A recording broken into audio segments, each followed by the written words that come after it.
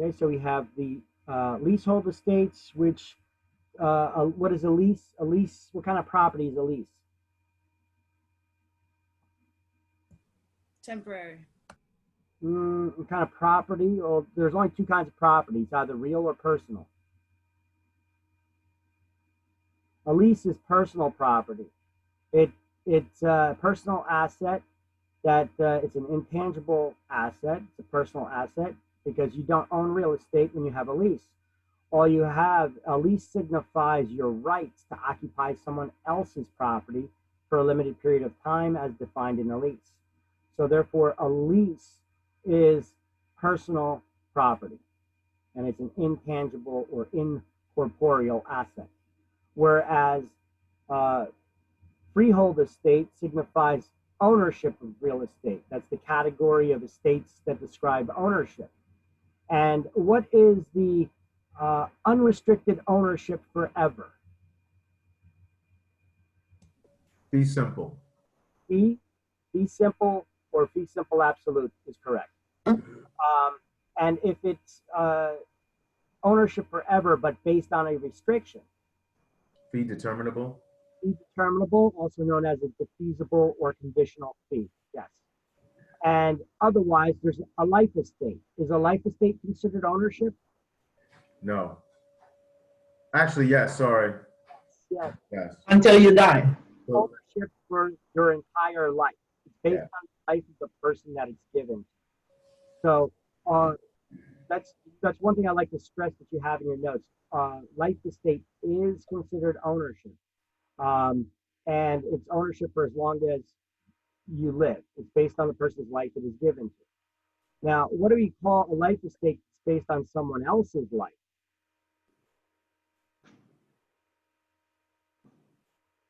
Oh, Latin. What was the question again? What do we call a life estate that's based on someone else's life? oh. Por otra vida.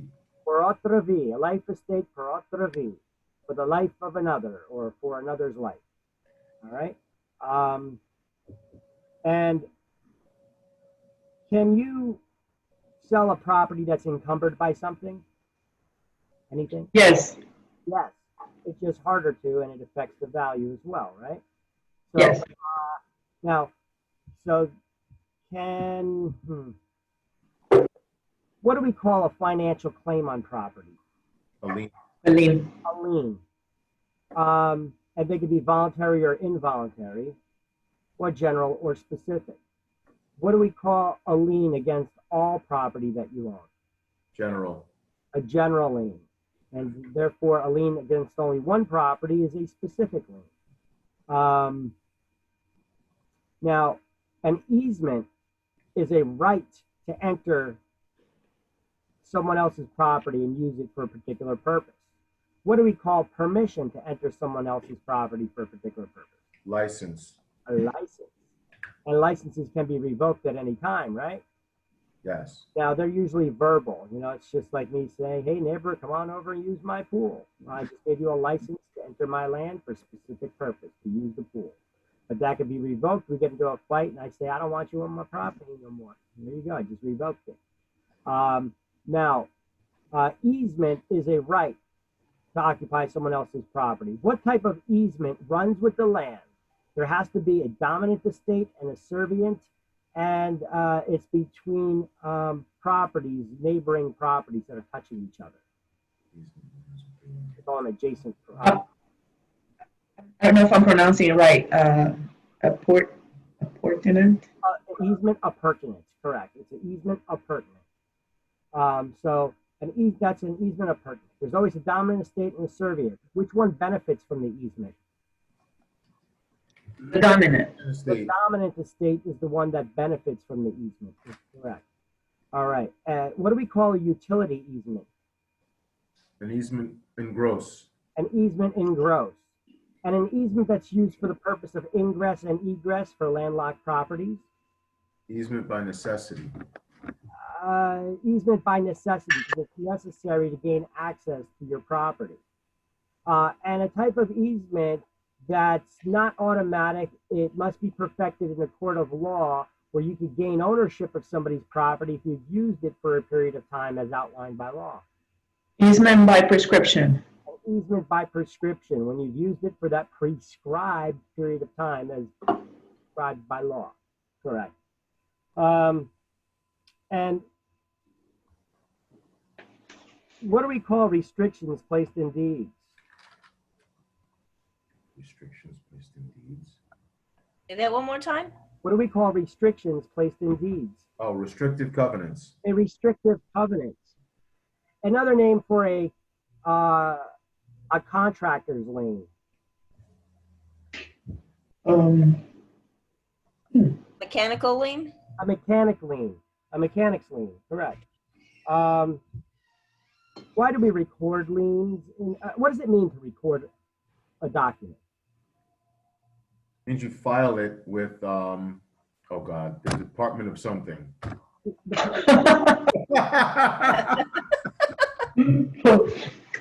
You added it to the. Come on, David. It just means that you added the document to the public record. There you go. You attached it to the ownership documents for the property. So what do we call? Why do we record documents in the public record?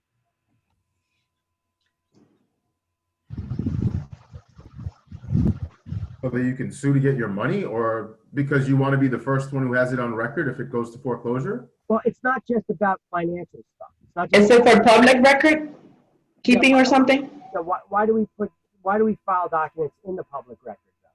Why do we record documents? Because that's what recording is.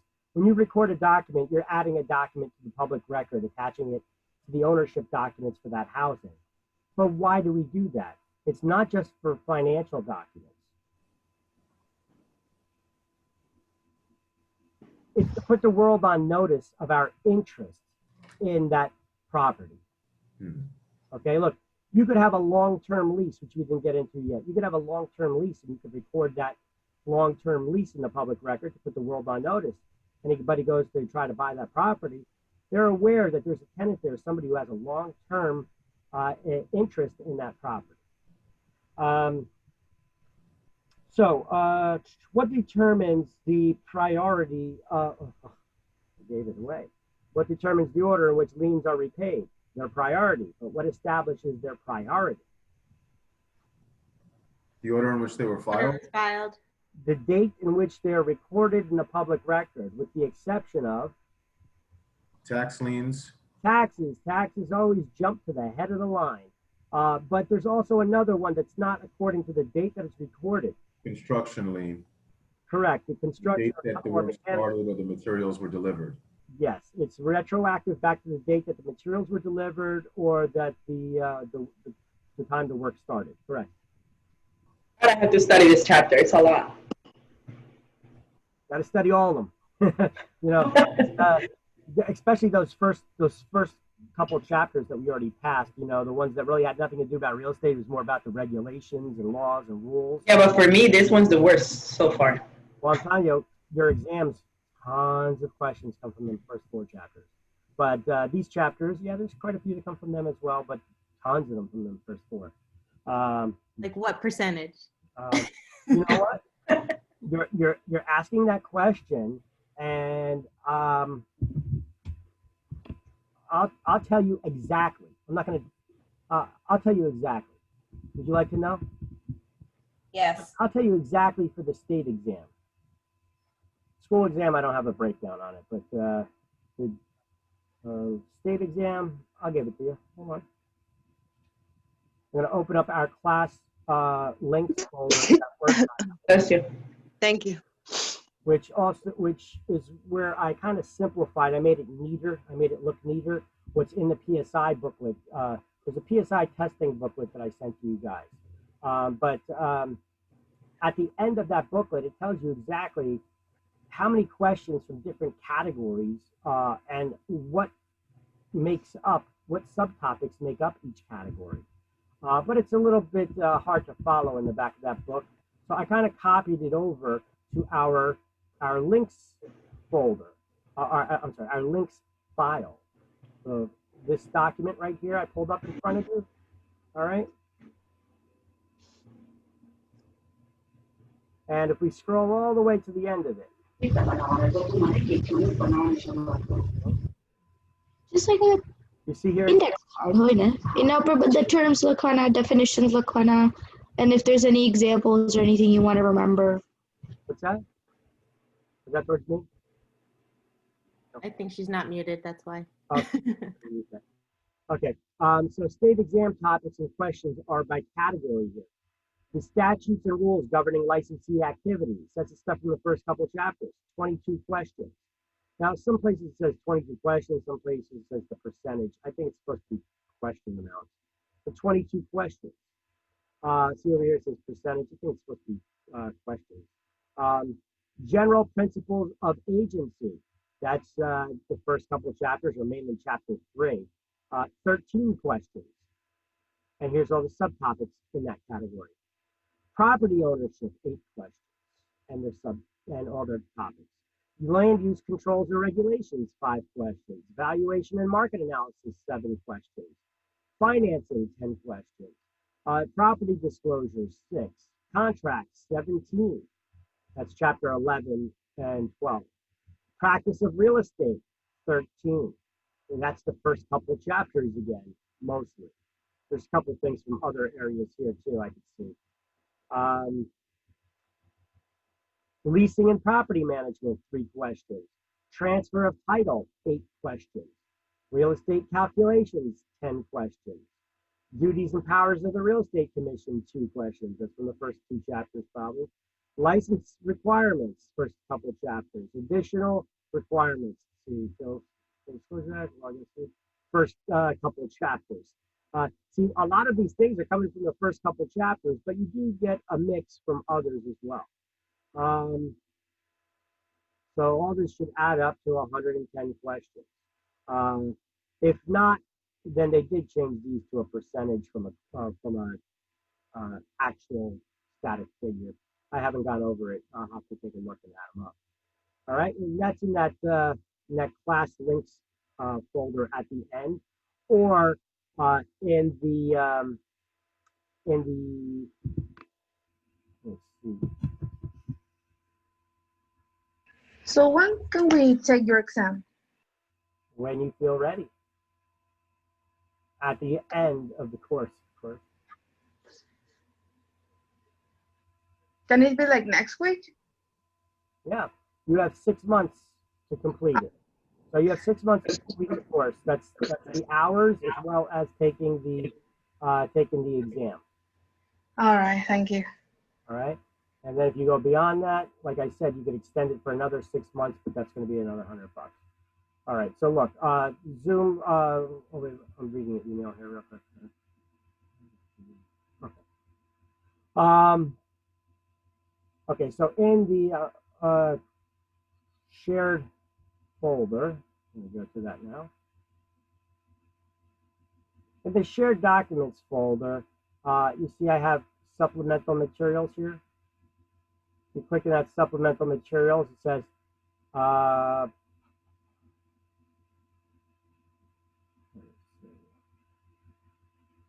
New Jersey exam booklet from PSI. This is that booklet that shows you all the different, let's open it. This is that exam booklet. It tells you about registering for the exam, the costs for licensing, what to bring to the exam center, all that. And, you know, if you scroll all the locations of the exam centers, if you scroll all the way to the bottom, it shows you got 100 salesperson's exams, 110 questions. You got to get 70% right, which is 77 correct, and they give you 4 hours to take it. And here's all the topics. See this over here with all the subtopics. Okay, that's basically what I had there posted in that Word document. All right. Great, thank you. You're welcome. So now you know exactly what to study. No excuses. There's no way it should take you about 4 hours though, right? No, not if you paid attention in class and were actually here listening and you reviewed notes. You took notes and you reviewed notes. Listen, if you guys, I understand this is a lot to take in. It's a 7.5 hour day that we're going through here. But when you're done with class, go relax for a few. Take a little nap, grab a bite to eat, relax for a few, forget about real estate, but review your notes about a half an hour every day. If you review your notes about a half an hour every day, by the time we get to the end, you should be ready to take the exam. Don't be cramming on the last day. You will not be ready. You'll fail. Okay? Look, as we're going through this, as I'm explaining this stuff to you guys, none of you are having, before we move on to the next topic, none of you are having questions about it. I'm asking, does everybody understand? You guys are like, yes. So I did my job and I explained it. Now it's just a matter of you guys to study it, to remember it. It's a lot of information, and, I don't know if you guys are just not answering right now or what, but, sometimes I ask questions and, there's only a couple people answering, you got to be a little more interactive here, or hopefully, hopefully you know the answers and you're just being shy. But if that's the case, you need to crack out of that shell, because if you want to be in real estate, real estate's no place to be shy. Okay, you're gonna need to learn to be a little bit more outgoing. All right, otherwise you're not gonna last in this business. All right, you may have nice personality and all, but it takes a certain personality to be able to work and not have to be told what to do all the time, given direction. Okay, all right, so let's get started here in chapter 7.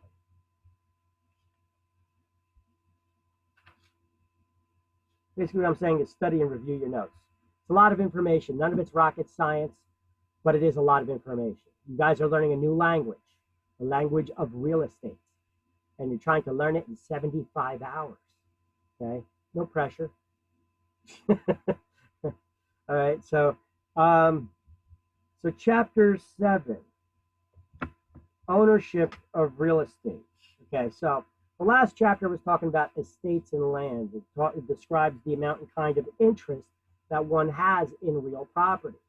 This chapter is going to be describing the types of ownership, when there's one or more owners, perhaps. All right, ownership by corporations, etc. We're going to start getting into a lot of that jazz.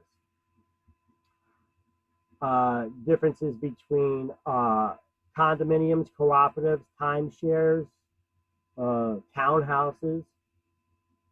All right, now let's start off by, at the beginning, page 107, we're at. Okay, everybody there?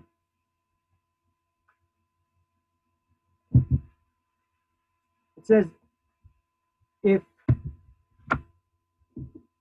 title is held by one person or entirety, that person is said to possess sole ownership or tenancy in severalty.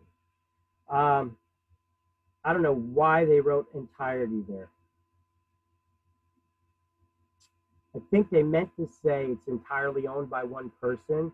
However, that was... I think it says entity. Huh? Entity. Oh, entity. Oh, my gosh. Ooh, thank you. You gotta wait for the coffee to kick in a little bit. My vision may still be a little blurry here. Thank you. I was about to cross that out because I was about to say that's a mistake. Because there is a type of ownership that is by the entirety. Okay, so I thought they screwed up there. All right. If titles held by one person or entity, you know what? They are stealing my definitions in this book. Somebody, I think somebody did submit over all my notes to this manufacturer, and I did not get any credit for it. These are my wordings. So if the title is held by one person or entity, that person is said to possess sole ownership or tenancy in severalty. The term severalty means all interests are severed from all others. This is my wording. When that person dies, titles passes to their heirs by or devisees. What is devise? It's a transfer of ownership by will, right? So a devisee is the person who is receiving it by will. So I want you guys to highlight, first of all, tenancy in severalty, or how about this? Highlight sole ownership, tenancy in severalty.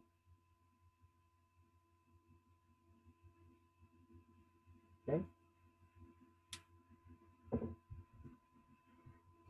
Then turn the page. So that's ownership by one person or entity. Now, actually, you know what? Before we get into these, actually, it's right here on the next page, page 108.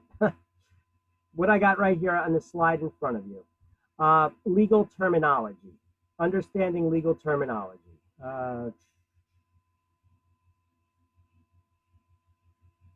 Boost this up a little bit. Okay, so legal terminology.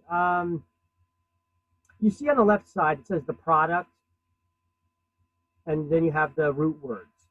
And then you have words that end in OR and words that end in EE. If a word ends in OR, that's the person who's giving whatever the root word is, the product. And if the word ends in EE, that's the person who's receiving whatever the root word is. So we know devise means to leave a property by will. So who's the devisor? It's the person who made the will, who left their property, and who's giving their property. And the devisee, it ends in EE, it's the person who's receiving the property that has been left by will. Okay? This is how you can understand legal terminology. If a word ends in OR, it's the person who's giving whatever the root word is. If it's EE, it's the person who's receiving it. Now, when we transfer ownership of real estate, whether we're giving the property away or selling it, the owner is known as the grantor. They're the one who's selling or giving the ownership to the property. You transfer ownership by grant. You're granting your ownership to another.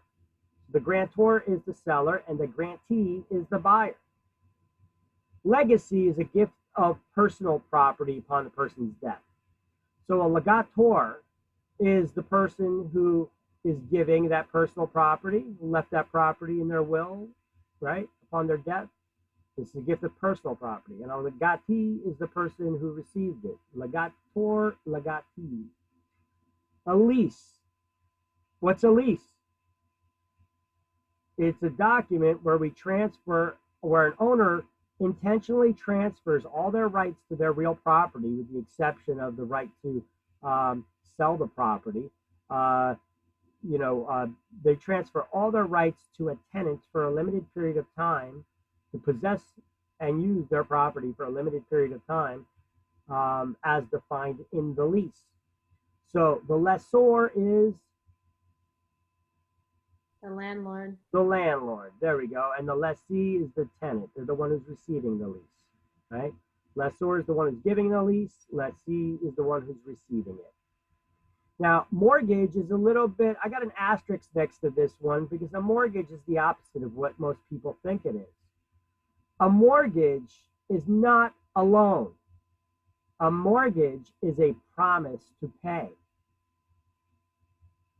Now, a lot of people get this one screwed up because they've been groomed their whole lives. You heard the term mortgage. It's a loan, right? I mean, they advertise mortgages on TV, right? All these lenders. A mortgage is not a loan. A mortgage is a promise to pay. And banks don't make promises, they make loans. So the mortgagor is actually the borrower. The mortgagor, the borrower, is making a promise to the lender saying, if you lend me your money, I promise to pay you back according to the terms we agreed upon in the note. All right? And therefore, the mortgagee, the lender, is the one who's receiving that promise. So sometimes we say the lenders agreed to take back a mortgage. That means they've agreed to take your promise to pay in return to give you a loan. Sometimes you hear that kind of terminology with seller financing. Oh, the sellers agreed to take back a mortgage. Take back, what does that mean? Well, they agreed to take your promise to pay them. They'll give you the property as long as you promise to pay them for it, okay? So you can have seller financing where instead of going to a bank to get a loan, you're going to be making your monthly mortgage payments to the seller. It's called seller financing, right? So a mortgage is a promise to pay made by the borrower to pay back the lender according to the terms in the note. Banks don't make promises, they make loans. If they fail to, the lender can foreclose to regain ownership of the collateralized property and sell it at auction and use the proceeds to pay off the debt. Okay, I got to reword that a little bit, but I worded it the way it should have been worded. But basically that's it in a nutshell. Okay, you can understand what that means. So, all right. So who is the mortgagor?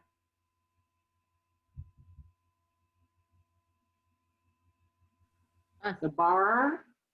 The borrower. The borrower. All right. So if I ask you this in an hour, you guys gonna remember? Yeah. I mean, you could remember it this way. It's the opposite of what you normally thought that it is.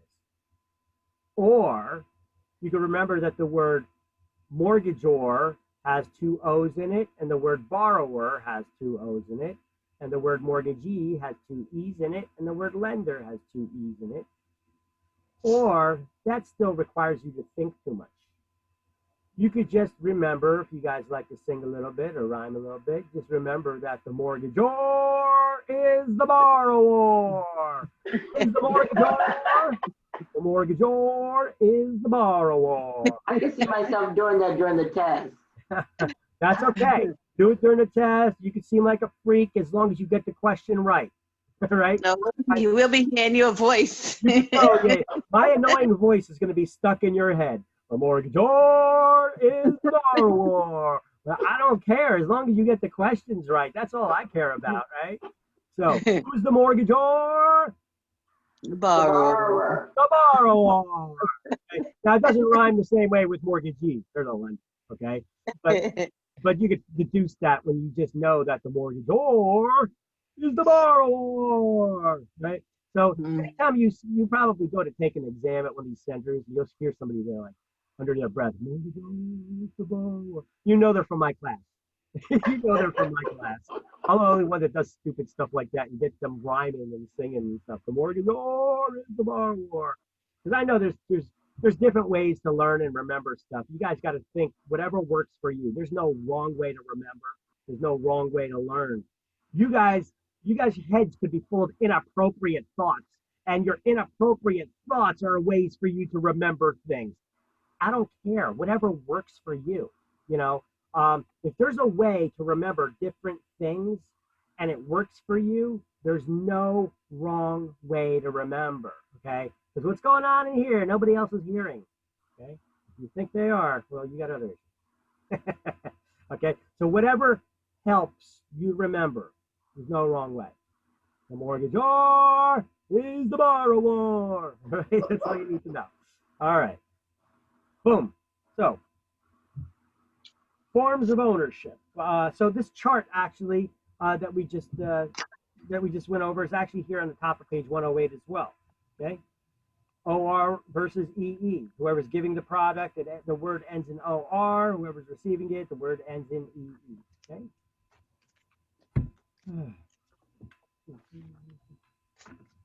Okay. So, tenancy in common. So we're going to go over these four forms of ownership that we have here in the slide. Tenancy and severalty, which we just went over. That's sole ownership. Ownership by one person or entity. Okay. Ownership by one person or entity.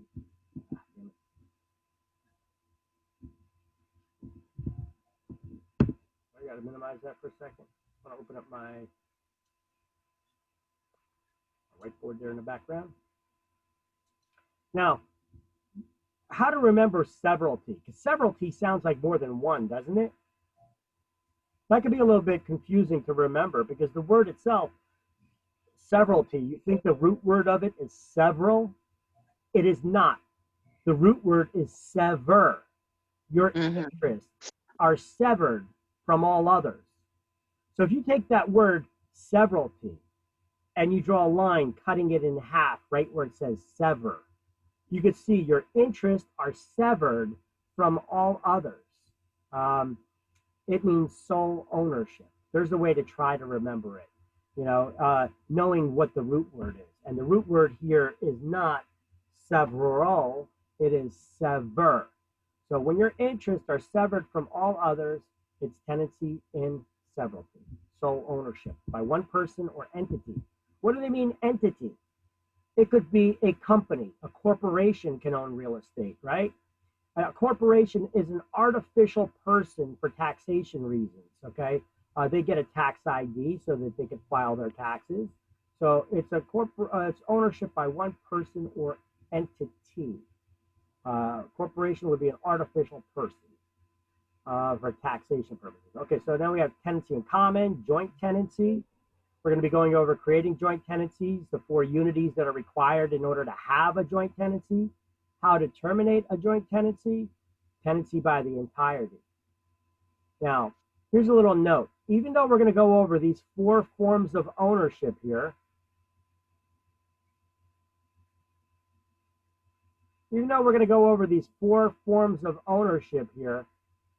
one thing that you should be aware of is that real estate licensees should never advise someone as to what form of ownership to take, because that would be legal advice and we're not attorneys. So even though I'm going to be teaching you about the 4 forms of ownership, we're going to learn about them in detail. If the question on the state exam asks you, how would you advise that the person take which form of ownership? Because you're going to know the forms of ownership and when is best for someone to take it in a certain way. However, we're just learning that so that we're aware of the different forms of ownership and what's going on. However, we should never give that advice to somebody on how they should take ownership, because that is legal advice, and legal advice has to be given by attorneys. So you got to be careful how these questions are worded on exam. You may be so excited because you studied and you know this crap like the back of your hand now, and you know this answer. Oh, I know it, I can answer it. But the answer that you should select is none of the above. And it won't go on to explain that none of the above because it's legal advice. I mean, it may, but it may not. It could just say none of the above, even though there's an answer up there that would fit the bill. If it's asking how you would advise that they take the ownership, well, you wouldn't. And the reason being is because it's legal advice. That's tricky, because the right answer would be there, but you shouldn't select it if they ask you, how would you advise? Because you don't advise because you're not an attorney. All right, tenancy in severalty. All right, so you could see the root word here is sever. Your interests are severed from all other. It's not tenancy in severalty. Let me see, is there a straight line going up and down? Should I draw a line through this? Tenancy in severalty.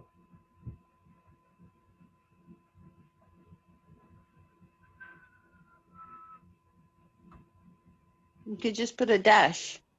Now I'm trying to make it, I'm trying to draw a line straight through it. And you know, I got to double click it maybe. Or right click on it. And use the line style. There we go. Bold. There we go. So your interests are severed. Okay, I just want to show that you're actually separating these 2 words. Okay, or this word, you're cutting it right down the middle. Your interests are severed from all others. All right. So tenancy in severalty comes from the root word sever, where you're not several, but sever. Your interests are severed from all others. And it's sole ownership by one person or entity. Corporation is an artificial person for tax purposes. The owner is free to devise the property to their heirs or devisees, right? Because that's what we call an heir, right? Devisee, somebody that's inheriting your stuff. If you leave property by will, it's called devise. And the person you're leaving it to is called a devisee, right? Now, tenancy in common, the next one we see here on this page. Unfortunately, there's probably not one short sentence that we could just highlight here. But let's look at the book because it's a newer book. So when 2 or more people own property, they do so as tenants in common. In a tenancy in common, each owner has an undivided interest in a whole property. Although a tenant is in common may hold, say, 1/2 or 1/3 interest in a property, it's impossible to distinguish physically which specific half or third of the property is owned. Tenants in common do not necessarily have equal shares. For example, one could have 1/3 interest and another have 2/3 interest. All right. In tenancy in common, each owner can sell, convey, mortgage, or transfer that interest without the consent of their co-owners. Upon the death of a tenant, that interest passes to their heirs or devisees. If a tenant in common wants to dissolve the co-ownership, but the other owners do not, all right, here, let me word this in another way. Let me just explain it this way. The default form of ownership when there's more than two or more owners not married to each other creates a tenancy in common, unless you specify otherwise in the deed. And then if you specify otherwise, you'd probably be specifying joint tenancy, the next one that we didn't go over yet. So the default form of ownership, 2 or more owners. What is it? Tenancy in common, also referred to as a TIC in the commercial world. Tenancy in common. Each owner is free to sell their shares without the permission of the other. Each owner can have unequal ownership interest shares. Here, let's just look at this. This slideshow actually breaks it down pretty good. The slide breaks it down pretty good. A corporation can have a partial shared ownership in a property as a tenant in common. Owners can have unequal ownership shares of interest in the property. Example, 25% for one owner, 75% for the other. However, if you do not specifically specify in the deed what percentage of ownership there is, if it's not going to be equal ownership, you're automatically equal owners. So if there's only 2 owners, and if you're not specifying, hey, I put up 75% of the cash, I'm going to be 75% owner, the other person's going to be 25, by default, you're 50-50. So make sure that you don't forget that little detail. Now, owners can devise their interest. That means leave it by will to their heirs. They could sell their interest without the consent, the permission of the other co-owners. However, you got to be careful. If you have one owner selling their interest and but the other owner's not, you guys must be very careful. I had a commercial real estate agent point out an interesting article to me I read from the Federal Trade Commission that this could be classified as, if you only have one owner coming to you saying that they just want to sell their interest, but the other owner's keeping theirs, I would say probably don't do it.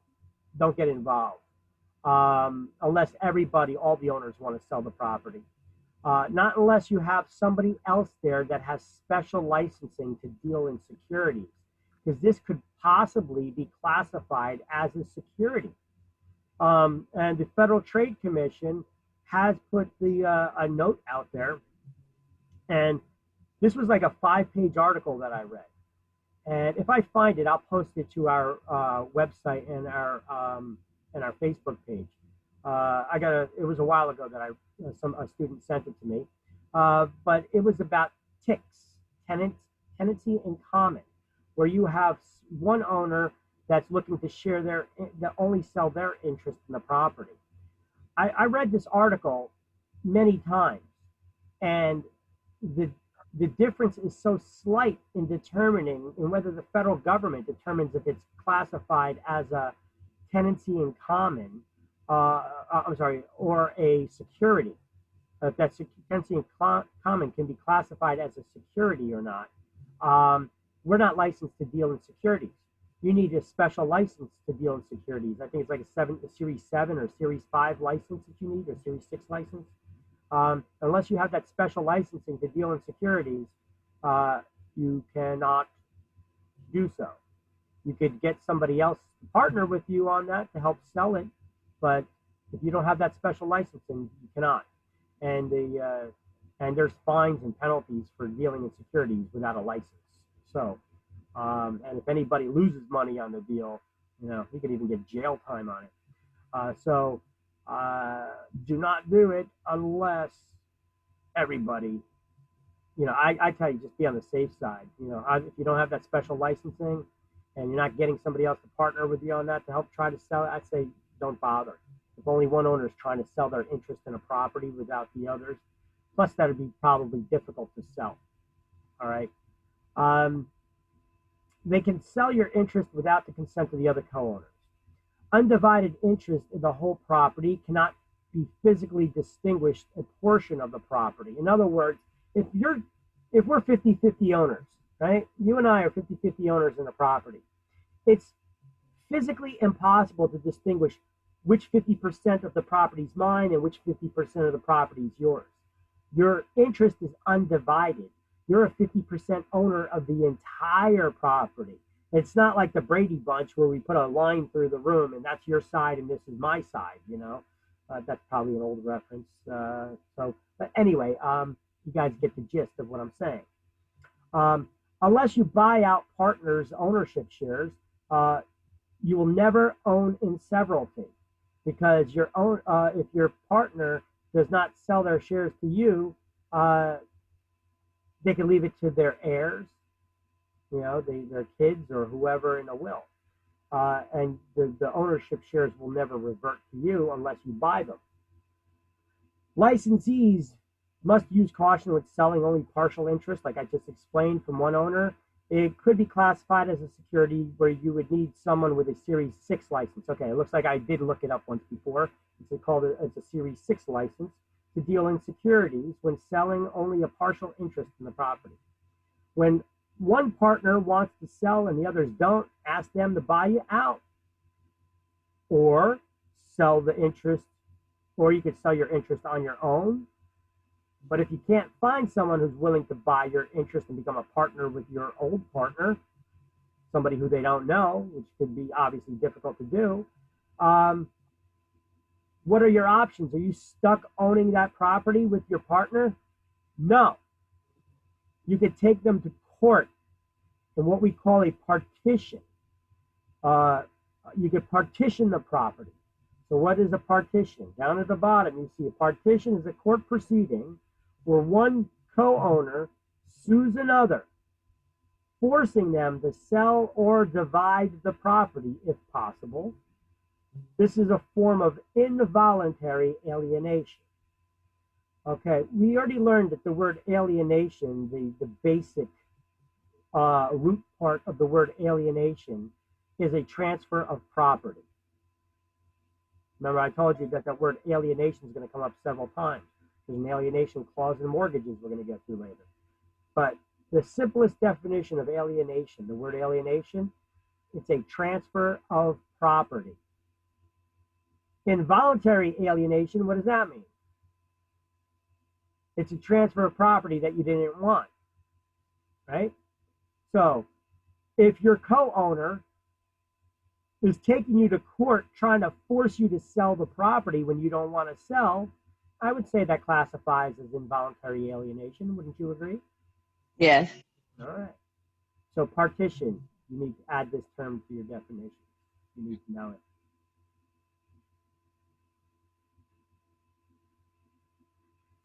All right. So tenancy by the entirety. Okay, so tenancy in common, you see there's not really one line there to highlight. You're better studying my slide there that I had, the slide that we were just reading. You're better off studying that slide than reading all of this. But if you want to, you could study this all in the book here. And it's still not as clear as my slide, though. Okay? Because what's the breakdown in that slide? Default form of ownership when there's two or more owners. Okay? Two or more unmarried owners. Yeah, the book doesn't go into that, though. You know, the book just talks about two or more people not married to each other. Now, it's not just two or more owners not married to each other. but it could also be a business. A business can own as a tenant in common as well. Okay, it's a fictitious entity. So two or more owners, not married to each other. Okay, Sure. here let's also write in there. It's two or more owners. Victor, it says that on the page, top of page 109.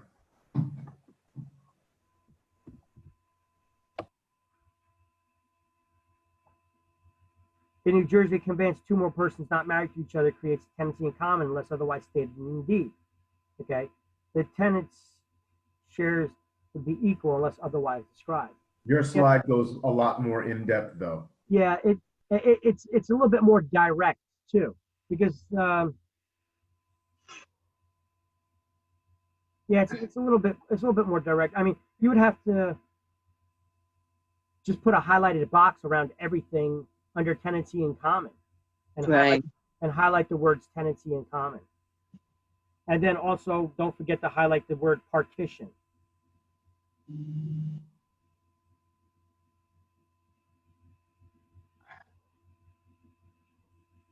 I think I give a little bit better definition of partition too.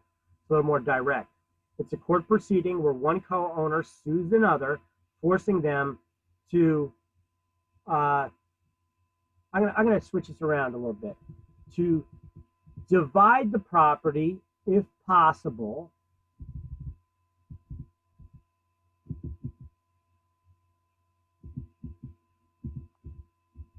or sell it. This is a form of involuntary. So basically, a judge would examine the property to see if it's possible to be physically divided. If it cannot be physically divided, the judge will order the property sold. Because you can't be forced to be stuck in ownership of a property with somebody. The options are they could buy you out. If they don't want to buy you out or don't have the money to buy you out, you could try to sell your shares on your own. You can't find somebody who's willing to buy and become partners with a complete stranger, which is understandable. Then you can take your partner to court to force them to sell the property, just like you would if you guys got divorced, right? If you got divorced and you own a property with somebody, either one spouse is going to pay the other for their share, their percentage of the ownership in that property, or the judge is going to order the property sold, and then each party will get their percentage of the profit, right? It works kind of the same kind of a concept that they're explaining there. All right. So yeah, so I mean, in here in the book, there's not really much to. You would either just highlight tenancy in common and the partition proceeding.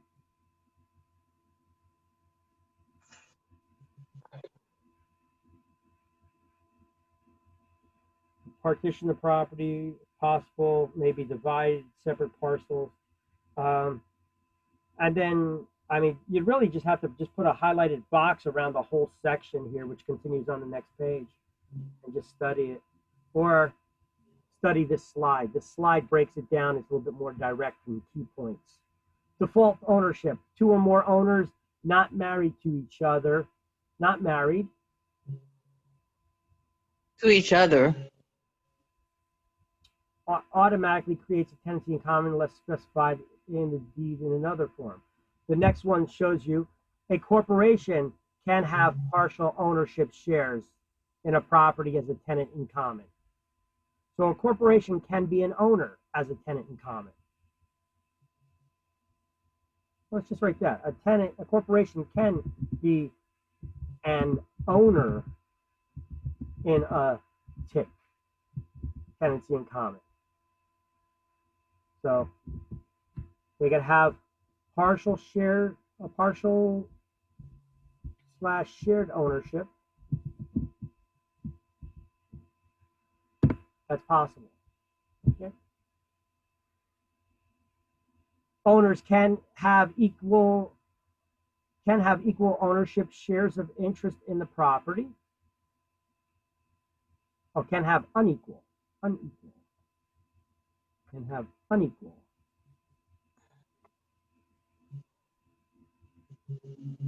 ownership shares of interest in the property. You see, we're going to be learning about the next one. We're going to be learning about joint tenancy. In joint tenancy, all the owners have to have equal ownership shares. The tenancy in common, they do not. You can have one person 75% owner, the other one 25%.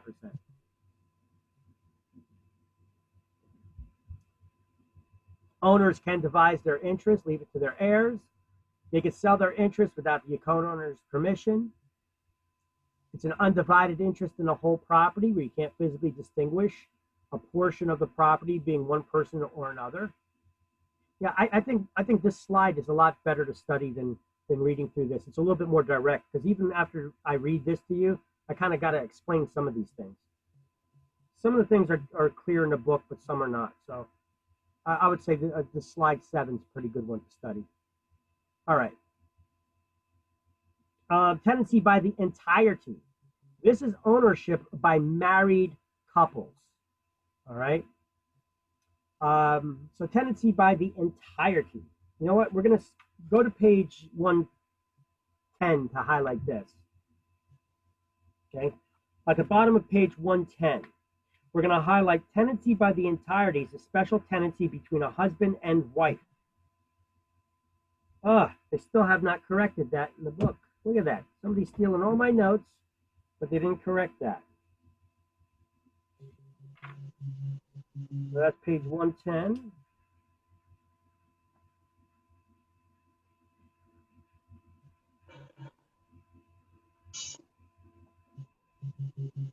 So what didn't they correct, am I saying? Well, if you highlight tenancy by the entirety as a special tenancy between, cross out husband and wife, and write married couples. Governor Christie signed gay marriage into law in New Jersey back when he was governor. So let's see. Tenancy by the entirety is a special tenancy between married couples.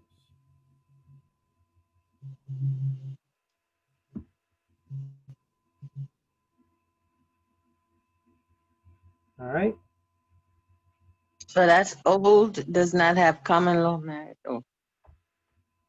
This distinguishes this distinguishing characteristic of this tenancy are the owners must have been husband and wife when they received the property. The owners have rights of survivorship, and there's no right to partition. Well, what is partition?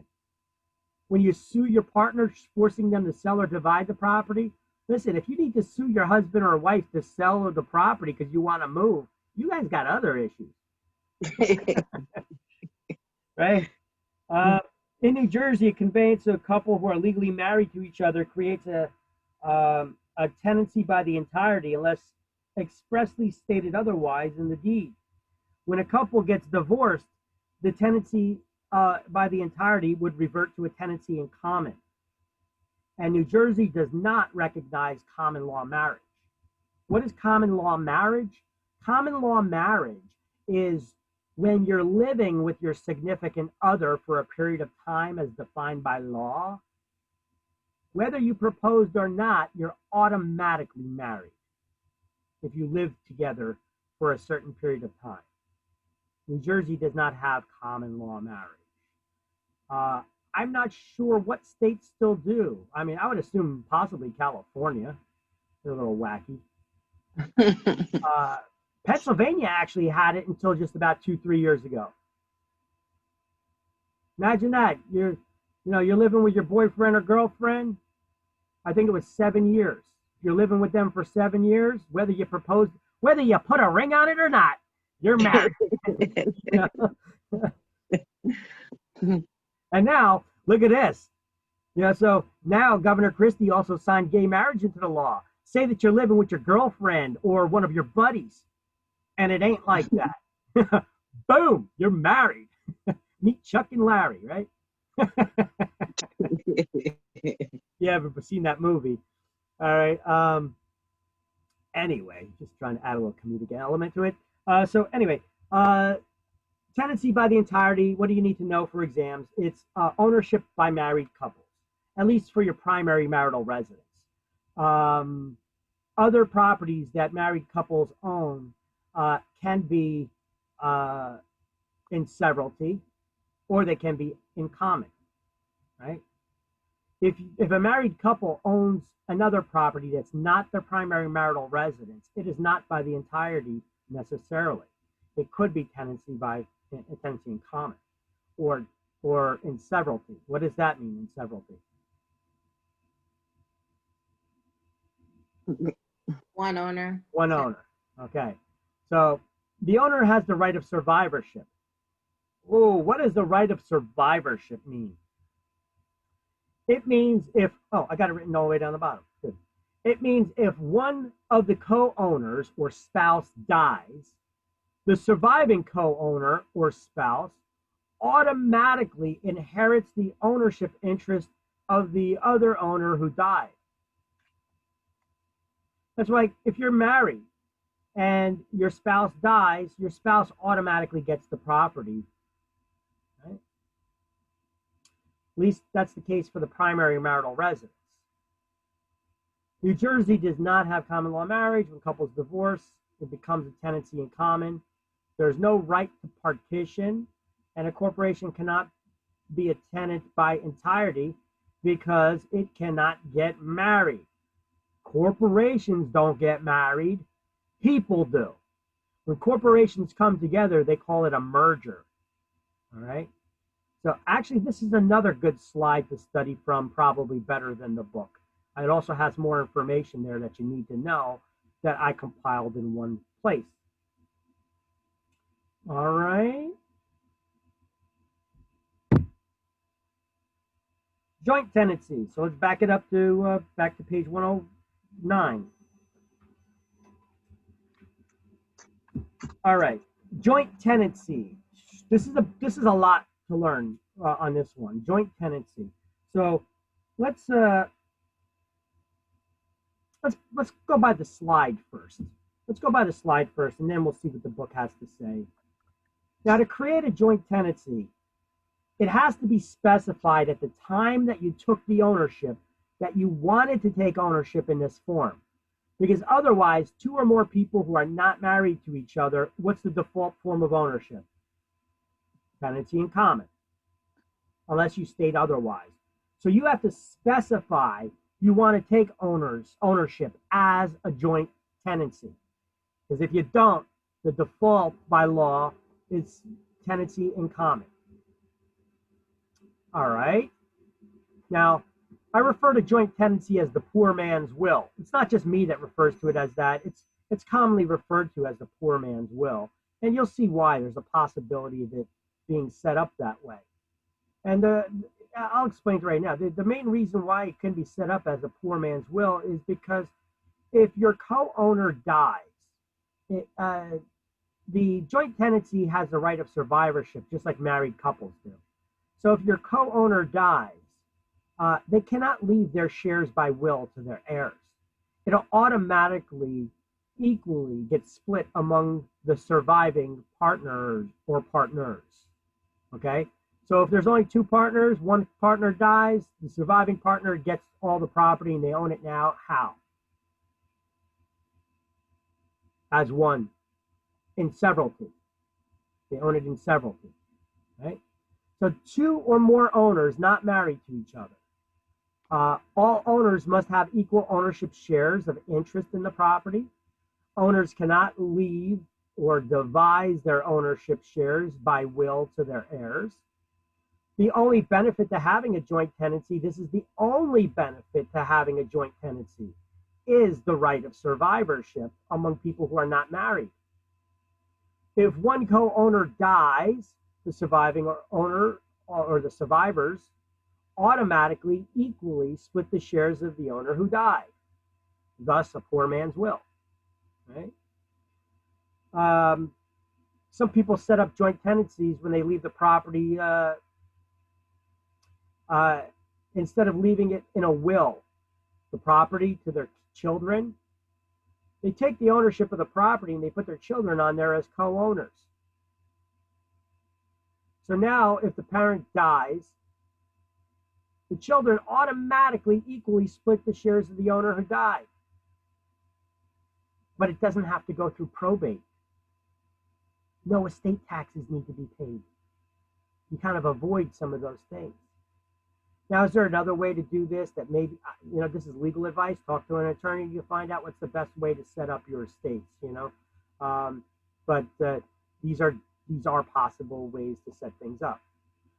A corporation can never be a joint tenant. Why? Because it has a perpetual existence. If the CEO, if the president or CEO dies, what happens? They just replace that person with someone else, but the corporation lives on. That's what they mean by its existence is perpetual. Its life is perpetual. So if a corporation were allowed to be a joint tenant, it would always be the last man standing, so to speak, right? So a corporation will never die unless it's formally dissolved. All owners hold an undivided interest in the entire property. They cannot physically distinguish which part is owned by an individual. Each owner can sell their interest without the consent of the other owners, just like with a tenancy in common. This, however, would destroy the joint tenancy, converting the new owner's interest to a tenancy in common. If there's 3 or more owners, the remaining owners will remain joint tenants with each other. I'm going to draw a picture to explain this to you because this is getting a little confusing. And owners can partition. Owners can partition if one partner wants to sell and the others don't. And it's possible to be converted to a tenancy in common or tenancy in severalty. Let me show you how. Let me pull up that whiteboard now.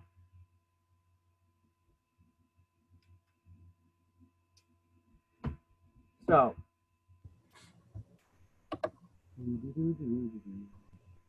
actually, I think I already have one already drawn up. Let me just see if I can open up my tenancy in common slider.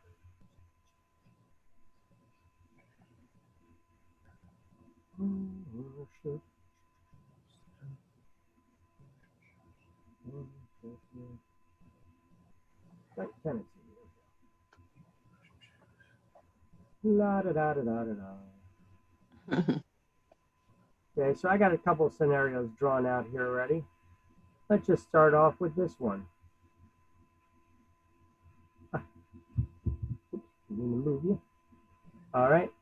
So, joint tenancy. This one right here. We're going to start off with.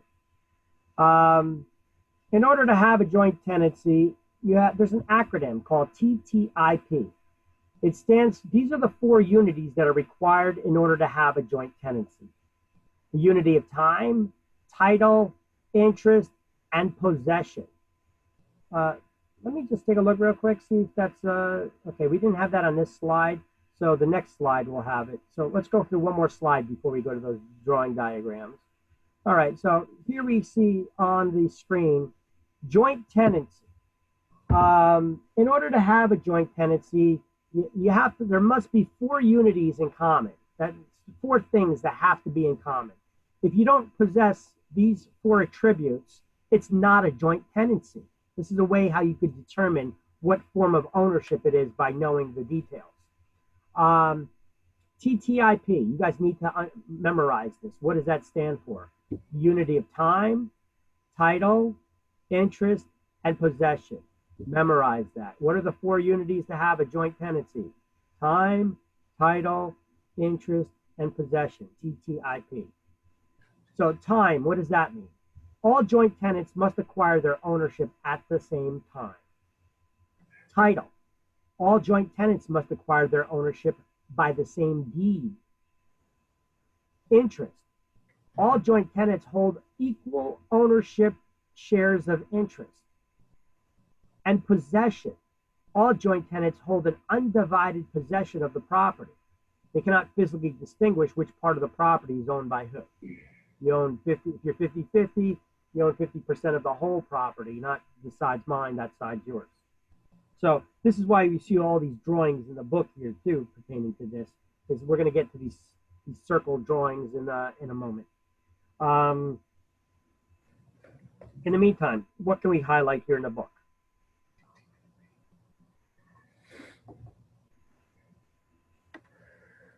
I'll highlight the second sentence. It says, the main feature of joint tenancy is that it carries with it the right of survivorship.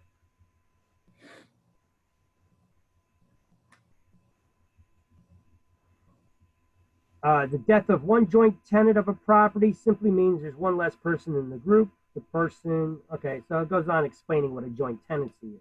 I'm sorry, what a right of survivorship is.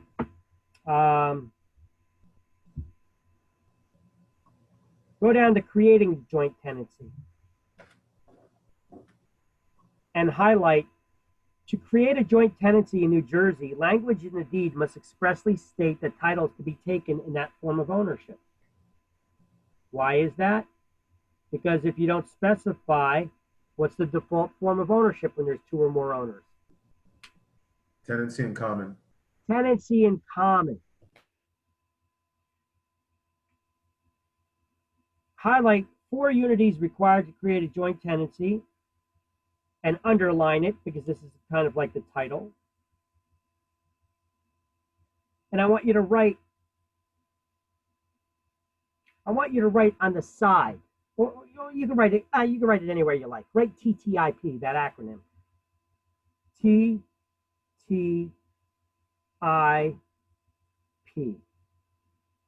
You can write it on the side where the numbers are, or to the right of where it says joint tenancy. You know, I like to turn the book to the side and write it over there, TTIP, because that numbered list, that's your TTIP. Time, title, interest, and possession. I have a quick question. Uh-huh. Why wouldn't a deed be enough? Like if both people were named exclusively on the deed, why you have to also have joint tenancy in place? Well, no. Why would you want a joint tenancy? So that you can have the right of survivorship. Okay, and what is the right of survivorship?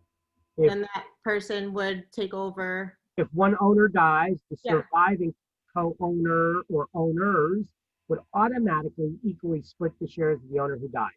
For whatever reason you want that. We just need to understand that that's a possibility. This is a form of ownership. Okay? Yeah.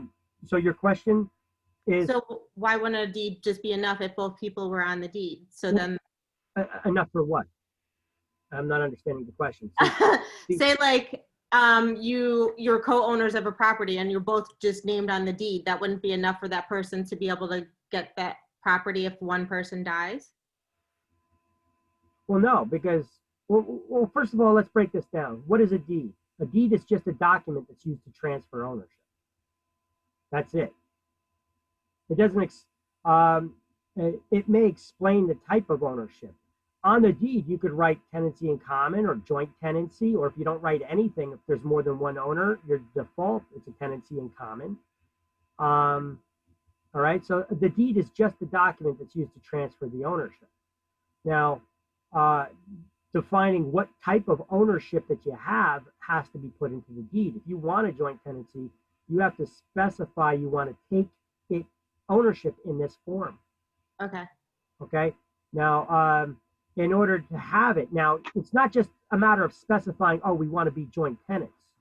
Because look, if it's you, me, and David that want to be co-owners on this property, we're all putting in equally on this property, right? Mm-hmm. If we want to become joint tenants together, we have to specify that in a deed. If not, we're all tenants in common. Okay, Now, yeah, that was my main question. So it does have to be specified in the deed it that has to be, because if you don't specify it in the deed, by Yeah. default, it's tenant in common. Okay, Okay.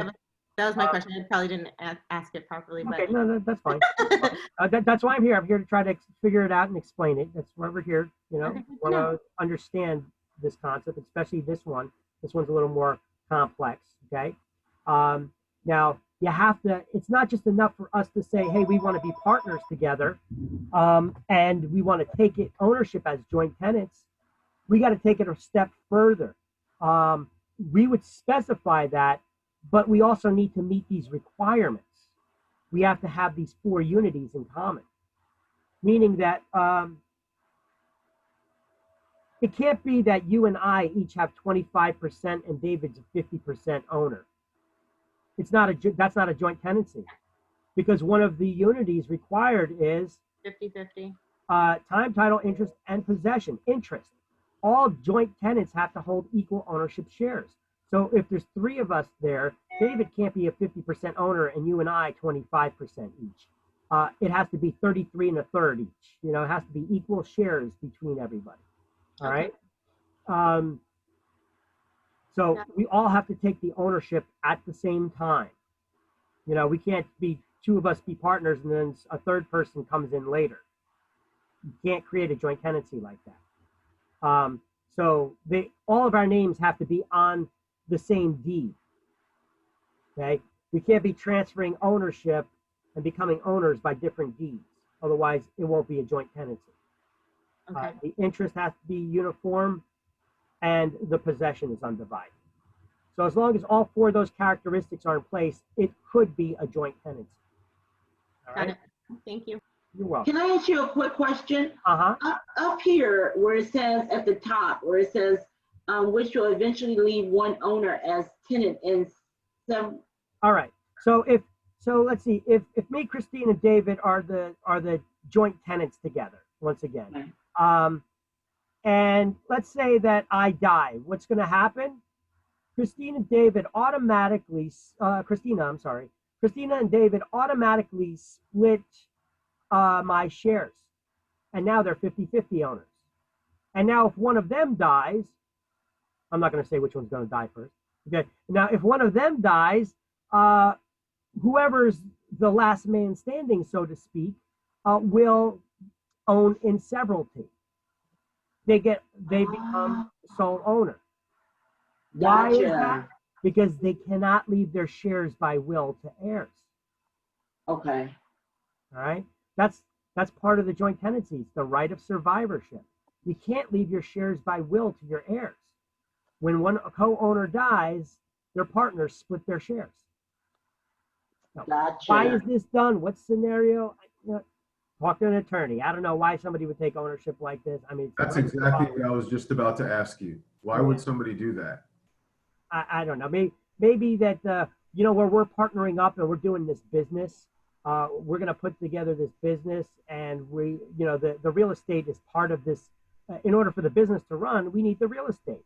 But you know what? In the case that one of us die, we don't want our greedy kids and family to be there and be like, I want my share. I want my share of the money. Let's liquefy this.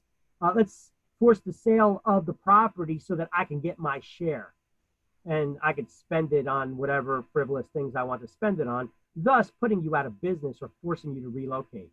Okay, maybe that's never come across this before. As partners, and that would make sense there, Okay. But are there other reasons for this? I don't know. I'm sure there may be, but that's the only one I could think of off the top of my head. All right. You've been in real estate since 2003. Thank you. Yeah, I've never come across this personally. Never have. Okay. Okay. But it's out there. I just never come across it. That I'm aware of anyway. This is stuff that the attorneys handle in the background. Yeah. All right. So let's get back to the, let me show you the different scenarios now. Let's get to this drawing here. So if we have three owners here, this is like I was saying, like the example with me, Christina, and David. You have three partners here, A, B, and C. If one owner dies, if owner B dies, what happens? A and C will split the shares of owner B, right? And then if the owner C dies, A becomes the sole ownership. Sole owner as tenants in severalty. See, so here's the example. B dies, A and C will automatically split those shares. Right? Now it's given a little bit of an, and then if owner C dies, A owns the whole piece of the pie as tenants in severalty. Now, let's just say we got a different scenario here. Oh, this one's a little bit complex, it looks, right? Well, in this scenario, let me zoom out a little bit. I'm gonna draw a little bit of picture, show you how this came about and what the hell's going on over here. So, I gotta move some of my controls out of the way here so I have access to the screen. All right. So let's just say that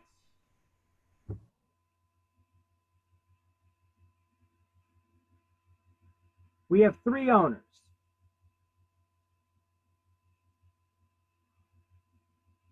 That all have equal ownership shares. Owners A, B, and C. Let's say that C is sick and tired of A and B's crap. Don't want to deal with them no more. And he's definitely not selling his shares to those 2 jerks. I mean, this happens, right? People get into arguments, right? So C ends up selling his shares to D. We have T, T, I, P. Are the 4 unities in common for D? Did D get their ownership at the same time or by the same title? No. They did not. So D cannot be a joint tenant. However, when they started this, they were all joint tenants, A, B, and C. But because C sold to D and D got their interest at a different time and by a different title, D is not a part of this joint tenancy. D is a tenant in common with A and B. However, A and B are still joint tenants with each other. So in the event that B dies here,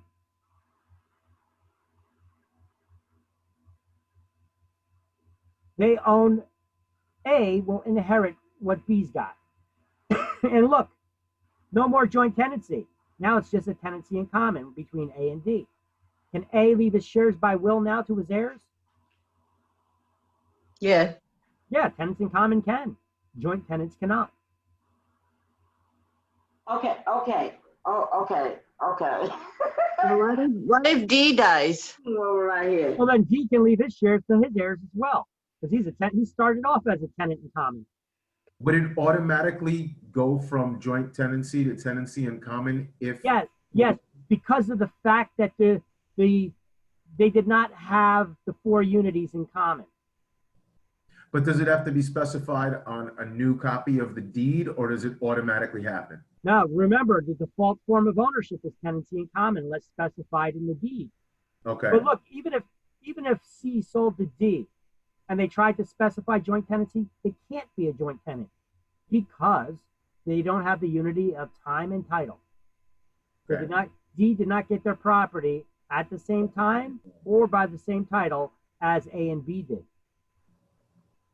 Okay. So therefore, D is a tenant in common with A and B, but yet A and B are still joint tenants with each other.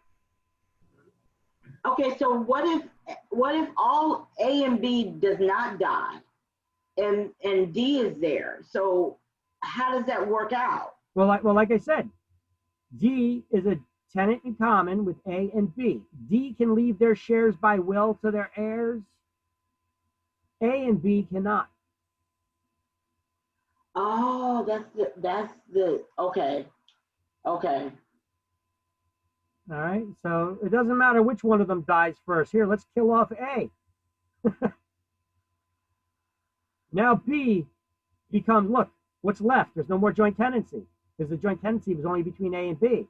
Now it's just tenancy in common between B and D.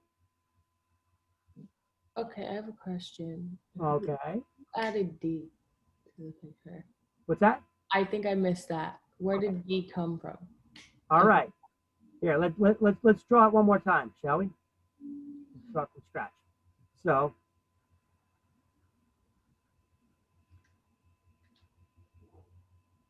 just pretend my drawing is accurate, and that's equal shares. We have A, B, and C.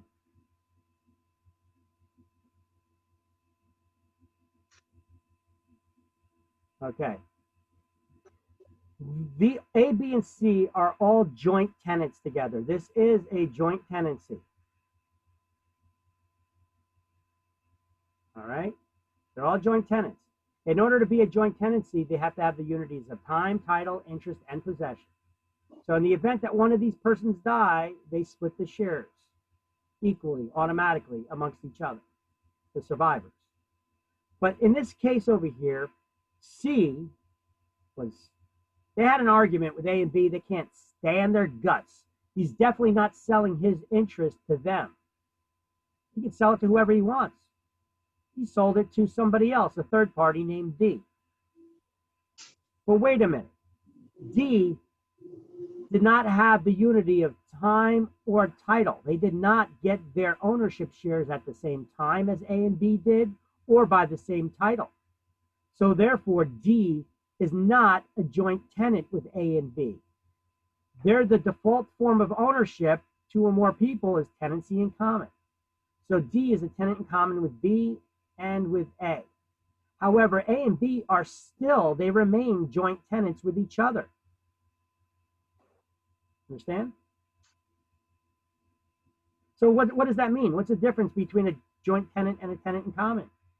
Well, a tenant in common can leave their shares by will to their heirs, whereas a joint tenant cannot. So if one of these guys die, like let's kill off A again. If A dies, he automatically inherits the shares of B. And what did that do to the joint tenancy? There is no more joint tenancy. It was just erased. Now it's just tenant in common between these two. So now both of them can leave their shares by will to their heirs if they wish. I understand now. So basically, if you're a joint tenant, can one co-owner sell their interest without the other's approval?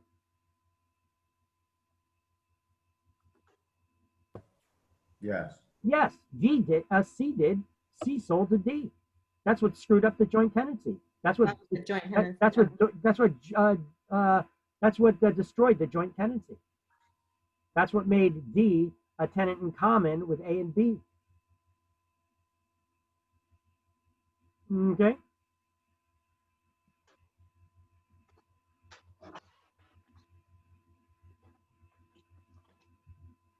All right.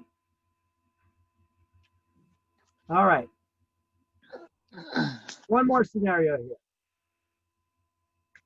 We have A, B, and C. Remember I told the example before with me, David, and Christina, how we were co-owners, but David was a 50% owner and me and Christina were each 25% owners? I know that's not a joint tenancy. Why? Because once again, we do not have the unity of TTIP. Which one is not unified here? We all got our ownership at the same time, so that's good. We all got it by the same title. That's good. They don't have Look, equal. David has 50% ownership, so we don't have the unity of interest.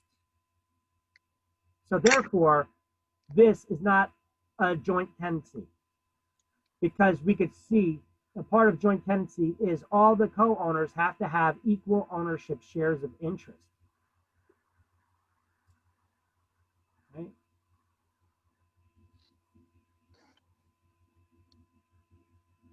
Little OCD, got to make it nicer drawing. Right? Everybody understand this concept now?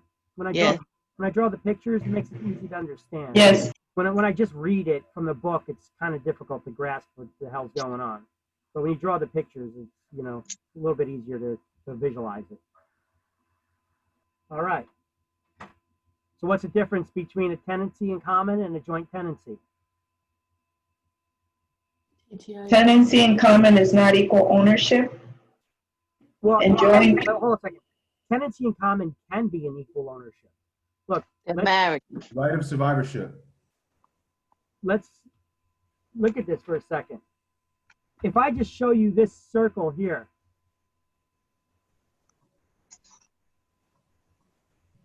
and we have three owners, A, B, and C, with equal ownership shares. They all have equal ownership shares. What kind of ownership is it? Co-ownership?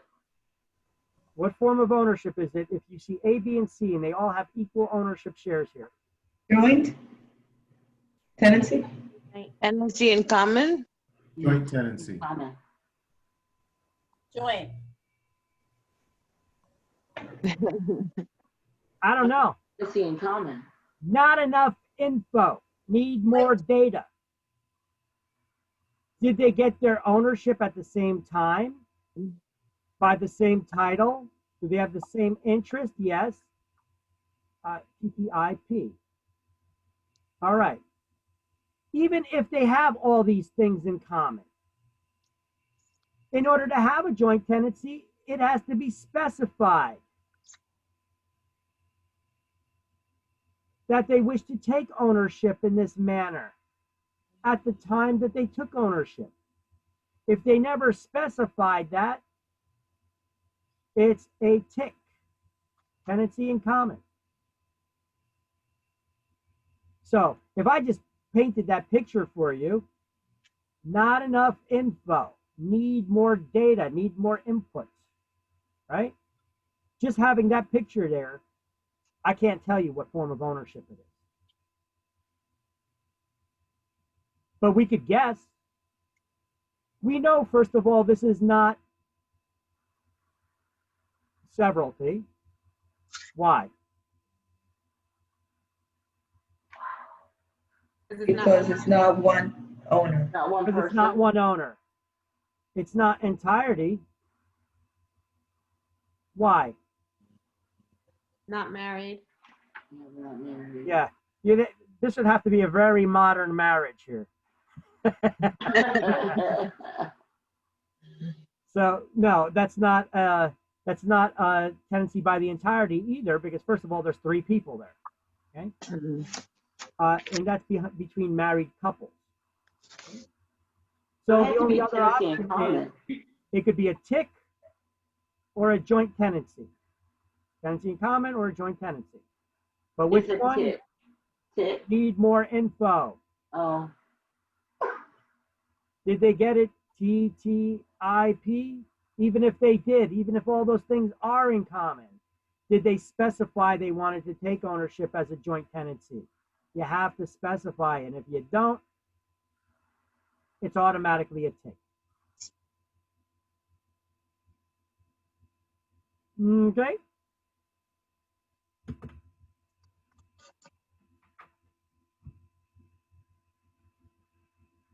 So hopefully that cleared things up. Oh, sure.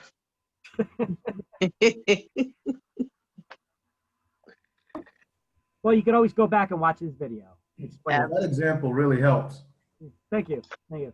So, yeah, but you can always go back. Like if you get confused about it, you can go back here and watch this little short video clip explaining the difference between the tenancy in common and the joint tenancy.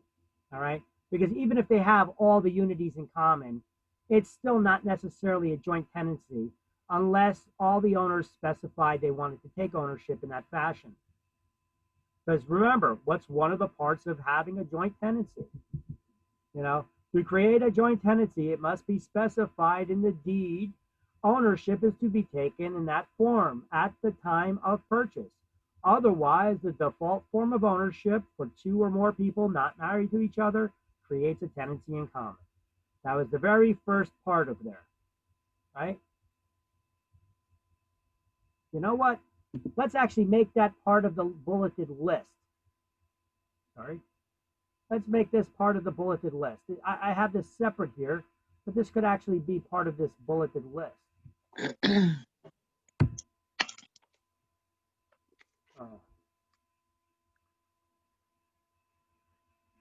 Let's just add that as another bullet point.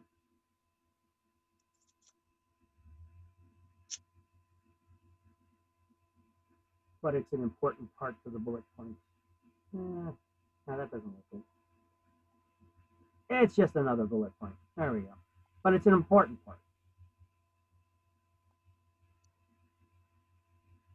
Not a bad slide to study from.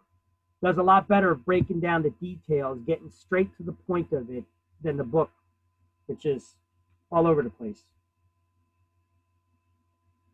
All right. So What's the only benefit of joint tenancy? Right to Right of survive. survivorship, What's the right of survivorship? sole ownership. No, what is the When one dies, Over to the other. when one person dies, the surviving Yeah. co-owner or owners automatically equally split the shares of the owner who died. right. What forms of ownership have right of survivorship?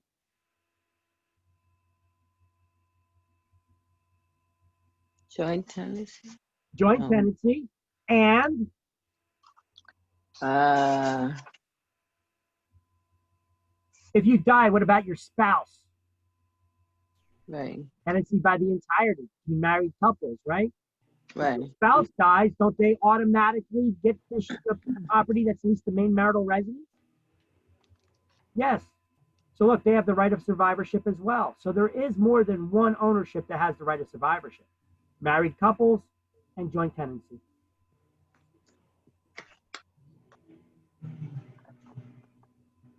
What's the only two ways that a corporation can own real property? Well, let's talk about business ownership of real estate. This is talking about different forms of business entities, actually. Business ownership of real estate. This is talking about more of business entities. When there's one owner of a business, that's called a sole proprietorship, right? One owner.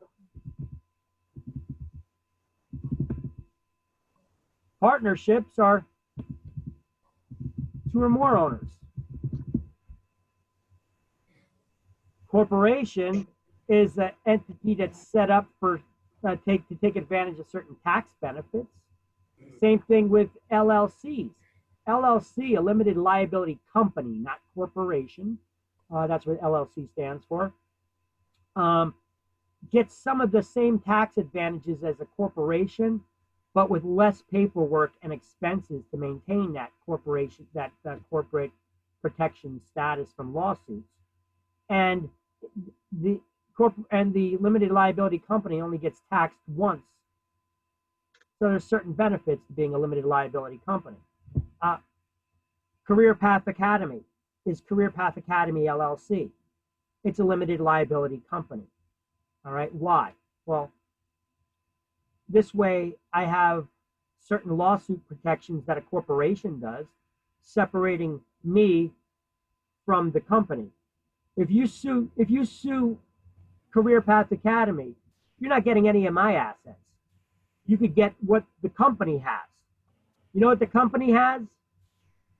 A bunch of plastic chairs and a whiteboard, and not much assets. I don't leave a lot of money in the bank account there, so you're not getting a lot. All right. You're not going to touch any of my personal assets because I get that corporate shielded protection of a corporation. It separates the individual from the company. All right. And there's certain tax benefits to filing taxes this way. You only get taxed once, whereas a corporation gets taxed as the corporation, and then each of the individuals that gets paid gets taxed. Each of the individual owners. Okay? And a syndicate, it's not a formally created business entity. A syndicate is the joining together of two or more people to carry on a business project. When the business project has completed, the syndicate's done. A joint venture is similar to a syndicate. It's also not a legally formed business entity. It's the joining together of two or more groups to perform a business project.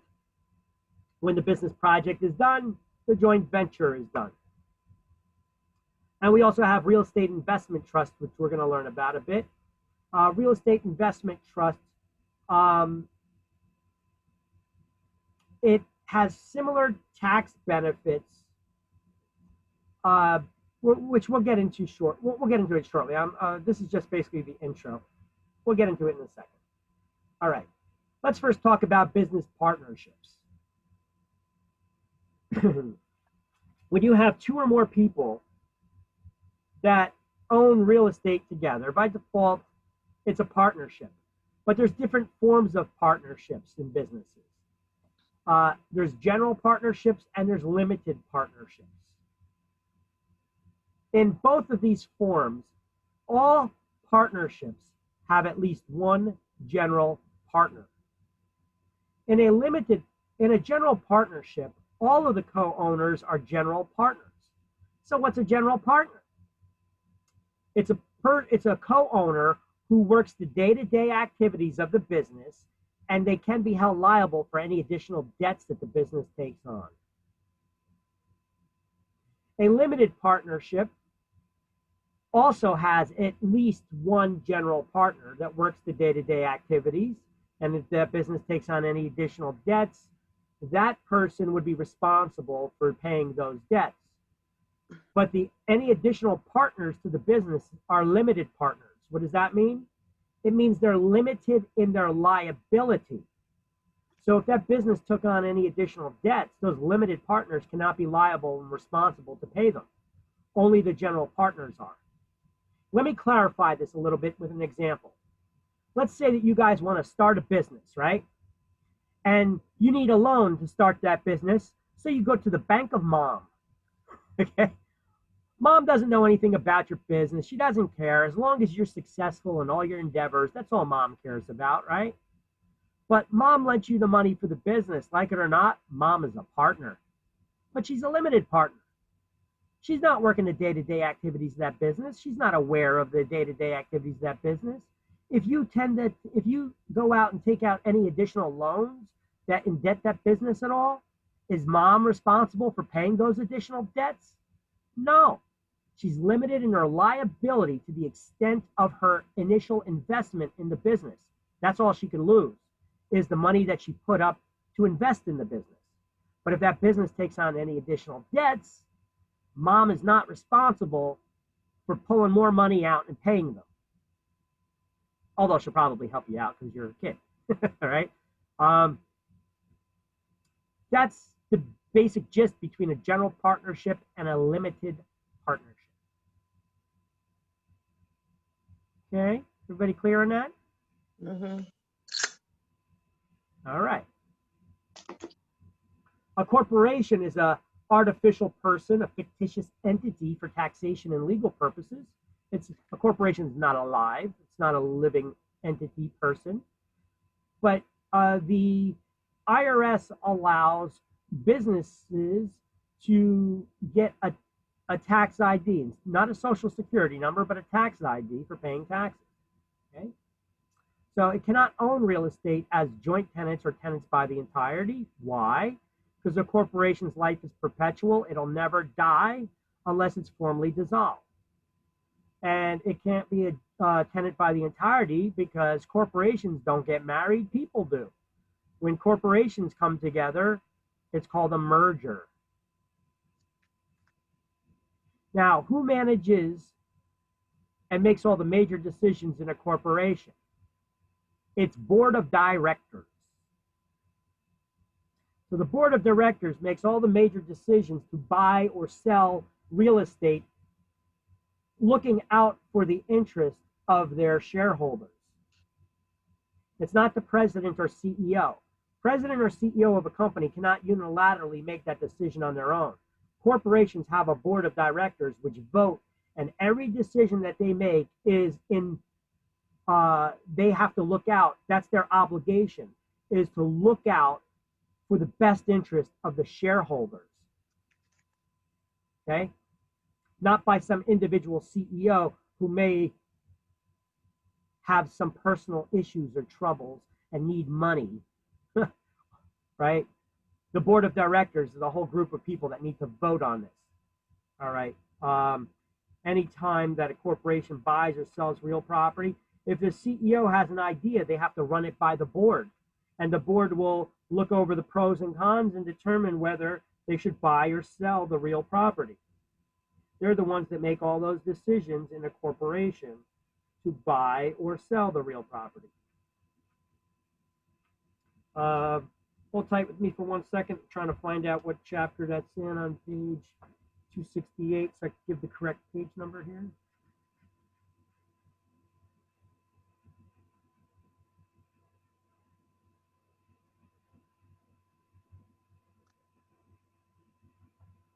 chapter is that? 19. Okay, at the end of chapter 19.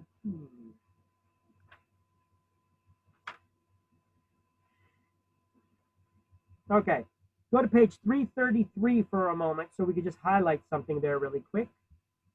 I'm going to replace this on this slide with 333.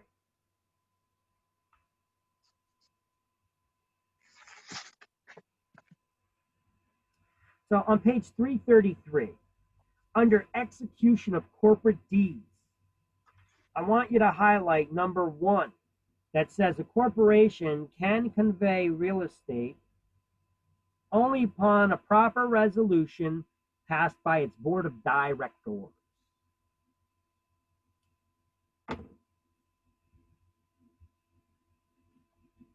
Okay.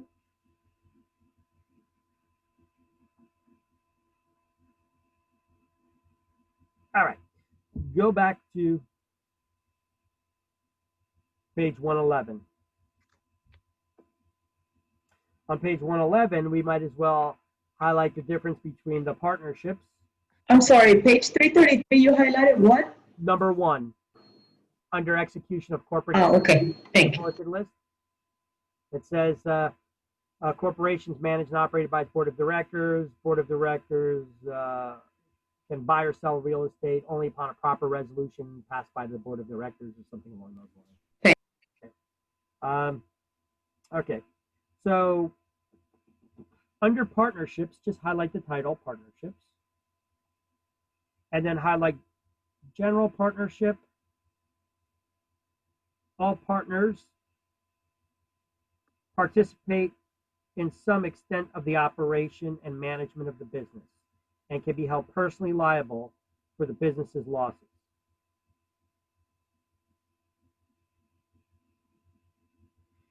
Limited partnership.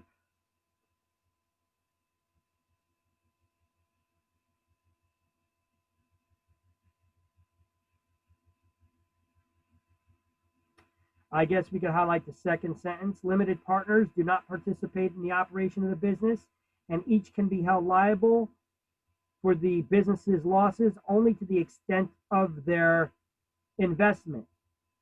That's basically they can only lose their original investment in the business. They can't be held liable for any additional debts that the business takes on. Okay, so in that regard, once again, my definitions are probably better on this slide. All right.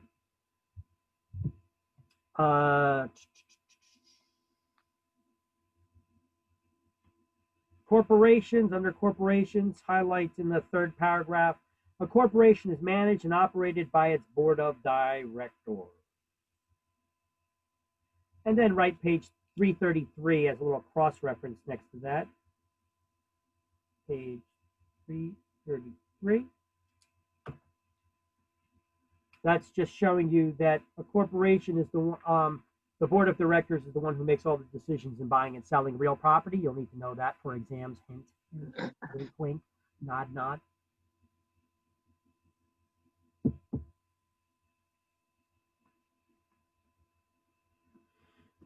Okay, then they just talk about limited liability companies, just another way of setting up a business.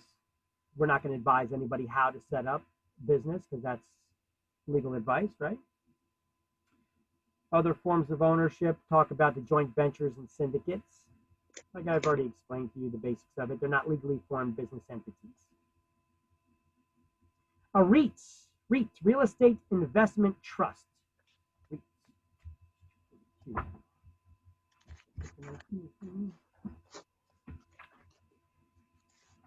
Chapter 7.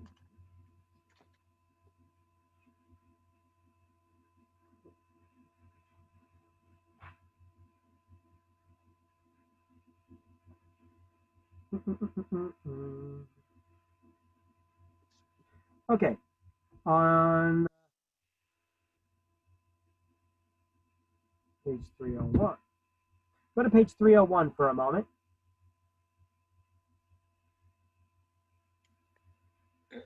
Okay, this is going to be just a cross-reference. That's good. I like that. Yeah.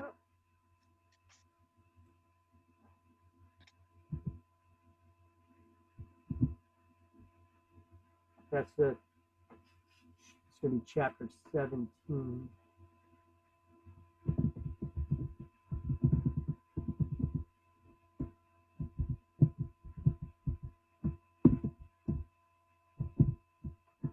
So chapter 17 on page 301, we're going to highlight that, let's see, under real estate investment trusts.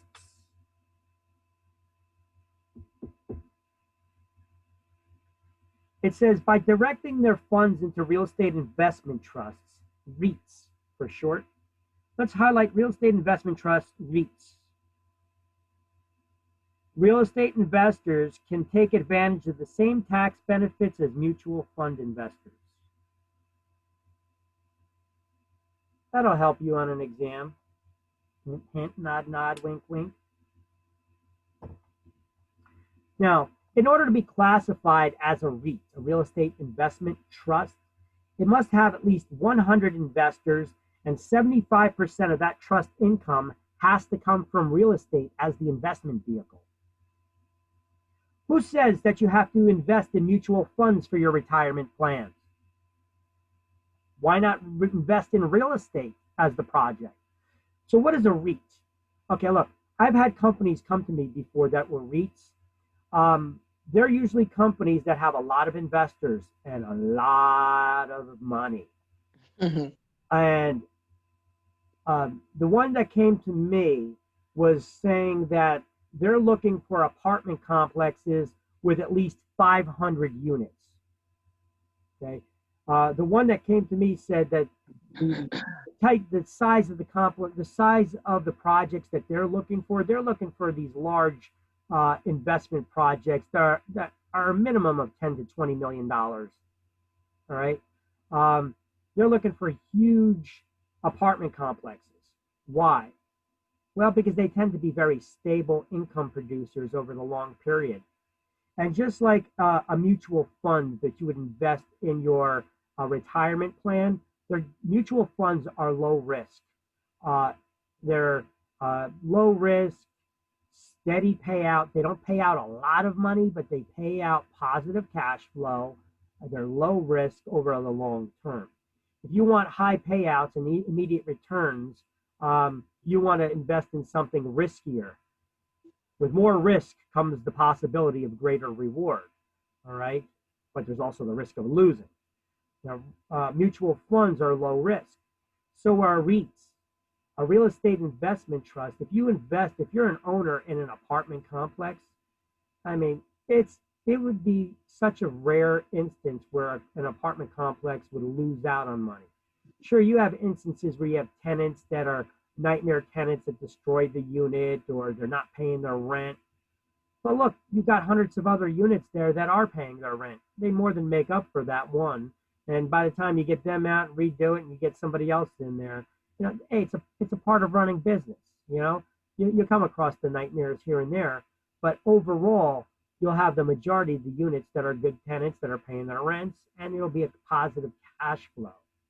All right, so REIT investments, you could invest in your retirement plan. Some of those investments, instead of being in mutual funds, can be in real estate. Now, do REITs ever pay out big? Well, yeah, if the REIT were to sell the apartment complex at a profit, well, then their investors would get a huge boost. They would be sharing in that profit. But usually REITs hold on to these things forever. It's a long-term thing. It's a long, steady, positive cash flow investment. All right. So who do REIT investors get the same tax advantages as? That's all you need to know for exams.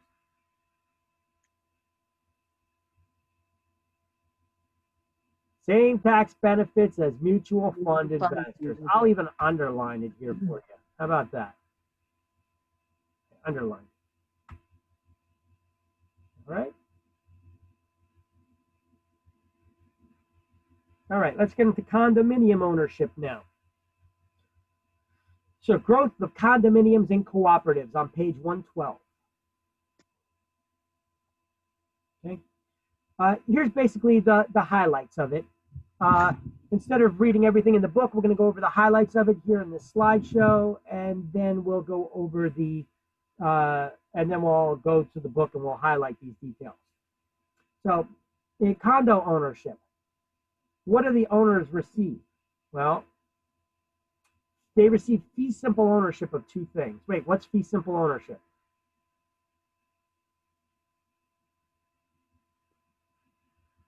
What's fee simple? The most complete form of ownership. It's the most complete form of ownership recognized by law, unrestricted ownership forever. So if you buy a condo, you have fee simple ownership of two things. Your living space from the paint on the interior walls inward, and a proportionate undivided interest in the common area elements, such as the parking lot, the hallways, the tennis courts and swimming pool, and other recreational facilities, the park, what have you. So what do you own? You own everything from the paint on the wall, interior walls inward. You can't be smashing through the walls to get to the pipes and stuff without first consulting and getting the permission from the homeowners association, because those pipes are common and shared by all the other units in the building as well. Make sense? Awesome. HOA is the homeowners association to which all will belong. All unit owners will be members of the condominium homeowners association. Condo, they refer to it sometimes as a condo for short, but condominium homeowners association. Now, everybody who's in a condo has to follow the rules that are set up by the homeowners association. These bylaws that we often refer to are also called CCNRs, which is an acronym for covenants, conditions, and restrictions. What is a covenant? You guys already know this. What's a covenant? An agreement. It's a legal promise, right? About conditions that you have to follow and the restrictions. So all the homeowners in a homeowners association have to agree to follow those covenants, conditions, and restrictions. And the rules and regulations of the HOA that everybody has to follow are subject to fines if you do not. New Jersey law allows the condominium association to fine its residents who do not comply with their rules, as long as those rules are not unreasonable. But the state of New Jersey is pretty damn flexible with what is reasonable. So it's kind of like the state of New Jersey is allowing the homeowners association to act like a mini government, don't they? They create rules just like your municipality creates laws. And all the people who live in the municipality have to follow the laws. All the people who live in the condominium complex have to follow the rules of the HOA. If you don't follow the laws, you get fined. If you don't follow the rules of the HOA, you get fined. And who makes up the fines? Well, the city, the politicians there. And who makes up the rules and the fines in the HOA? In the condominium? The HOA, the homeowners. Right? So here's some of the examples of the prohibited rules that you may see in commonly in condominiums. They usually prohibit display of a for sale sign. Wait, so how do we sell a condo if you can't put up a for sale sign in the complex or by the entrance or even in your own front window? Well, you got to advertise, my friends. Open houses, good luck with that. By appointment only. Because you can't put up any directional arrows or anything. Otherwise, the maintenance there is going to be driving around and pulling your signs and throwing them in the dumpster. And then your broker is going to be pissed off when you wasted all that money. You come back without all those signs that you left with. They may be charging and billing you for that. Just the heads up. Okay? What? Small correction, I'm OCD too.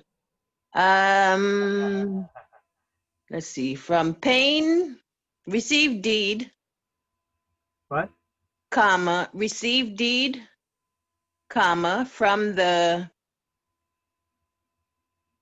see up top? Okay, what? You're missing missing the T in paint. What happened? You're missing the T in paint. Thank you.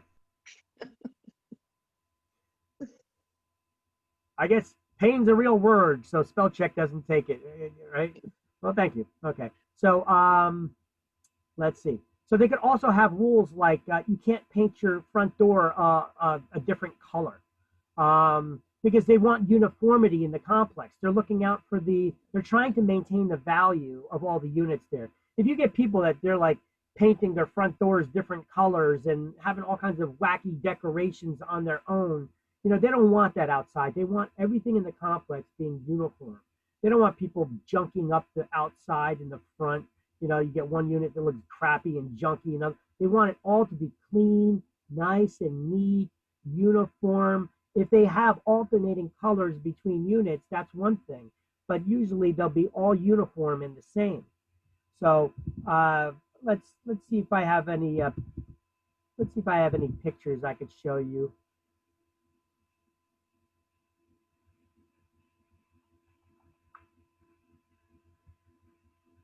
Look at my class notes. Hold on a sec.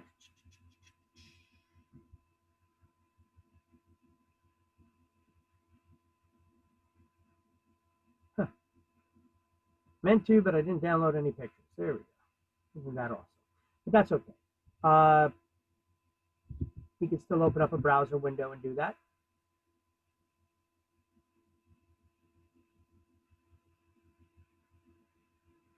So condominium, let's look at condominium associations or condominium.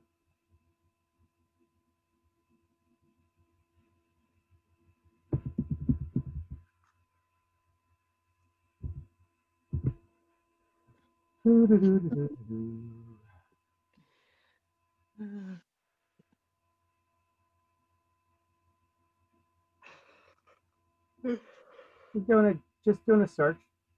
You see a lot of these condo complexes, you see how they look uniform. Maybe they're alternating in color patterns. You see this one's red.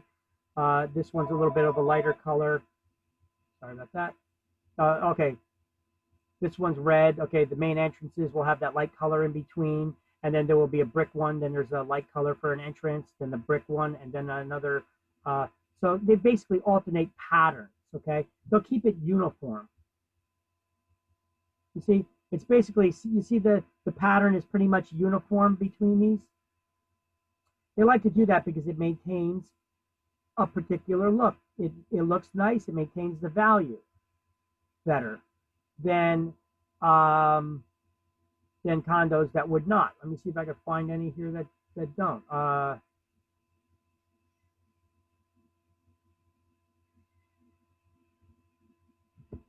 Yeah, let's see, condos.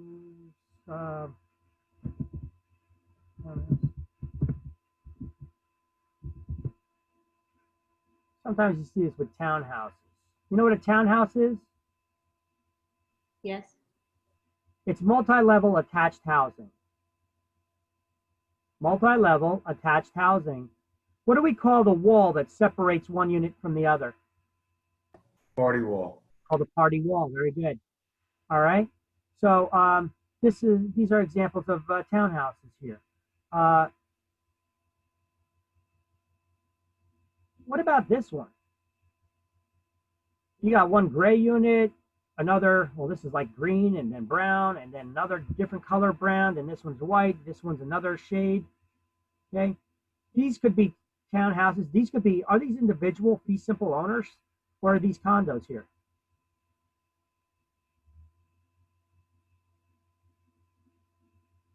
They're condos, no? It could be a row home. It's impossible to tell by looking at it, is my point. Now, usually if it's a condominium, they will have some sort of an alternating pattern. Very usually, I'm not going to say always, I'm going to say usually, they like to have it all either the same color or alternating patterns of colors like I showed you on some of those other units. This is very uncommon if it's a condominium, but sometimes you do see it where it will be a condo and they'll allow different colors like this, every unit being a different color. See, these ones don't look bad. It looks like they're well maintained. But a lot of times where you're seeing that each one's a different color, they even may have different shingles on the roofs above them. I bet you, even though technically you can't usually tell just by looking from the exterior of a unit if it's a condo or fee simple ownership. But can Sometimes a condo be 2 floors? a condo can be 1 unit. It could be like an apartment. You're Yeah. talking about now the architectural style. Because then what's the difference between a condo and then a townhouse? Ah, there we go. That's a very good question, especially since a lot of people get confused on it, which is why it's an exam question. So what happens here is, what is the difference between a condo and a townhouse? Well, what is a townhouse? It's multi-level attached housing. So what's a condo? It's a form of ownership. Let's go back to the slide. A condominium is fee simple ownership of everything from the paint on the interior walls inward and a proportionate undivided share of the common area elements. So it's a form of ownership. Ownership. A condo is ownership. A townhouse is an architectural style. As we'll see, we will have another slide. Let me see, this is slide number 16. We do have a slide here. Look at slide 22. Condo versus townhouse. You see what's coming up. You jumped the gun. So a condo is a form of ownership that has an HOA. A townhouse is an architectural style.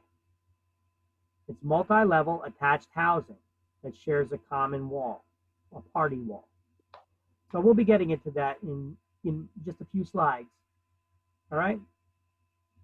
So my point there was, how could you distinguish whether a unit is a townhouse? I'm sorry, how could you distinguish if it's fee simple ownership, that's not condominium, or if it is a condominium form of ownership? By looking at it, you cannot. Those look like townhouses. Well, they are, but you know what? Townhouses can be condos. See these? Is that townhouse? These are townhouses. It's multi-level attached housing. That's a townhouse. That's the architectural style. Oh, right. Now, are these townhouses condos or are they fee simple ownership? Your guess is as good as mine, right? I'm going to take a crack at it and guess that these are townhouses. See, the thing is, why do they want us to know this? Because we could get people that call us a lot and they say, listen, I want to buy a townhouse. I don't want any of those. I don't want to have to worry about cutting the grass or the maintenance outside or anything like that, but I don't want any of those condos. And I'm there like, wait, what you're saying doesn't make sense. In my head, I'm saying this. Because what they're basically describing to me is, I know what they're saying. When they say that they don't want a condo, they have a picture in their head of the apartment style condo, which it is a 1 floor, 1 unit apartment, right? That's how I always used to think about it, like that. Like a condo was just an apartment style, and then you had your other things. See, that's just the architectural style that we're talking about. We're talking about apartment, 1 unit, 1 floor unit. That's the apartment style. That's the architectural style. Versus a townhouse, which is a 3 multi-level attached housing. Either one of them can be fee simple ownership or condominium ownership. Okay, so this, so fee simple, condominium are a form of ownership. Do not confuse them with the architectural style. In this chapter, we'll have a few different architectural styles that we're going to go over as well. So let's get back to that slideshow. All right. Oh, I have a little goof here that I also posted about the bylaws. You know, this is a real thing. And there are people that get evicted. We see news stories all the time where this old timer veteran perhaps is getting evicted or facing foreclosure. I'm sorry, facing foreclosure in his condominium because he had an American flag, a little 4-inch American flag sitting in his flower pot on his balcony. Why? Well, because that was a violation of the HOA's rules. The homeowners association does not allow decorations or flags in the flower pots. And this guy, he's a proud American. You know, his buddies that he fought next to, some of them died. He's like, that flag means a lot to me. I'm not removing that flag on principle. So you get these people in the HOA, they come along with their clipboards and they're like, oh, you're not going to see that because it's green. So they come along with their clipboards and they have their piece of paper. They're like, you have a decoration in your flower pot. That's a violation of the homeowners association. Here's your first notice. Boom. There's a commercial now. I think it's for Geico or Progressive or one of them. And like you have the homeowners association going around cutting things down and, you know, giving them like violations for every little thing that they're doing. Wait a minute. You're trying to steal my thunder here.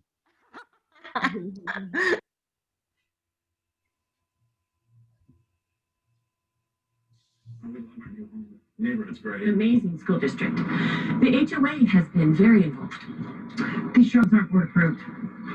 You need to break down your carport. Thank you. Violation. Violation. I see you met Cynthia. At least Geico makes bundling our home and car insurance easy. And does help us save a bunch of money. 2 inches over regulation. Thanks, Cynthia. For bundling made easy, go to geico.com. Right. So, I mean, even Geico's goofing on how some of these homeowner associations, this is a real thing. Some of them get crazy. Some of them are absolutely nutty. So when you see a thing like that, with their rules and their enforcement of their rules, some of these people, they got nothing better to do, like Cynthia over here, who, she, you know, what she does with her spare time is, you know, your mailbox is 2 inches above regulation, boom. Well, she's cutting it down with a chainsaw, but they usually just fine you, okay? Now, what they'll do is they'll give you a couple notices. And then if you don't pay the fine, if you don't remove it, fix it, they'll start fining you. Now, after that third notice, the HOA will send you a fine. If you do not pay the fine, the next month, that fine will come from the HOA's attorney. So that fine may have been $50. And you're going to have to pay $50 a month for a fine, plus interest on that $50, along with a $250 attorney fee for sending you the bill. So $250 plus 50 plus interest. Now next month you don't pay, add another $50 plus the interest and another $250 attorney fee. And that compounds every month. Pretty soon you're going to find yourself owing thousands of dollars. And so sometimes you see these old timers, these veterans, you know, that are proud there, that you'll see a story on the news. This veteran who fought in this war and that war, you know, is in danger of being losing their home because of a little 4-inch American flag they have because of the restrictions. Well, these are considered reasonable restrictions as far as the state of New Jersey goes. All right, but they get kind of nutty. And then you see that all these people call up and donate money to help, you know, pay the veterans fines and fees so he doesn't have to get, you know, evicted from his home and losing his home over a little 4-inch American flag, which is absolutely ridiculous. What if they have It just shows this is a real life thing. So listen, I worked a lot with selling condos when I got started. Just like a lot of you guys, I got started thinking, oh, I'm going to be selling the mansions, those expensive homes, you know. But I'm telling you what, dealing with those people that have the mansions and the expensive homes, they could be a little snooty, all right? And they start asking you all kinds of questions, especially like when you're with me, you're new to the job. They're going to start asking you, Well, how many homes have you sold in the last year? What's your list to sale price ratio? And they start asking all these kinds of questions that you're really not going to have the answers for, and you're going to start getting frustrated and pissed off, okay? Because you don't have the answers. They're all legitimate questions. You just don't have the answers to them. You weren't expecting to get the third degree to try to market somebody's home for sale, you know? But you know, it's people that have intimidation. expensive homes to sell, they don't want to get it tied up with a real estate agent who doesn't know what they're doing. And so there are legitimate questions they're asking, but to you, it's going to be very uncomfortable because you're not going to have the answers for them. And so, you know, needless to say, I wasn't getting any of those listings. So I ended up dealing with a lot of selling of resale properties or for single family homes, but I ended up selling a lot of multifamily wannabe investors for fixer-uppers. But at the end of the year, when I added up where most of my income was coming from, so I could see where do I target my advertising, I found that most of my sales were in condominiums. I was selling a lot of cheap condos, all right? But I was selling a lot of them. Hey, so you do what works for you. You find your niche and you work it, right? That worked for me doing the condos, and I actually started learning a lot of the ins and outs of condominiums, which is a niche thing.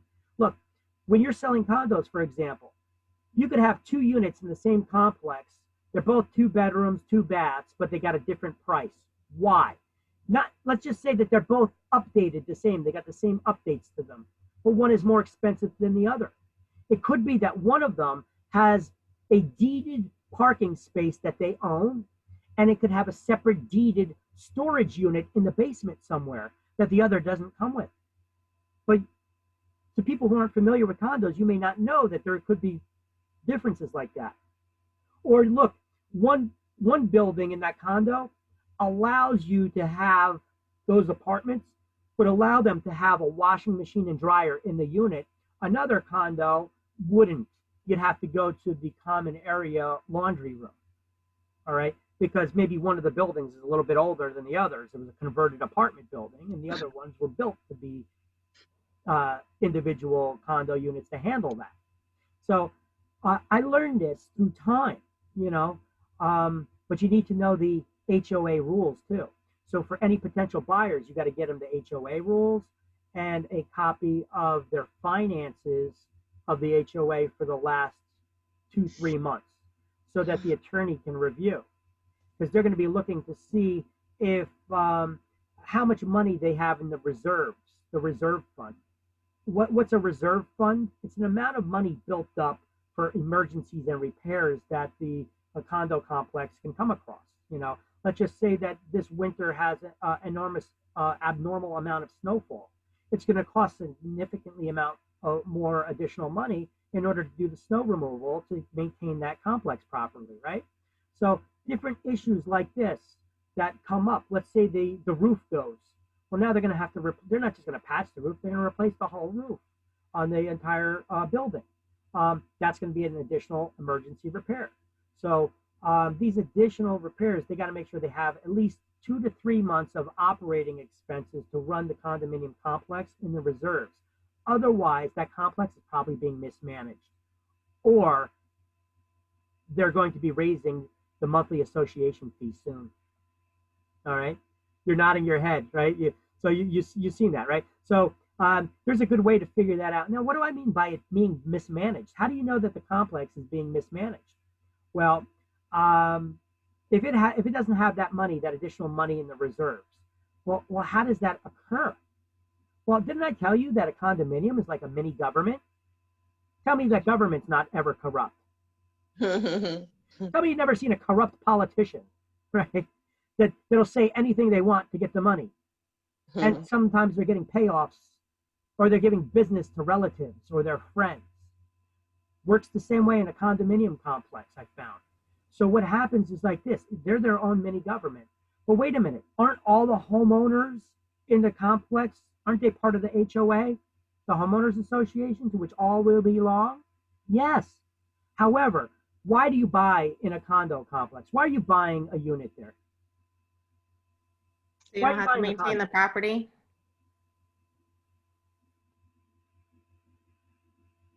Anybody? So So you don't have to buying it maintain the property.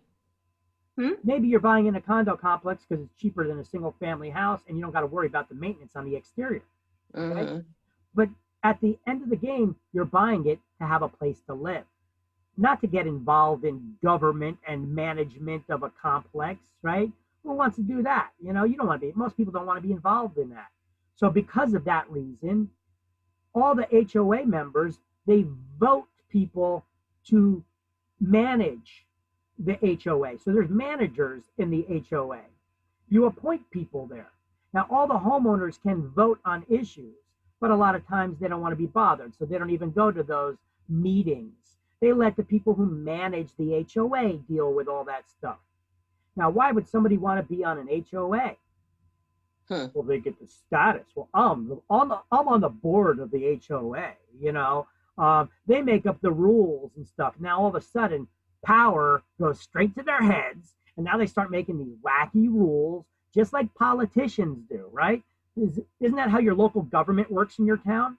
You know, you ever have a friend that got elected to the city council or mayor or anything like that? All of a sudden, you know, their S don't stink, right? All of a sudden, you know, the power is going to their heads, and they're creating all these ridiculous rules, right? Well, the same thing happens in an HOA. You get elected to the board. Well, this one's husband is an attorney, or this one's wife is an attorney. So, you know what? Let's put her on retainer as the attorney for the condominium complex. Well, this one's husband owns a landscaping business. Let's make him the landscaping company that manages. Wait a minute. That's nepotism. They're appointing people they own instead of bidding out for the best company or supplier or service provider for the job at the lowest price to try to save all the homeowners money there. Instead, they're just appointing it to people they know, and maybe not at the best price. And maybe they're not the ones that are going to do the best job either. Doesn't that happen in your local municipality?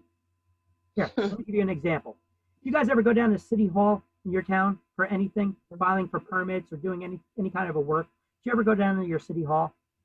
No. Anybody ever go to City No. Hall? Yes.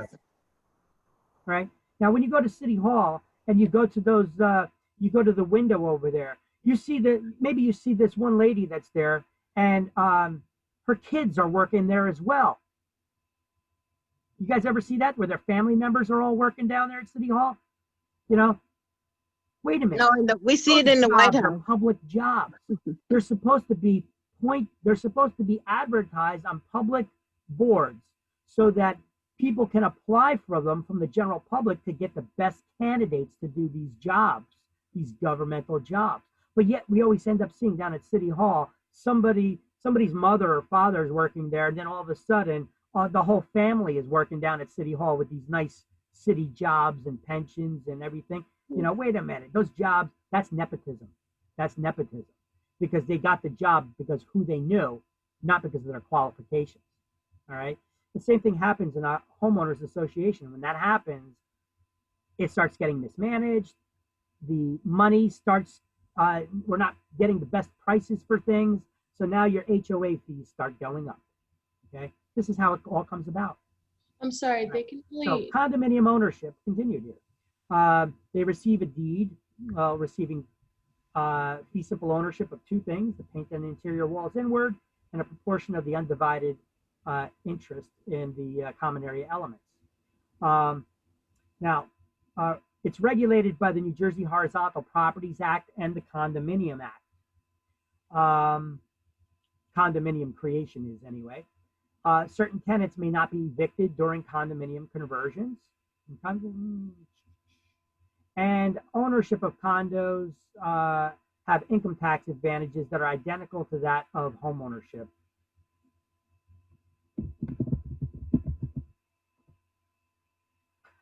Terms. Okay, reserves, I already explained to you. Here's one term you need to know. Reserves. What are reserves? It's an amount of money saved up for emergencies and repairs. The extra money is added into, built into your monthly maintenance fee.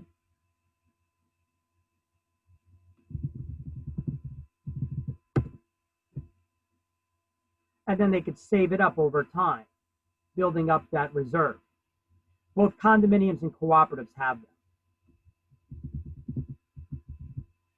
them. All right. So let's see what to highlight here in the book. Under growth of condominiums and cooperatives.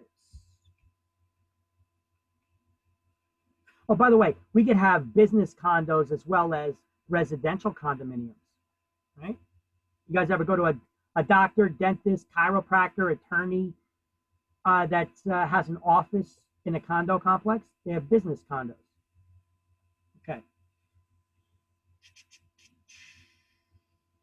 And condominiums, they could be different architectural styles. You could even see a condo that's a single family detached house. That's part of the condominium complex. Let's see, condominium, let's see.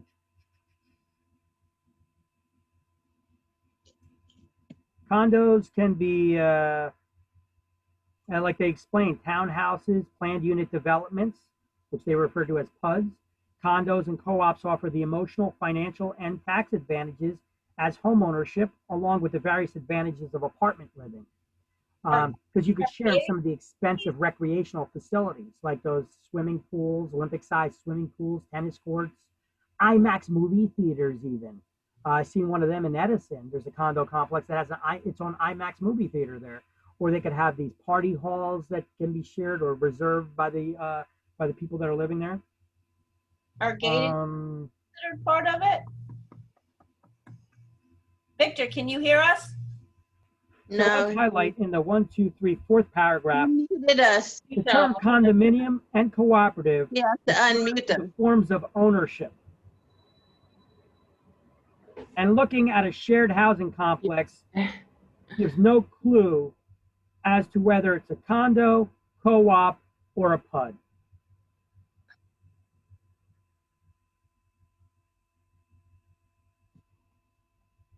Now the buildings themselves, we're not highlighting this now. The buildings themselves can be high rises, townhouses, patio homes, garden apartments, or even single detached houses, because that's the architectural style, right? The differences arise from the legal form of ownership. So condominium ownership is also, it can be residential or commercial. So Victor, can you hear me? under condominium ownership, we're going to highlight buyers of a condominium having a deed conveying fee simple ownership of two things. Their living unit from the paint on the interior walls inward and a proportionate undivided interest of the common area elements. We should be able to unmute ourselves. Victor. He can mute everyone, which is what he did. On the next page, 113, in the second paragraph, we're going to highlight owners are bound by the bylaws of the HOA to which all will belong. Let him keep going though, so we can. Yeah. He muted us because of some background noises. So he has that control. And then we can do it Yes, individually. but when you unmute yourself, he should still be able to hear you. Something's wrong. Yeah, that's how it always was. But Highlight New feel like Jersey law something wrong with permits the speaker. associations to Hearing enforce everyone the rules by because he's finding muted. residents. He's on a roll. He would have failed heard to it. comply.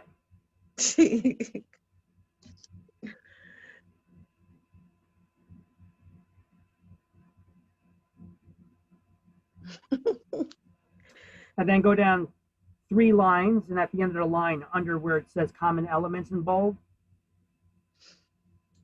highlight may even be enforced by foreclosure. Yep, so that's. They don't pay those fines in their monthly association fees. You can get foreclosed on. No, I don't hear you guys. You guys got to unmute yourselves, I believe. We are. Oh, wait, no, my volume is down. There you go. Oh, there we go. Sorry about that. I don't know why my volume went down somehow. we were all talking to you. Oh, I'm sorry. I'm sorry. But did anybody have questions that I did not hear? I don't know how my volume went down to 0. I had a question. Sure. About the condominium. Okay. Can they only dictate how the property looks outside, or No. can they dictate even? They could dictate inside as well. Remember, I told you can't go breaking the walls open to get to the pipes to connect to their plumbing pipes, not without the homeowners association's permission. So I had a friend who just bought a condo, and she wasn't able to contract different types of contractors to do. She had to use one to do everything. No, I'm sorry. No, she wanted to get one contractor to do everything, to renovate, but they wouldn't allow her. She had to do individual contractors. On the inside of her unit? Yeah.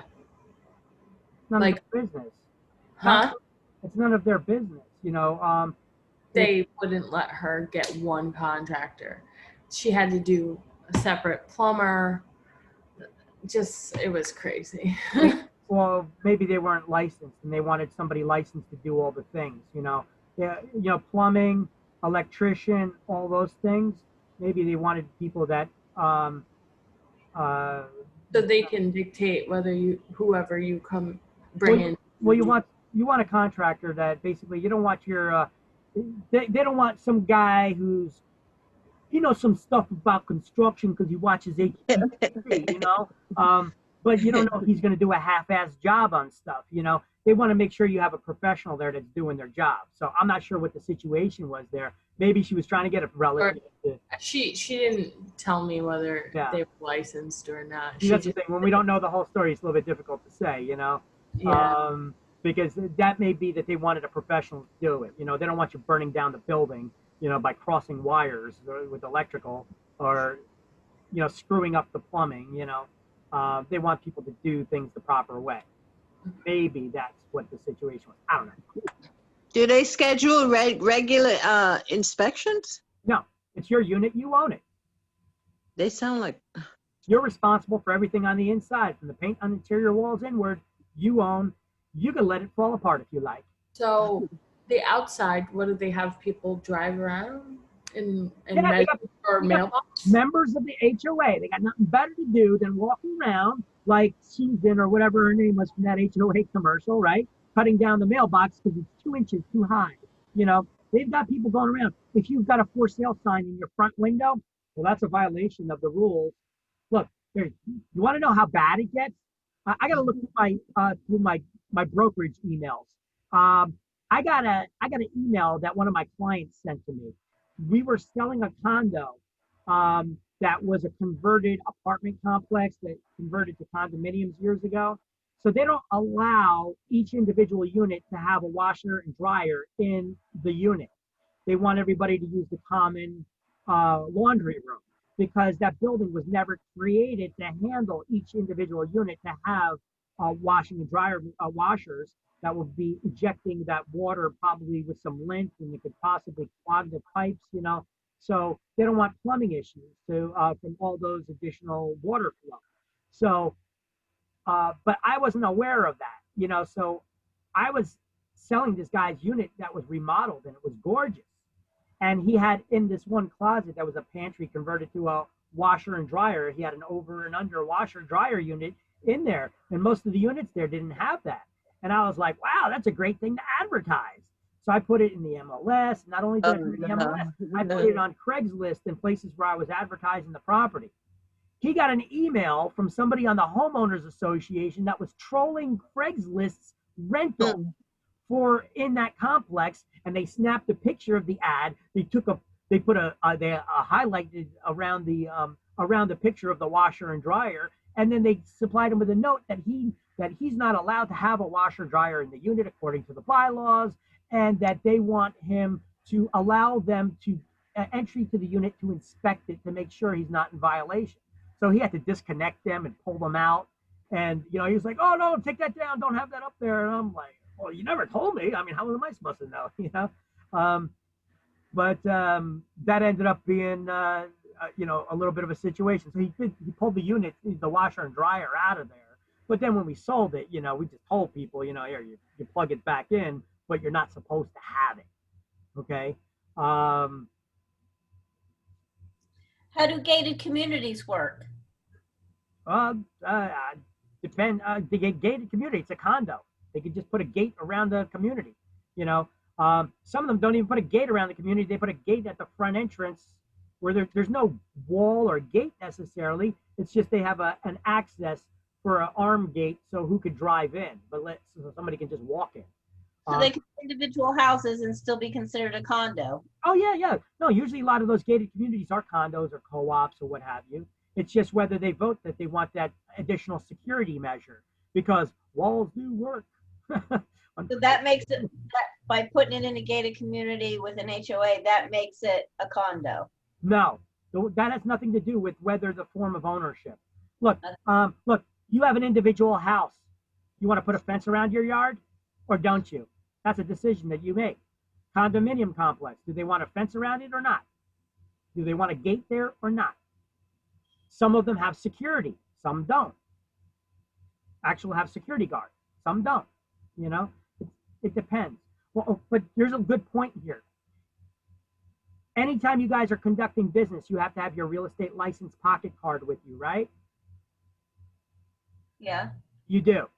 Exam Yes. question for state exam. If you ever go to a gated community in a condo complex, or it's a security, where there are guards, where there's a security, or a secure building condo. Sometimes it's a high-rise architectural style. There's a security guard at the front desk. They're not Right. going to let you into that building to show a unit unless you show them your license number. They want to see your license card, your pocket card, not your business card. Although they may want the business card, they want to see your real estate license, because they know the law requires you to carry it with you if you're an active real estate agent. All right. They may not let you in the building without it. Make sure that you have it. All right. Condominium conversions. What is a condominium conversion? Well, it is an apartment building that's converted to condos, and then they sell each individual apartment. So in New Jersey, the creation of condominiums is regulated by the state's Horizontal Properties Act and the Condominium Act. They're probably not going to ask that. If they do, you can guess that answer right. So how do they create the condominiums? Well, first, the owners of a property execute and record a master deed, and they file it in the public record in the county where the property is located. Many items have to be contained in or attached to that master deed. Now, this isn't a conversion here they're talking about. First, we're going to be talking about, if you just buy a piece of raw land, how do you build a condo? What's the process?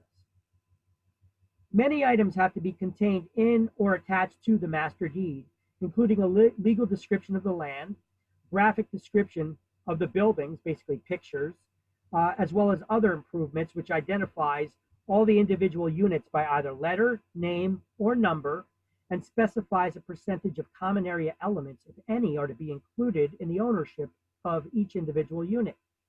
A description of the common elements, and a provision for association of unit owners, and a list of the bylaws, a starting out list of bylaws. Right? What do we call those bylaws, those rules and regulations made for the homeowners associations? What's another name for them? CC&R. What does that stand for? Covenants, conditions, and restrictions. You need to know that for exam. What do we call the HOA's rules and regulations other than the bylaws? CC&R. And what does CC&R stand for? Covenants, conditions, and regulation or restrictions. Covenants, conditions, and restrictions. Sorry, I have a question. So if you have like a community of townhouses, does it necessarily mean that they're condos, or? Correct. That's just an architectural style. They could all be fee simple ownership, and there is no management. There is no HOA. Now, can each individual owner is responsible for cutting the strip of grass in front of their unit, and responsible for shoveling their snow. And there's no homeowners association. There's no management. Yeah. So it can convert to a condominium at some. Sure, it could. It could convert it to And who decides that if they're individually owned? Well, no. If it's individually owned, it would not happen. Okay. If it was an apartment building, for example. Oh, okay. An apartment building can be converted to condos.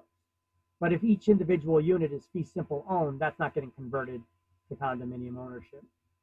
Not unless all the homeowners there would have to agree to it. Okay. And so I guess technically it is possible, but every homeowner would have to agree to create a management. And that would have to be discussed among all the homeowners. Every single owner would have to agree to it. Oh, okay. One dissenting voice and it ain't happening. All right. So condominium conversions on the next page, 114. The landlord who desires to convert a rental apartment building into a condominium must obtain approval of the planned conversion by the state of New Jersey at least 3 years and 2 months before the conversion may start. I like that.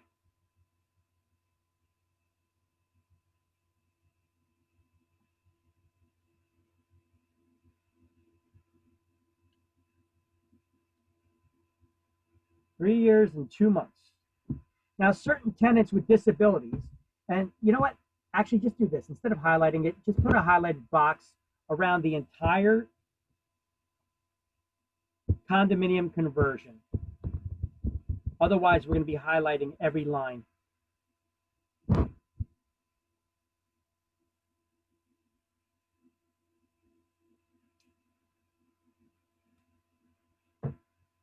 Certain tenants with disabilities and those aged 62 years of age or older may not be evicted during a condominium conversion.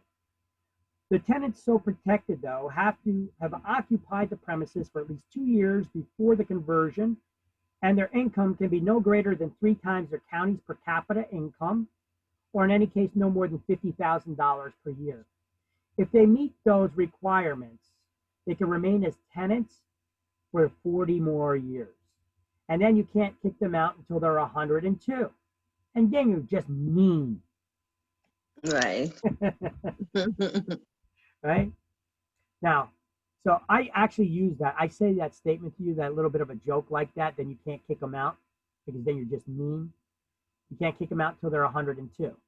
The reason why I say that is I want you to remember that age, because then you'll know how old do they have to be. Is it 62 or 65?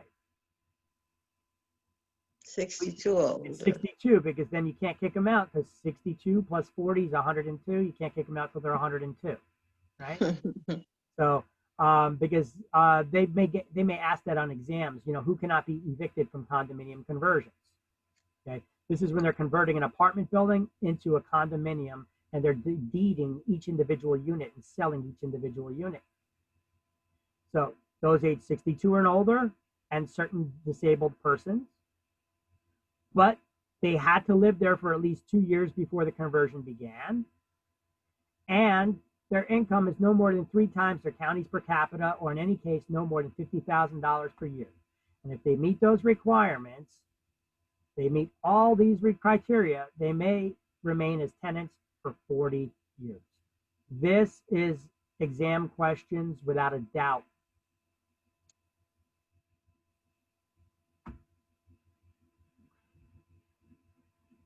How much time do you need to convert? 3 years and 2 months before the conversion may start. That's provided it's not vacant. There's people living there. If it's vacant, I'm sure that could be streamlined. That's, yeah.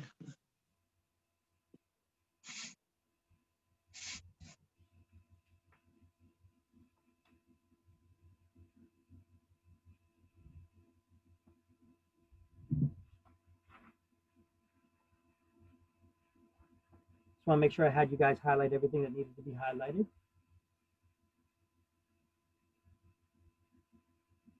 And note, we missed one thing. On page 113, I want you to highlight in the second paragraph, 1, 2, 3, 4, 5, 6 line down. I want you to highlight bylaws set up covenants, conditions, and restrictions called CC&Rs.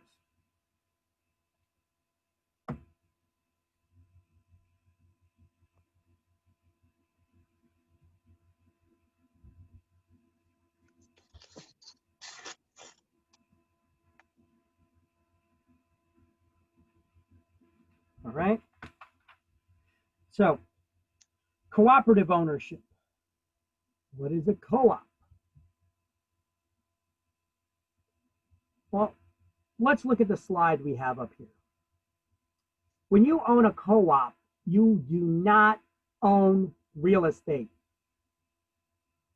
Title to the land is held by a corporation as the owner of the complex. So purchasers do not actually own real estate. They own stock in the corporation that owns the complex.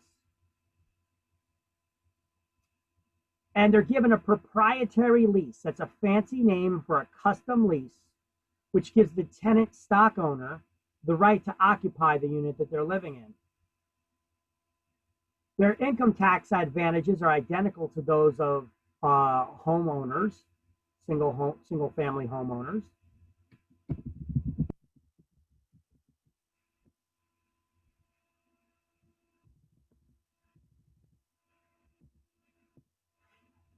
And the tenant has a voice to control the property management through their stock ownership.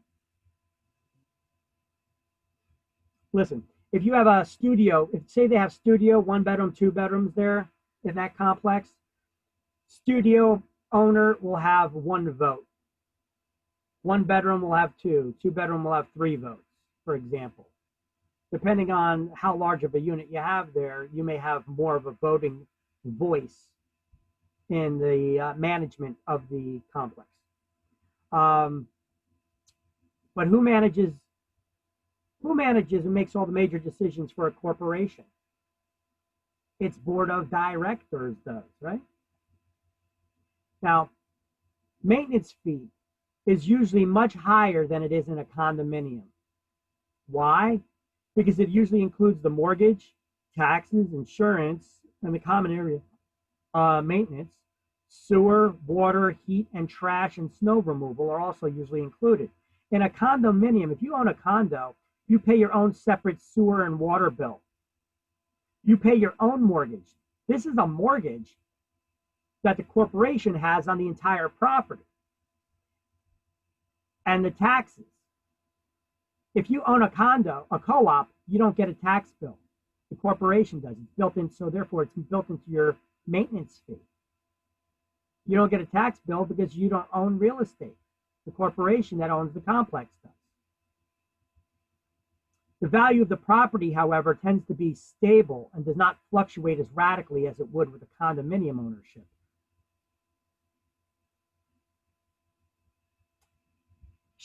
So co-ops have shared expenses, usually 1 mortgage on the entire property.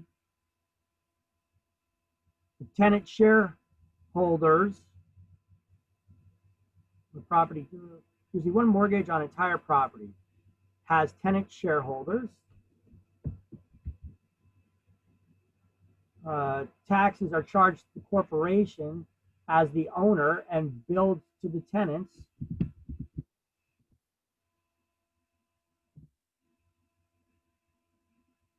The tenant shareholders, taxes are charged to the corporation as the owner and billed to the tenants as part of their monthly maintenance fee. That's how it's passed on to them. Bylaws require each purchaser must be approved by the board of directors, which manages the corporation. Usually has a minimum FICO credit score requirement of 620. Anything below 620 is considered subprime. It's considered a poor credit score. Look, are there any credit score requirements to buy a condo? No. If you got cash or you could get a loan, the association does not require you fill out an application and get approved by anybody. You buy in a condo, you can live there. With a co-op, it's a a little bit different. They usually have a strict, they usually require you to fill out an application, maybe even pay an application fee. It gets reviewed by their board. They require a credit score requirement with a minimum credit score requirement. Now, why do they do this? Sometimes people feel like they're discriminated against when they're denied ownership in a co-op. Listen, I'm sure sometimes that happens, that they are discriminated against, but the majority of the time it's not the case. What the co-op owners are doing, what the board of directors is doing, is they're trying to look out for the other owners there in the co-op. Because if they allow people to move in with poor credit scores, basically they have a poor history of paying their bills on time, it could jeopardize the ownership of the other owners there. Because your monthly maintenance fee has a lot of expenses built in for the corporation to pay the entire mortgage and property taxes and maintenance. Whereas if you get a lot of tenants in there who are not paying those fees on time, it could jeopardize and risk the ownership of the entire complex. If enough tenants are not paying their bills on time, it could affect your neighbor who is paying their bill. And because if enough neighbors are not paying their expenses, the entire corporation can get foreclosed on. So the whole entire complex could get foreclosed on if they don't pay their taxes or mortgage. Now, the corporation will try to prevent that from happening by raising everybody's monthly association fee to try to make up for those who are not paying their association fees. So this is why they try to avoid that altogether. And the way that they could avoid that altogether is by doing a little research on a tenant, interviewing the tenant, looking at their credit score. Now, what does interviewing do? Well, some of these complexes can be, or buildings in a co-op. You see these are pretty common in New York City, or some of these, maybe even Jersey City and some of those areas, where they have co-ops instead of condos, where you don't own the real estate. You own stock in a corporation that owns the real estate, and they give you a proprietary lease to live in the unit that you're living in. But let's just say that one of these buildings is an artist community, where they only want artists. You have to be a singer, a dancer, or play instrument, or a painter, or a sculptor. They only want artists in their community, all right? Well, first of all, is being an artist or not being an artist a protected class? No. No. So therefore, if you're denied for not being an artist, you're not being discriminated against, all right? Sometimes people feel like they're discriminated against when some of these artsy-fartsy communities want to only have people that mesh with their community. They're artists, you know. That happens sometimes. You know, people can have weird reasons why, oh, they're only looking for people who are book connoisseurs, you know, or whatever, you know. It happens, is what I'm saying. So whatever the board's rules are, whatever they're looking for in a person to move in there, you know, they can have some wacky restrictions sometimes. As long as they're not discriminatory, they're allowed. Now, most do not permit renting. If you own a co-op, you usually, I'm not saying always, I'm saying usually, with most complexes, they do not allow you to rent your unit. Now, let me give you another little difference between a condo and a co-op. Let's just look at Edison for a second, in Edison, New Jersey. You could have a condominium that's a 2-bedroom, 2-bath condo that goes for, let's just say it's going for $250,000, all right, or $220,000. Let's say $220,000.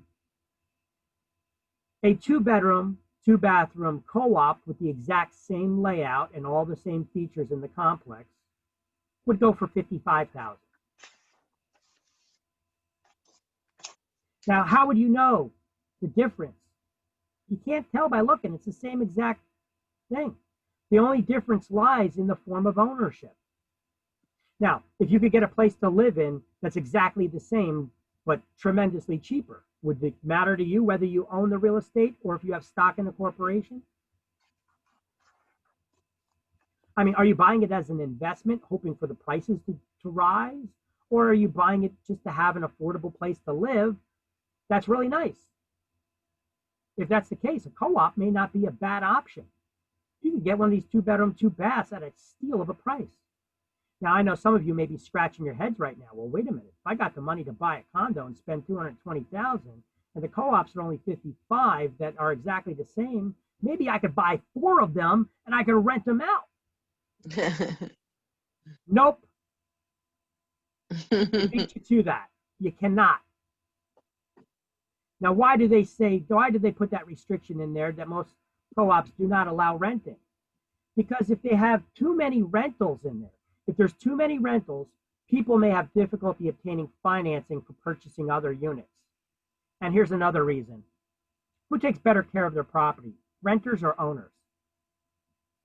Owners, obvious. Owners, all right? Well, it may not be so obvious.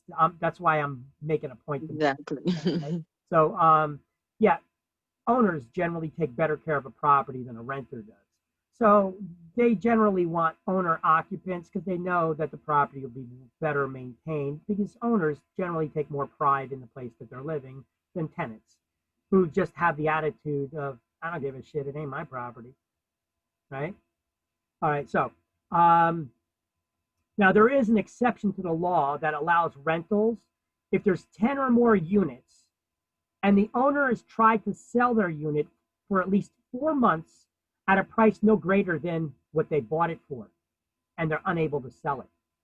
Then in that case, they're allowed to rent it out. All right?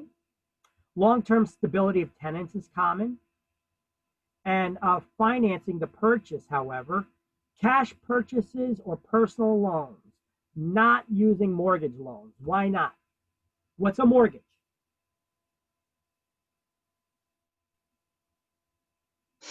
It's when you're buying.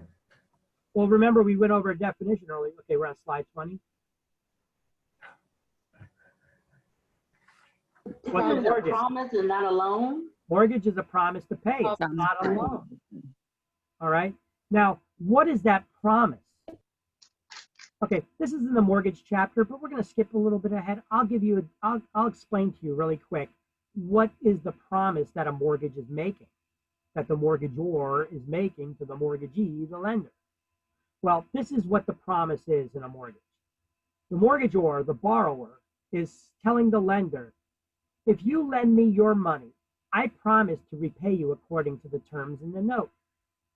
The note is the financing instrument that lays out how much was borrowed, what the interest rate is, how much the monthly payments are, how many monthly payments there's going to be, the term. And if I fail to pay you back according to the terms in the note, you can foreclose on me to regain ownership of the unit that I'm promising I'm putting up as collateral. And then you could sell the property and use the proceeds to pay off the debt. However, when you own a co-op, you don't own real estate, so therefore you cannot make that promise. You own stock. Stock is personal property and it's an intangible asset. So you cannot put the real estate up for collateral because you don't own real estate. You own stock in a corporation that owns the real estate. So therefore, if you're buying a co-op, you need the cash to purchase it or a personal loan. So here's a slide I put together for differences between a condo and a co-op. So condo versus a co-op. Condo, you own real estate. Co-op, you own stock, and you get a proprietary lease. That's a custom lease that allows you to occupy the unit you're living in. In a condo, you get a mortgage bill. In a co-op, cash or personal loan. Condo, you get a tax bill. Co-op, you don't. It's built into the monthly maintenance fee. HOA fee, you have in a condo. In a cooperative, it's higher. Why? Because they add in the tax bill, heating, sewage, all those costs are added in, they're built in. HOA application and approval required, not for condo. If you got the money to buy, you're in. Cooperatives usually are picky like that. They usually have that 620 minimum credit score requirement, right? HOA credit score requirement, not for condo. You got the money to buy, you could buy in there. With a co-op, they got that 620 minimum credit score usually. I'm not going to say 620 here because it's usually 620, but not always. Why would someone want to buy a co-op? Cheaper. I mean, you could get a 2-bedroom, 2-bath, the same exact layout as the condo, same exact features. It looks exactly the same. Your guests wouldn't know the difference. You still have a place to lay your head, and it's exactly the same as the condo. The only difference arises in the form of ownership. One, you own the real estate. The other, you own stock in a corporation, and you got a proprietary lease that allows you to occupy the unit. But once you pay off that stock, it's not like you're paying a monthly rent. You're just paying a monthly maintenance charge, just like you would with a condo still. But I would be afraid to have a co-op because aren't you, I mean, can they kick you out for no apparent reason, get rid of you if they don't like you? No. Oh, okay. You're in, you're in. I don't know. It doesn't seem like a bargain to me. What part doesn't seem like a bargain? I don't know. The monthly I would maintenance steer away charge- from a. Look, your monthly HOA fee is higher, but that's because it includes the property taxes and the insurance for the general complex, okay? But it also includes your heat and hot water. In a condo, you get a separate bill for your own heat and hot water and sewer. In a co-op, you don't get that. It's built into the monthly maintenance charge. So basically, you could use as much heat and hot water as you want. You know what? If in the wintertime, you like to be warm, but you like the fresh, cool breeze, you could have the window wide open while the heat's blaring. I don't know. Why do you care? You're not getting a monthly bill on it. But the co-op can be looked at more of an investment property as opposed to a because you condo? can't rent out a co-op. See, a condo, if the property values rise with the real estate market, they tend to be with the real estate market. So when we seen that the real estate market, here, let's give you a little visual on this. The investment part is because you own stock. Well, you own stock, but it's not like stock that you buy in Google. And if the value appreciates tremendously, you're getting paid out on it. Okay, it doesn't work like that. The stock does not pay dividends like that. Look, do you know any places in New Jersey that are co-ops? They can give us an example. Many.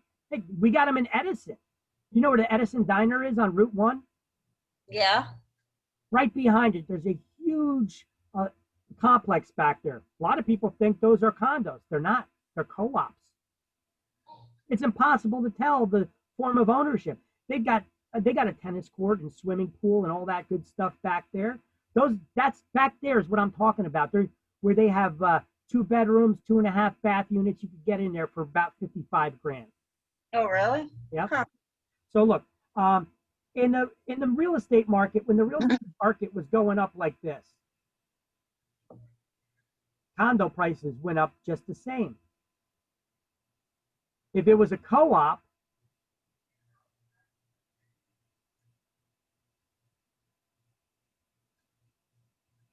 co-op prices went up as well, but not as steep of a climb. But just the same, when the real estate market flipped and the property values started to fall, in a co-op,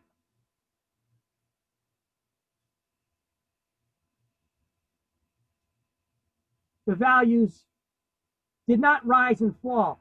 The peak, the difference between here and the average were not as great as between here.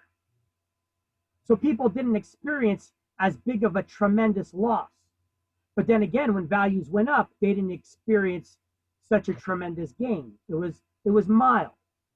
It was okay. So they tend to be a lot more stable in that regard.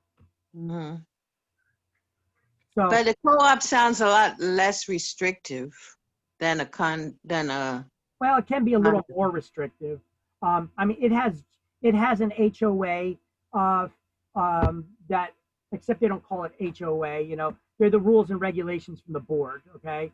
I'm sorry, the condo sounds less restrictive than the co-op. Like I said, remember we saw that commercial?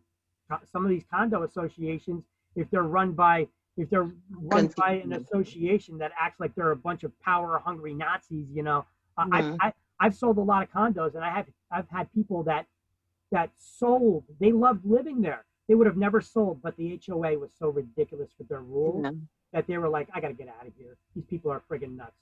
You know, they're ridiculous, and that all their stupid restrictions. Always in my business. They, you know, right. You know, so I mean, it could be the same in either one, really. Okay? Victor. Yeah. You said in a co-op they give you something because you're a stock owner. They give you a proprietary lease. How long could that lease be for? Well, it's forever, as long as you own the stock until you decide to sell. Okay. Right. And it's not a lease in regards to the regular type of leasing that you know that you pay a monthly rent. Once you pay off the stock, that's it. You own it. However, you don't actually own real estate. You own the stock. But what allows you to live in the unit is that proprietary lease. As long as you follow the association's rules, just like you would in a condo, and as long as you pay the monthly maintenance fees, just as you would with a condo, you can live there. And then your only expense is your monthly association fee. But with a co-op, for you to be able to sell your unit, you have to get somebody that the board will approve. Correct. And listen, as a real estate agent, when I sell co-ops, they're usually a lot cheaper than condos are. Would they be good for, say, like a kid who has a lot of college debt but has all, because it could be good for anybody. Well, like the mortgagers look at that and they don't want to give them they won't approve for a high amount because they may have like a lot of college debt, but they don't have other stuff. You mean the mortgagee? Mortgage for a co-op. Right. There's no mortgage. All right. Yeah, there's no mortgage. It has to be a personal loan or cash. Oh, personal loan. Okay. Okay. Can't get a mortgage loan to buy in a co-op because there's no real estate to put up as collateral. Right. But if you had that kind of money, why would you want to invest it in a co-op? It's not an investment. It's for a place to live. All right. Are they hard to sell? I would think they'd be harder to sell. I don't know. Would you want to buy a 2-bedroom, 2-bathroom, very nice unit, centrally located somewhere? Look, here, let me give you another example of co-ops locally. You know where Menlo Park Mall is? Yes. You know where Panera Bread is? Yes. You know there's a 7-Eleven right across the street from it right there? Yeah.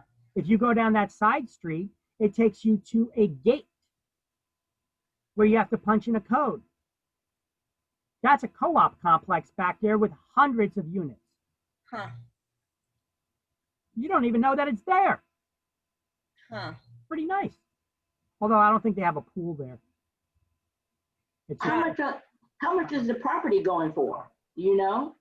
I'd have to look up what those prices are there too, but they're usually co-ops in this area. They're usually ranging around anywhere between $45,000 and $65,000. But it could vary. Let me see. I don't want to say that. It varies as the market, with the market a little bit. So it can be in that range, but they can be a lot higher too. It depends on the complex itself. Okay. You could get some co-ops. Look, in New York City, you could get co-ops that are $3 million. But then again, how much would it cost if it was a condo and you actually owned the real estate? 20 million? You know, I mean, but which would you rather spend, 3 million or 20 million to live in the same unit? Right? So, unless you're buying it as an investment, you know, most people buy a home as a place to live, not necessarily as an investment. That's not true. I said most people buy a home as a place to live, not necessarily as an investment. Sure, you could be involved in real estate buying and selling and renting as an investment, but the place that you live in, when you're shopping for a place to live, Are you looking for all the features that you want that will accommodate you and be nice for you to live in? Or are you looking at which one's going to give me the most bang for my buck on a return when I go to sell it? Which one do you put the most priority in? So, What's best for me to live in? Yeah. Most homeowners, when they're purchasing homes, that's what they're thinking about. Yeah. What's best They're for me. looking at features and conveniences that they want. You know, they're not necessarily. Otherwise, you may get people that'd be like, "Oh, this one's pretty cheap. It's a 2-bedroom. Let me buy that. We can always put an addition on here. Then we could get more money for it." You know, I mean, most people are not thinking like that. Most people are like, "Well, I want one that already has enough bedrooms that we need to. You know, I don't want to have to deal with the construction." Now, if you're an investor, you wouldn't give a crap about that. You'd be like, "Yeah, I'll do the construction. You put the add on, the price goes up, blah blah blah." You know, so it just shows most people, when they buy a house to live in, they're not necessarily looking for the return. Sure, it's a consideration, but that's not their highest consideration. Their consideration is all the features and conveniences that come with it, the amenities. All right. So management is the by HOA or board of directors. The insurance fee is paid. A condo owner has to pay their own insurance for their unit. In a co-op, it's built into the monthly maintenance fee for the insurance for the entire complex, just like it is in a condo monthly association fee. But instead of homeowners insurance, they get renters insurance, which is much cheaper. You could get renters insurance that'll cover $60,000, $60,000, $70,000 of your personal belongings for $100 $100 a year. All right. Can it be rented? Condos, yes. Co-ops, generally no. But I say, see this this note that I made down here. Income tax advantages. Yep. Same as single-family homeowners. In a co-op, yep, they get the same income. Can we remove the drawing board? Huh? Remove the drawing board, please. Oh, sorry. I'm not removing it. I'm just switching screens. There you go. Oh. Okay. So, FYI, it's 12:30. All righty. Why, your stomach rumbling? Coffee time. You don't take potty breaks. Un momento. Okay. Let's see. Income tax advantages in a condo are exact for single-family homeownership as they are the same for cooperatives, even though you don't own real estate. You still get the same income tax advantages as if you were a homeowner. Ah. Right? Tax, and they can be affected if the neighbors don't pay HOA fees. No. If you don't pay your monthly HOA fee in a condo, you can get foreclosed on. In a co-op, if you don't pay your monthly HOA fee, it could affect your neighbors and they could raise the HOA fee. Or if enough neighbors are not paying their monthly maintenance fee, the entire complex can get foreclosed on. But I'm sure in history that may have happened, but that is super rare. You rarely ever hear of anything like that happening. If you did that in a co-op, what would they do to you? Would they try and sue you? Who? The board, if you stop paying your fees. What's their legal yeah. So they'll try to evict you because, listen, when you buy in a co-op and you buy the stock, there's certain rules you still need to follow. You need to pay your monthly maintenance fees. And if you don't pay your monthly maintenance fees, you can be evicted. You don't get foreclosed on because you don't own real estate, but you could get evicted. Okay. Now they don't take you to your regular landlord-tenant court because you do have an ownership interest there. Okay. So it's different than evicting a tenant from a place you own? It's harder than evicting a renter, but easier than foreclosing. Huh. All right. So let's highlight some stuff under cooperative, and then we'll go to lunch. Okay.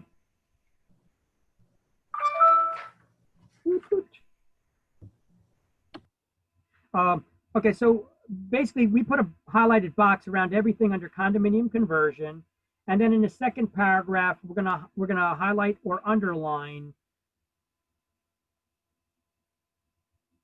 tenants with disabilities and those aged 62 or older may not be evicted during a condominium conversion.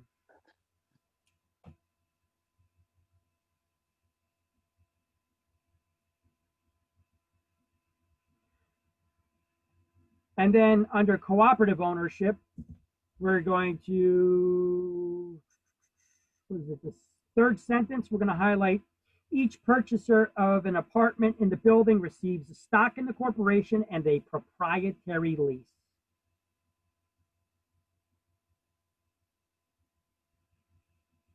Which gives the purchaser the right to occupy their apartment.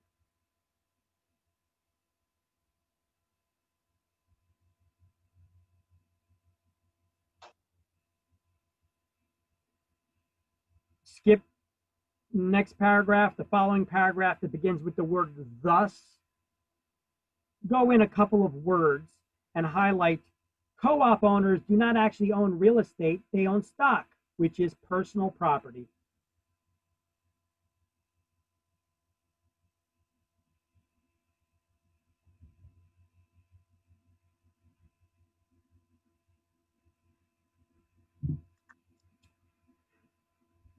In the next paragraph, I want you to highlight the word reserves. You see where reserves, it says reserves in bold?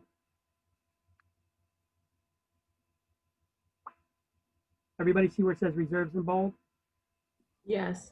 The beginning of that line, I want you to highlight accumulation of a substantial fund of reserves for future repairs and emergency payments. That's actually the definition of what reserves is as well. For future repair. So what you're highlighting is in the 1, 2, 3, fourth paragraph, next to last line, you're highlighting the entire line that says an accumulation of substantial fund of reserves for future repairs and emergency payments. That's the definition of reserves. It's an accumulation of substantial funds for future repairs and emergency payments. What are reserves? Accumulation of funds for future repairs and emergency payments. Correcto mundo. Now, as with condominiums in the next paragraph, as with condominiums, the owners of co-ops highlight cooperative, owners of a cooperative has all the income tax advantages of the owner of a single family home. The owner of a co-op has all the income tax advantages as a single family home.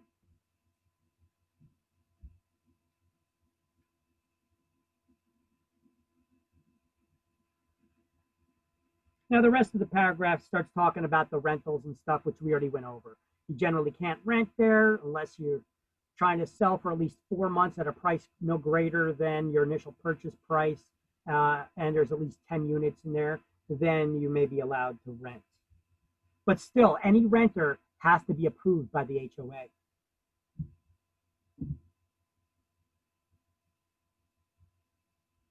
Actually, you know what? We're almost done with this chapter. Let's just finish this chapter first before lunch, okay?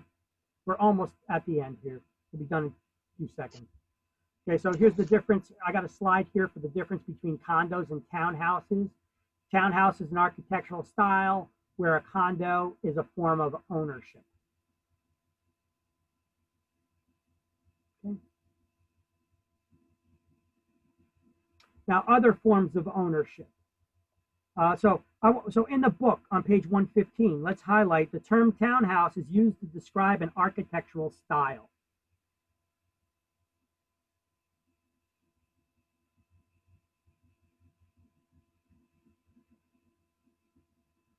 Anybody ever hear of a timeshare? Yes. It is ownership of real estate. I want you to write above timesharing is ownership of real estate. Is ownership of real estate. Even though you may only own it for 1 week out of the year, it is ownership of real estate. You're the owner of the 47th week of the year, but it is ownership. Sometimes you find timeshares where it's 2 weeks or even a month ownership. I've seen cruise ships that offer, I think it's a month or 2 months of ownership, where you could actually own a timeshare. You could actually own a cabin on a cruise ship. They're all timeshares. All right, so timeshare is ownership of real estate, as you can see in this slide. The owners for a short period of time each year. You purchase a fraction of the year's ownership, for instance, 1 week, 2 week, or a month. And it may be for a specified week in the year too. Timeshare is an awful investment. It's one of the worst investments you could ever make. Okay. Now, some people who go on vacation a lot, it may be worth it for them. However, I still would not buy a timeshare, not new. I would buy one of the returned ones. You could probably get it for pennies on the dollar. Returned ones are ones that people are trying to resell. They're trying to dump them because they don't vacation regularly, and they still have to pay their taxes and their share of the HOA fees and such on them. And they're usually at like vacation resort properties.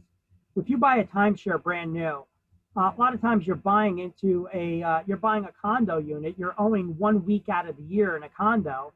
You don't know what the monthly maintenance fee is going to be. You don't know what the taxes on the property are going to be yet. I mean, how could you be asked to make such a purchase? Because of that, you see attorneys advertising now. There's this one attorney that has commercials on TV that advertises timeshare, forcing timeshare companies to purchase back their timeshares.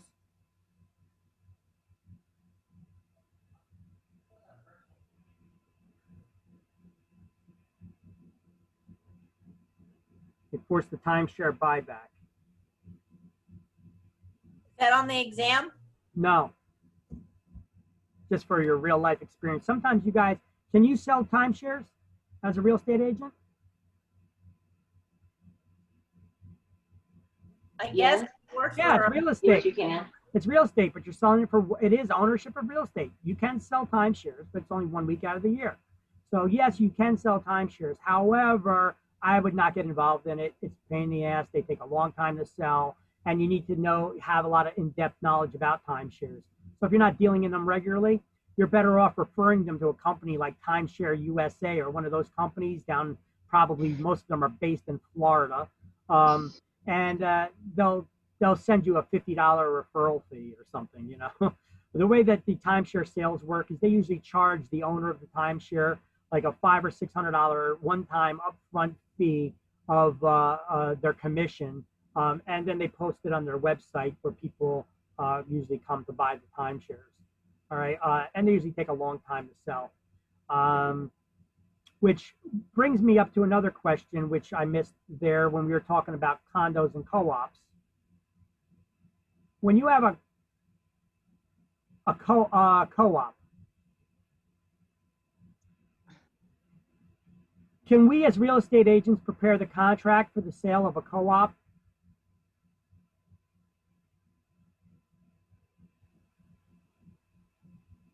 The answer is no. We could advertise and market the property to get an owner, to get a buyer rather. However, we cannot prepare those contracts because it's a contract to sell stock. Right. An attorney has to prepare the contract. So let me make a little note here. Note. Real estate agents cannot prepare contracts to sell cooperatives. They must be prepared by attorneys. All right. Now,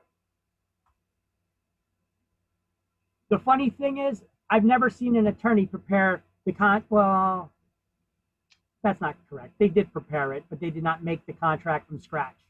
A lot of attorneys, when they sell co-ops, they actually steal the contract from the New York Housing Authority to sell cooperatives. And then they use it, and they use that one in New Jersey. They just fill in the blank lines. It's funny. All right, and lastly, architectural styles. Here's a little architectural style guide for you guys. Not a guide. I have an architectural style guide posted on our Facebook page, and let me see. Here is some architectural styles. And give me 1 second. The real estates we have on realtor.org. Remember I told you that's our website?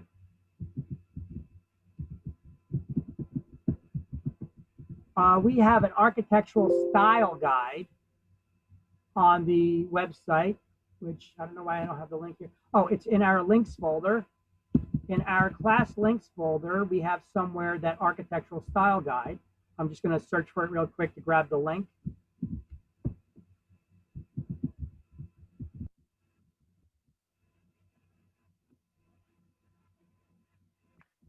Yep, it's in our links folder, and I'm going to put it up here on the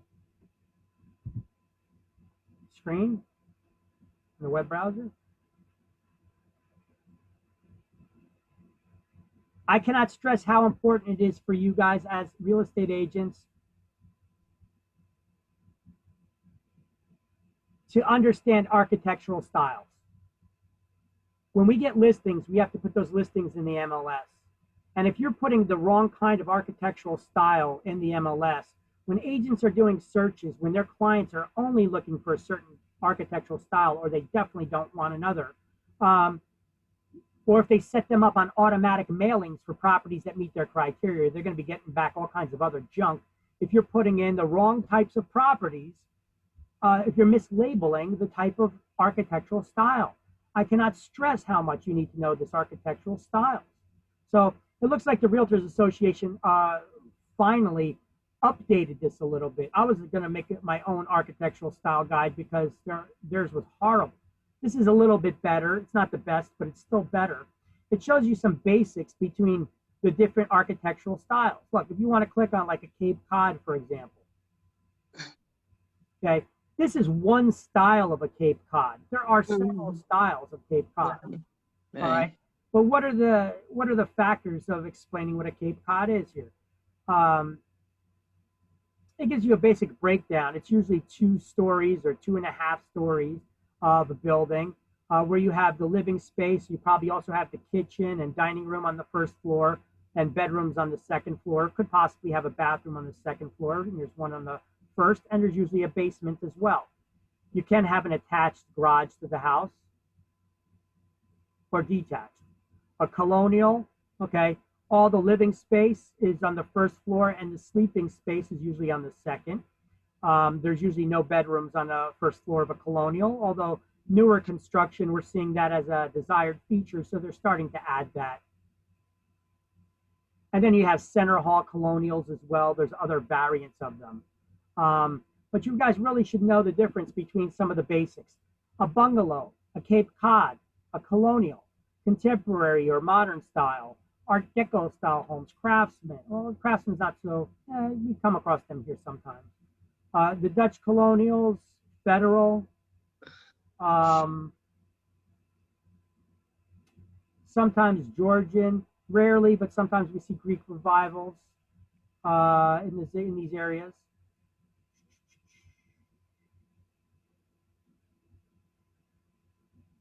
Queen Anne, we see them.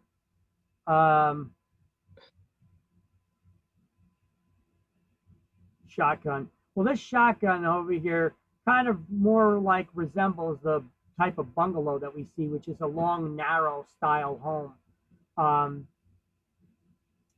And Victorians, Tudors are common, and split levels. I'm not seeing a bi-level here. You guys know what a bi-level is? No. A bi-level is a 2-story house with no basement. It's usually on a concrete slab. Oh. It's bi-level, bi meaning 2. Okay? So they get a basic understanding of some simple architectural styles. Okay? I have this link in our, you know what, I'm going to put it right here in the slideshow too. Let me copy this. I'll put this directly in our slideshow as well as it being in the Word document. Okay, so there you go. You got a link built in there. All right, save that. And I'll upload this. And here's your morning poll. It's 12:46, 12:46, be back 1:46. Little late lunch there. Okay, so number 1, owners free to devise property to any heir. 11 was A, tenancy in common. Legal entity considered to be an artificial person. 1 is B, corporation. All right, continuing. Business owned by one person or entity.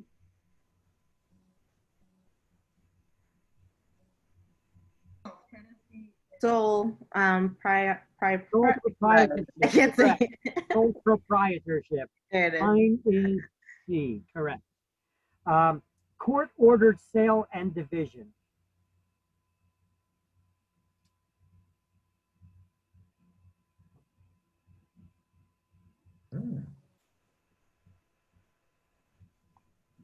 Court-ordered sale and division. Oh, partition. It's like you're just. Yes, D. 6 is D, partition. Process by which a co-owner automatically receives the share of a co-owner who dies. Right of survivorship. 8 is E, right of survivorship. That's the process. All right. Group with each partner completely liable. Partner. General partnership. A general partnership. General partnership 3 is F. Co-owners join together to carry on a business. Co-owners join together to carry on a business. Just a regular partnership. So partnership. Correct. It's just a partnership. So wait. Where are we at? Co-owners join together to carry on a business. Partnership 7 is G. All right. Non-married person with the right of survivorship. Joint tenancy. 4 is H, joint tenancy. Person named in a will to inherit real estate. Devisee. Oh, Z. Devisee. 2 is I. A group with only general partner fully liable. Limited partnership. Limited partnership. 5 is J. Ownership. Another word for ownership. Title. Oh, yeah. Title. 13 is K. See, some of these you could just try to think of the answer. Don't even look down the list. You probably get it quicker. Real estate ownership by 1. Tenancy by entirety. Tenancy by the, no. Severalty. Severalty. Severalty. Their interests are severed from all others. 12 is L.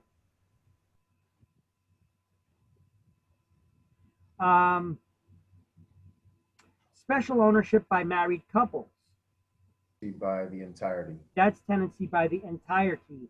The couple owns the property entirely together. Okay, key terms to review. 2. All owners in one condominium complex. Homeowners Association. Homeowners Association, to which all will belong, right? 6 is A. Regulates the creation of condominiums. Horizontal Proprieties Act.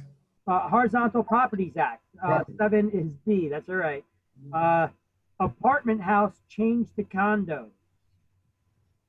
Conversion. It's a conversion. 4 is C. An architectural term. What? Townhouse. Yes, townhouse. 11 is D. Apartment whose buyer receives a proprietary lease and stock in the corporation. Cooperative. Cooperative. 5 is E. A co-op or cooperative. Co-op owners right to an apartment. Proprietary lease. 8 is F. Proprietary lease. Group elected to manage a cooperative. 1. Board of directors. 1 is G. Fee simple ownership of a living unit. Condominium. 3 is H. Condominium. Money set aside for future repairs. Reserves. 9 is I reserves ownership for part of a year. Timeshare. What was that? Timeshare? Timeshare. Yeah. 10 is J, timeshare. And stairwells, roofs, etc. that are owned by all. Common element. Those are all common area elements. 2 is K. Correct. All right. Now, let's see. Oh. Okay. So, chapter 8. Boring taxes. All right, taxes. This is a boring chapter. So let's try to get through the stuff that you need to know for exams. Not a whole lot of fun discussion here. Although there can be a bit.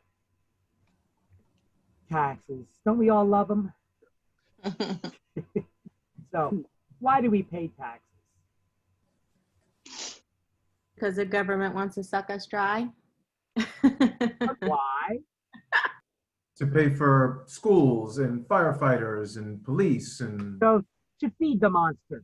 Yes. Okay, so that's exactly what taxes are. Taxes are a charge to fund the operation of government. There we go. That sounds nice. Okay, so taxation is the power of the state and local governments. It can be imposed. It can impose tax liens to pay for the operation and function of government. Tax liens have priority over other previously recorded liens.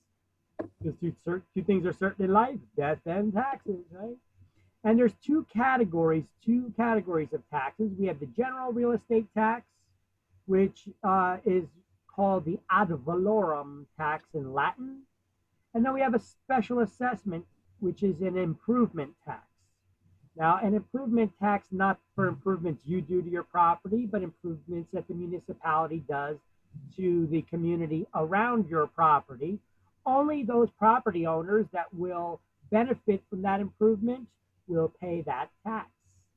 It also applies sometimes to condominium complexes, for instance, if they want to do upgrades of all the sidewalks and siding and the storm doors and windows.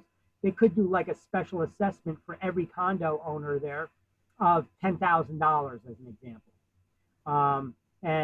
Then they could build that in. They could bill you once for that, or they could break it down to small monthly payments, including it into your monthly association fee so it's paid off.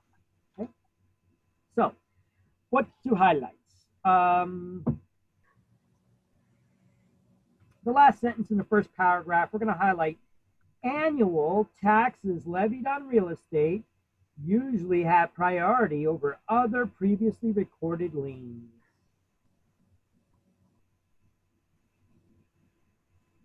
And then in that numbered list, we're going to highlight, there's two categories of taxes. We're going to highlight number 1 and 2.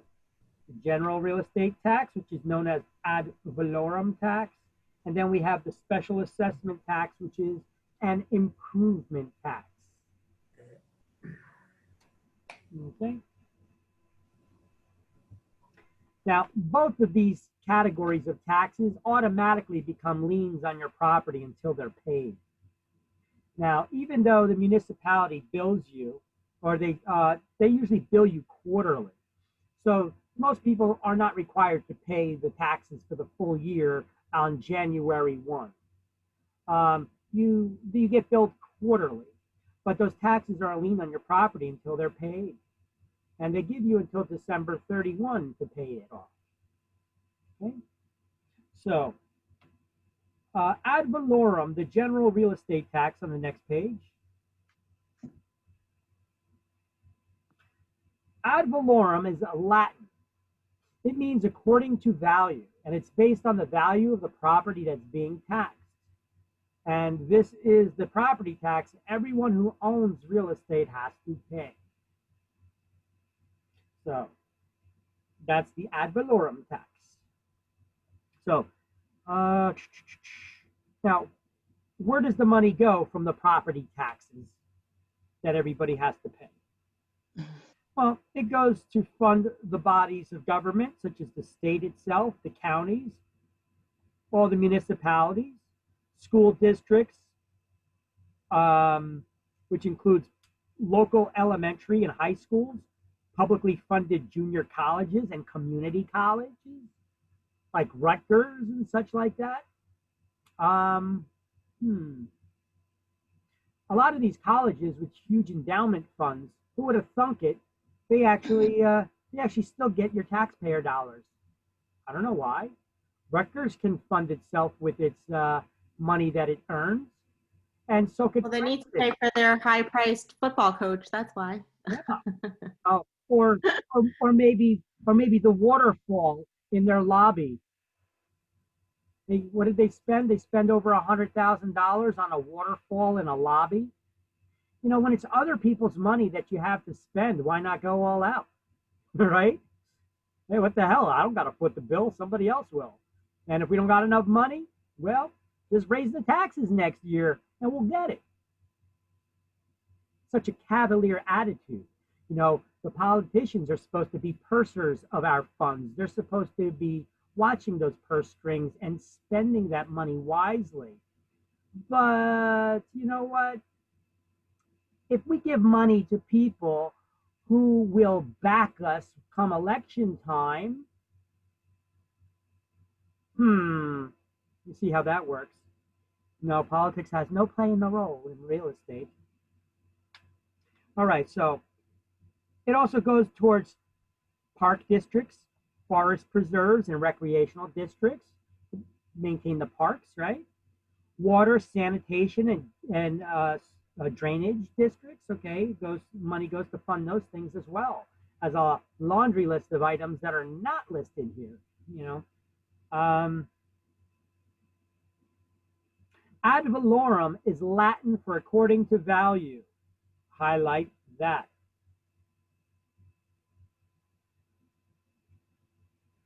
Ad valorem taxes are based on the value of the property that is being taxed. That's why it's referred to as the ad valorem tax. It's according to value.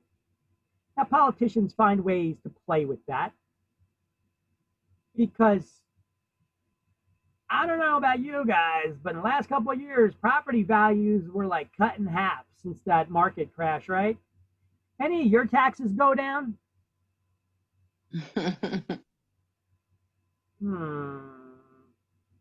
What's going on there?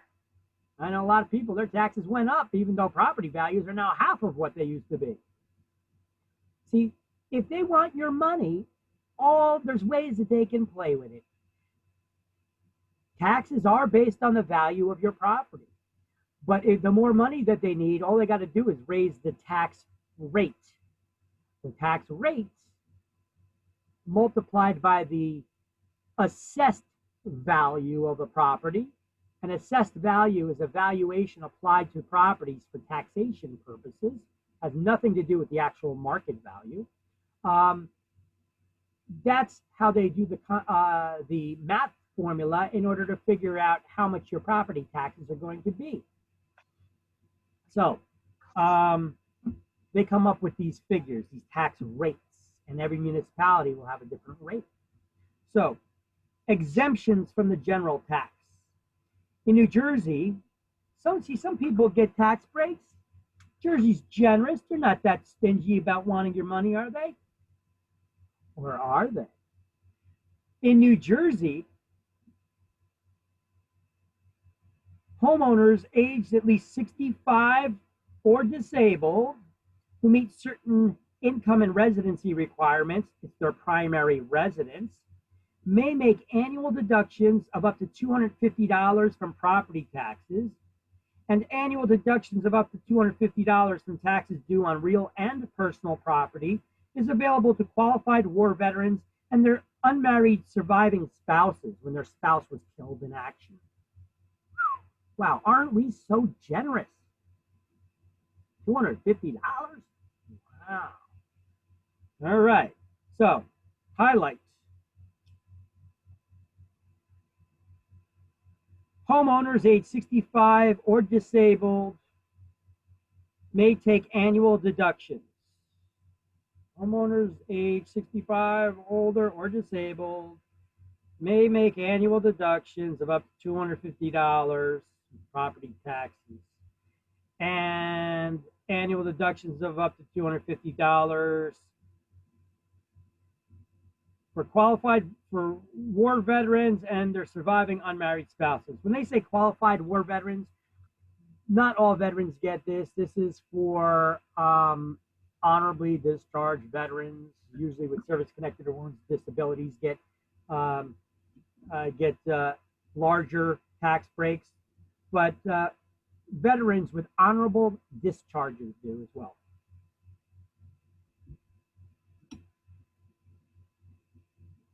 So, totally disabled or totally disabled war veterans or their surviving unmarried spouses of such veterans may be granted a full property tax exemption on their dwelling. So depending on the level of your disability, if you're 100% disabled, you could pay no property tax. And that's the way it should be, though.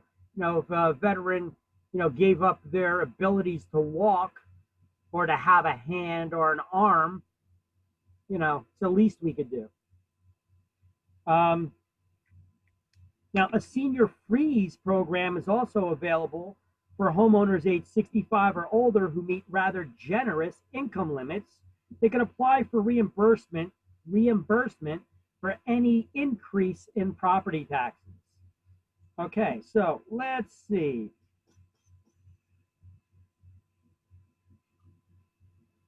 Let's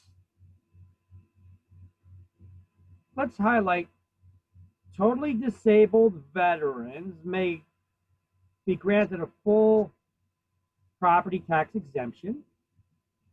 And then let's highlight senior freeze allows homeowners age 65 or older who meet rather generous income requirements to get reimbursed for any increase in property taxes. So, have you guys ever heard of the senior freeze program? No. Okay. What this is if you're 65 or older, if your income is under a certain amount, they say rather generous amounts, that amount varies as the state budget varies. In the last several years, it's been bouncing back and forth anywhere between $78,000 and $82,000 a year. So as long as your income's under that amount and you're 65 or older, the senior, only one of the owners has to be a senior, 65 or older, meeting this income requirement. They could apply for a senior freeze for their primary residence, not for investment properties, just their primary residence that they live in. They could freeze their taxes at whatever they are. And then this way, if the taxes go up, the senior would get a check at the end of the year for the difference in what they paid in taxes and what they were frozen at to what the taxes went up to. See, the senior has to pay that higher tax, but then they get a refund for that amount, the difference from the time of what they froze and whatever the current taxes are. They'll get a check back at the end of the year for the difference. If the state has the money in our budget, guess what? It's not running very. Yeah, this has been a problem recently, hasn't it? However, the senior will still, even though the state doesn't have the money in the budget to give them a check back, they'll give them a credit towards next year's taxes for that amount. So either way, the senior will get the money. The screwed up part is they don't reach out to seniors and tell them about the senior freeze. A lot of times people's accountants don't even do that, which they should be. I mean, you're working, the accountant's working for you, they should be telling you of these ways to save money, especially to seniors who may not be working anymore. And New Jersey, a high tax state, this is not a state you can retire in. You can't afford to retire in New Jersey with these ever increasing taxes. So if you guys know anybody 65 or older, friends, family, coworkers, anybody, you know, ask them, try to help out. Don't expect anything in return. Don't expect to get a listing or any, just good karma. Okay. Ask people, are you 65 or older by chance? You know, don't mean to be rude or, you know, impose if you aren't. But I was just wondering if you're aware that there's a senior tax freeze available for seniors whose income is under a certain amount of money, usually between 78 and 82,000 a year. You could apply to the state to have your taxes frozen. So even if they go up. So basically what they do is you got to submit an application along with your last 2 years tax returns. If you meet the qualifications, they'll backdate your taxes to whatever amount they were 2 years ago. So if they were lower, they would lower your taxes down to that amount and they would freeze it at that amount. So now the senior though, they have to reapply every year. But it's easy. They send the form, it's a one-page form. They fill it out every year. They just want to make sure if that senior dies, that their relatives aren't taking advantage of not paying the difference or getting a refund for the difference. Do they take into account the household income or just one of the owners? Like if it's a married couple and one person is 65 and makes less than, I believe it is, if it's a couple, I believe it's the couple's income. I'm sorry, the couple's income you said? Yes, yes. Look, I have the links right here down at the bottom of this slide that you're seeing. You guys can see the slideshow, right? Okay. So this where it says New Jersey Senior Freeze, I have the link directly to it.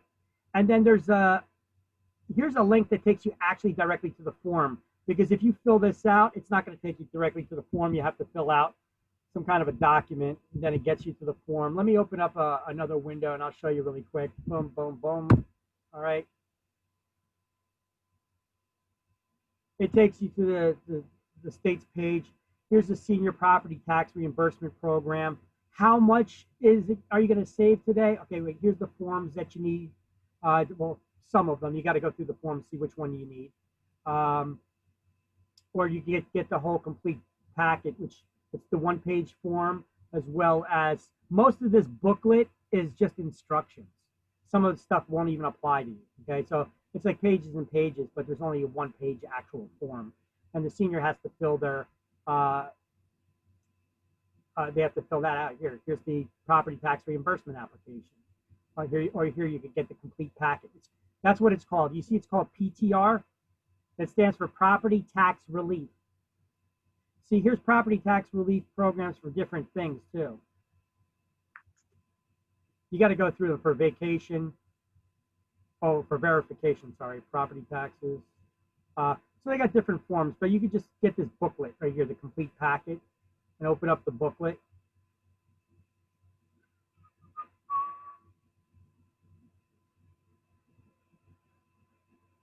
See, I remember I used to teach these classes, and my dad was, I remember as I was teaching classes one day, I just had an epiphany all of a sudden to ask my father, because I know my dad was always bitching and complaining, oh, the taxes.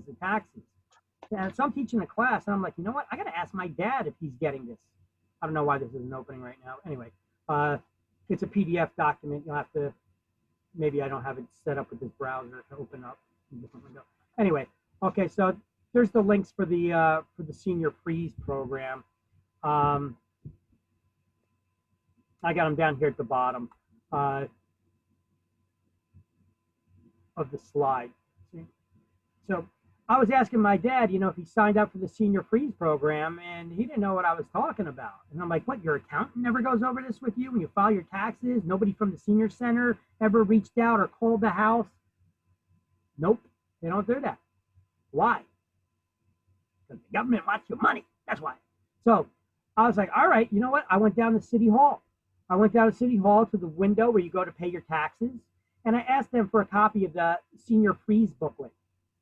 And the lady, she said, she looked at me like I had three heads. You know, she was like, what are you talking about? I'm like, you know, the Senior Freeze program, where if you're a senior 65 or older and your income's under a certain amount, that you get, if your taxes go up, your taxes get frozen, and if they go up, you get reimbursement for the difference, you know, that program. She's like, Senior Freeze? She's like, there's no program like that. And I was like, all right, whatever. And then I turned around and started walking out, and I was like, wait a minute, this is bullshit. I know there's a program like that. I turned around and walked back in, and I was like, can I talk to your supervisor? Because I know there's a program like this. And she all gave me this attitude. I am the supervisor. I was like, oh, geez, here we go. And I was like, well, there's a program like this. I know there's a program. I teach real estate. I work in the real estate business. I know that there's a senior freeze program. There's a senior freeze booklet. And she goes like this. She's like, starts staring at the ceiling. She's like, senior freeze, senior freeze. I'm talking to herself out loud like that. And she's like, And she's like, girls, have you, because there's two girls working in the back. She's like, girls, have you heard of a senior freeze program? And they just like looked at each other, her being their boss, and they didn't even answer. They were just like, should we say anything? And then she's like, senior freeze. Oh, you must mean the PTR program. Well, I'm like, bitch, you knew what I was talking about. This is why those people are behind bulletproof glass down there. You know, she knew exactly what I was talking about that whole time, you know. She's playing this game because they changed what they call it. Even though it's a senior freeze, and look, they even mentioned that here in the book still. They changed the name on the book to be PTR. If you don't ask for the PTR booklet, they look at you like you got three heads and they play stupid. Okay? That's why they're behind bulletproof glass. All right? They're supposed to be there working for us, you know, helping us out. In the meantime, they're playing games like this. So now, if that was a senior that came down there, they may have just turned around and walked out. You know, but I was pushing more because I knew that this was available. And then after your senior will sign up for it one time, that booklet will get mailed to them regularly. After they get approved for it, it'll get mailed to them automatically every year. They don't got to go down to City Hall. Well, look, I'm telling you, you don't even got to go down to City Hall and deal with them people anyway. You got these links right here in this slideshow, as well as in the links folder or the links Word document. You have a direct link to the senior freeze booklet. Only you got to fill out an application. They won't tell you online. Oh, by the way, it's not 79. It's between 79,000, or actually it was between 78,000. It varies between 78,000 and not 90, not 82, but $92,000 a year. Okay, so that's what it's been varying in recent years. Okay. So this is a good slide for all of the discounts, okay? Who qualifies for favorable tax breaks here so far? Seniors 65 and older who meet certain income and residency requirements. It's for their primary residence. They could take annual deductions of up to $250 a year. Veterans, honorably discharged, and their surviving unmarried spouses may qualify for $250 deductions as well.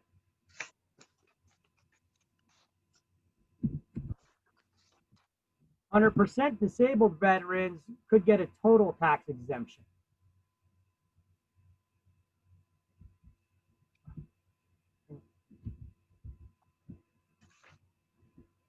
Could qualify for a total tax exemption.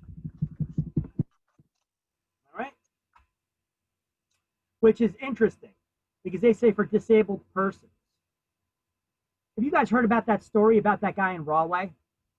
No. He has two disabled children, both wheelchair bound. And so he wanted to make a house for them so when he's not around anymore, that they could live in this house and they could be able to go down the hallway in opposite directions. You know, they can't do it because the hallway is not wide enough. So he built a new house, tore down a house, built a new house for his kids, that it's handicap accessible, that they could get the two wheelchairs down the hallway so they could go in the opposite directions, okay? I mean, you got several disabled people living in the same house. Now, what happened was this. What are taxes based on? Ad valorem, based on the value of the property. Because he has a new house, and now it's a bigger house because it has to have wider stairwells, bigger rooms, accessible. They raised the taxes on him to a ridiculous amount. But the guy, this became a news story, the guy actually put his house up for sale. And he put a sign on the front lawn that was the size of a billboard. Home for sale. Taxes only $38,000 a year in Rahway. $38,000 a year property taxes for a house in Rahway. I like to look on your face, Dave. 38,000 for a house in Rahway? $38,000. What was it worth? Like 5.5 million? How could that even be? It's ridiculous. So he tried to appeal it. He was not getting anywhere. The tax assessor was like, "Oh, it's based on the value of your home. Your home is bigger now, and it's new construction, so your taxes are $38,000 a year." You know, it's just total BS. It's total garbage. You know what? That's another note I got to make for myself. Find that story so that I can put it up. On the slide, you say surviving unmarried spouses. So is that like for people that are divorced? No. If you were married to a veteran and got divorced, you don't get that veteran's benefit. Yeah. So the You're unmarried. married to a veteran and the veteran died they were killed in action. And then you never remarried. You're the okay. veteran and you never remarried. You qualify for your spouse's benefits, those veteran benefits. Okay.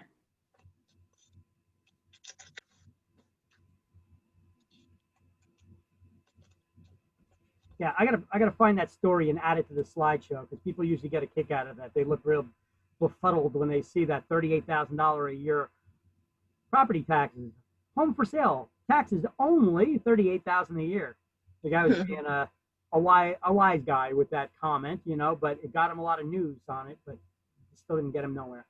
I don't know whatever happened with that property. I gotta look it up. All right, so residents who own and pay property taxes on a principal residence in New Jersey may qualify for rebates, the homestead rebates. A rebate's also available to homeowners and tenants who pay property taxes. Yes, tenants. If you're a renter, you could get a tax rebate of up to 18% of your rent because they figured that the landlord is using about 18% of your rent to pay the taxes. So you can get a rebate for that amount, and as long as your income is under a certain amount and it's your primary residence. Some property tax reimbursements also available for owners of mobile homes located in mobile home parks because a percentage of their lease to pay to park their car in a mobile home park is going towards taxes as well. Now, details of these programs can be found on this website link. If you want to highlight this website link, here's the content for you. You can add for your website, this link. And you guys have your own real estate websites.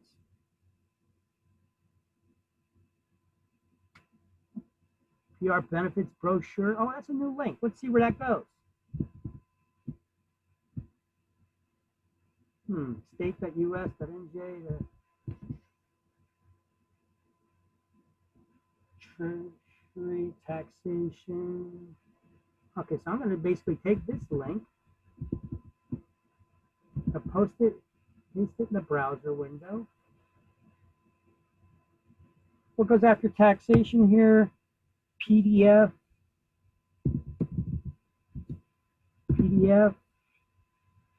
L/LPT/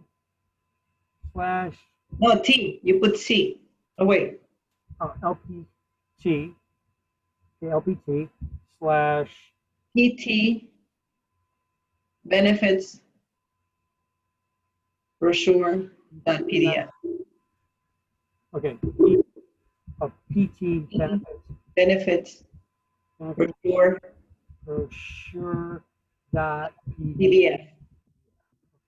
Copy that because I'm also going to put that in our links in our Word document for our links folder. Oh, come on. There we go. So I guess it's a little brochure talking about the different exemptions and different tax rebate programs that are available for anything from energy saving systems, fallout shelters, so all kinds of stuff. The homestead rebates, living in urban areas, premium tax. Okay, so here's a little brochure about different kinds of tax benefits. Okay, so what I'll do is I'm going to copy this and I'll post that in our Word document, but I'll also post it here on this page as well. So we'll call this the brochure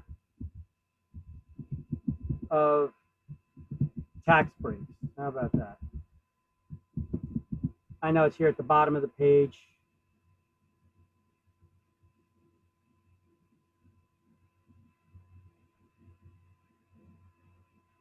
I know. It's not. I know you can't see it. I know you can't see it. Hold on, I'm gonna make room. I know I got people messaging me that's probably that you can't see it. I know. Gonna move that up a little bit. Well, that's a little small, but that's whatever to fit in there. Good enough. Now I'm going to take that and I'm going to put it in our Word document as well, so that you guys will have that in the Word document.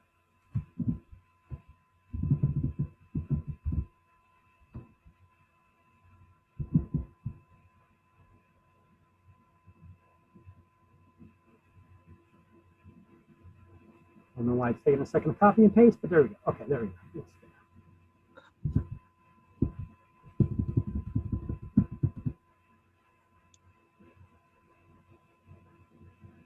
Ah. All right, so it's actually David. David found the link for us. Let's take a look. It's just the article. I don't know if it's a video, but it's the article. Oh, it's just the article about it, yeah. I mean, crazy, isn't it? $37,000. I was close. Look at that sign. Isn't that nutty? Isn't that absolutely insane? So, Broadway, single family home for sale, taxes $37,000. It's a crime. I just sent it to everybody. That is a crime. It's a nice house, though. It was on Inman Ave.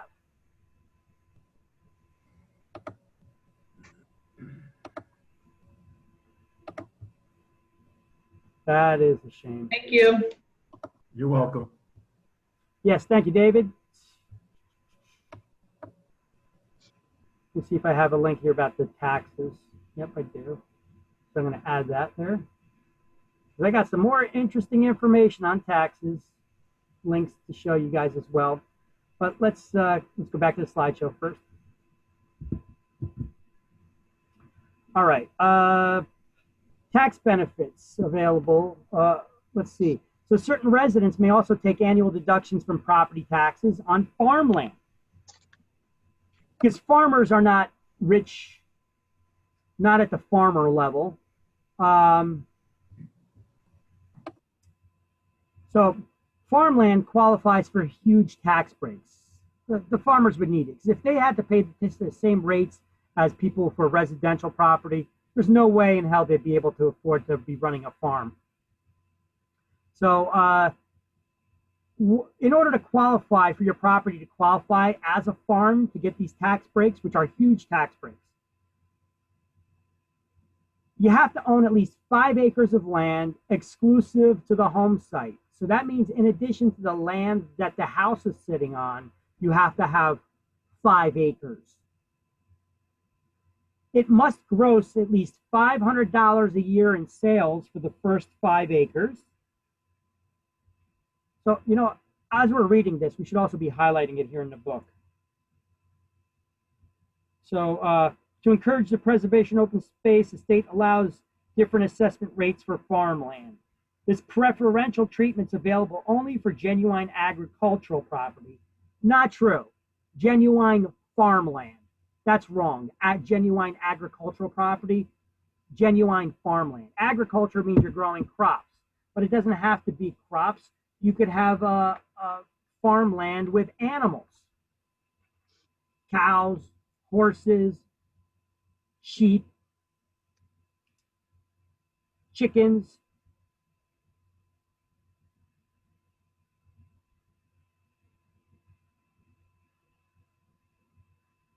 Now, I don't remember which one it is, but I think it's Bruce Springsteen or Bon Jovi. Somebody has something that they get away Bruce with. Springsteen and Bon Jovi do. They both do. All these celebrity hypocrites, you know. Now I know some people may come back and snap back really quick and say, "Yeah, but they got that kitchen where they have a professional chefs making meals and people can pay for whatever they could afford and they get the stuff from local farms." Yeah, but not from their farm. All right. Look, Bon Jovi he pays next to nothing on his property taxes. Well, actually, I don't even know if he lives in New Jersey anymore. I think he may have moved out now or sold the property. But he had his property registered as a farmland because he raised honeybees. He put up a couple of those honeybee things around the perimeter of the property so that he pays next to nothing on property taxes. Because now we know that Bon Jovi's not in the honeybee business, is he? In the honey business, making honey from bees and selling it? No, right? Just uses that as an excuse to pay next to nothing on his property taxes. You know, Bruce Springsteen, he lives in an actually very rich area that should not be registered as farm, not possible. I seen that area. My mother's old boss used to had a house party one time, and he lived in that area. His backdoor neighbor was Bruce Springsteen. See, these are the guys that advocate, we need more money for the farmers. They're the backbone of America. And that's true. And we need more subsidies for them. What does that mean? They want more money for them. But what they don't tell you is they got their own properties registered as farmland. Right? So a little bit hypocritical. And they're doing it just to save the money. So we need to know what a property is considered farmland. We're going to highlight that it must be have at least 5 acres exclusive to the home site, and it must earn $500 a year in gross sales for that first 5 acres. Now, because of the story of Bruce Springsteen and Bon Jovi being such hypocrites, it actually became a bit of a story in a lot of newspapers in New Jersey a couple of years back. So it was a bit of outrage. So people started pointing this out to politicians. This is a loophole. This is total BS that these guys are able to get write-offs like this and pay nothing. Of course, I mean, I can't afford 5 acres or more in New Jersey, but of course these guys can. And now they pay nothing and they got a mansion on their property. I'm like, it's wrong. It's wrong. They pay less taxes on their property than I do. Okay? And how is that possible? Well, they got it registered as a farm. Last I checked, Bruce Springsteen and Bon Jovi are not farmers, right? So the politician said, well, okay, take it easy, take it easy. We'll look into it. We got this under control. Trust us, we got it under control. Okay, yeah. When a politician tells you to trust them, you know, look out. So they're working on raising that amount in order to be considered farmland. Look at this.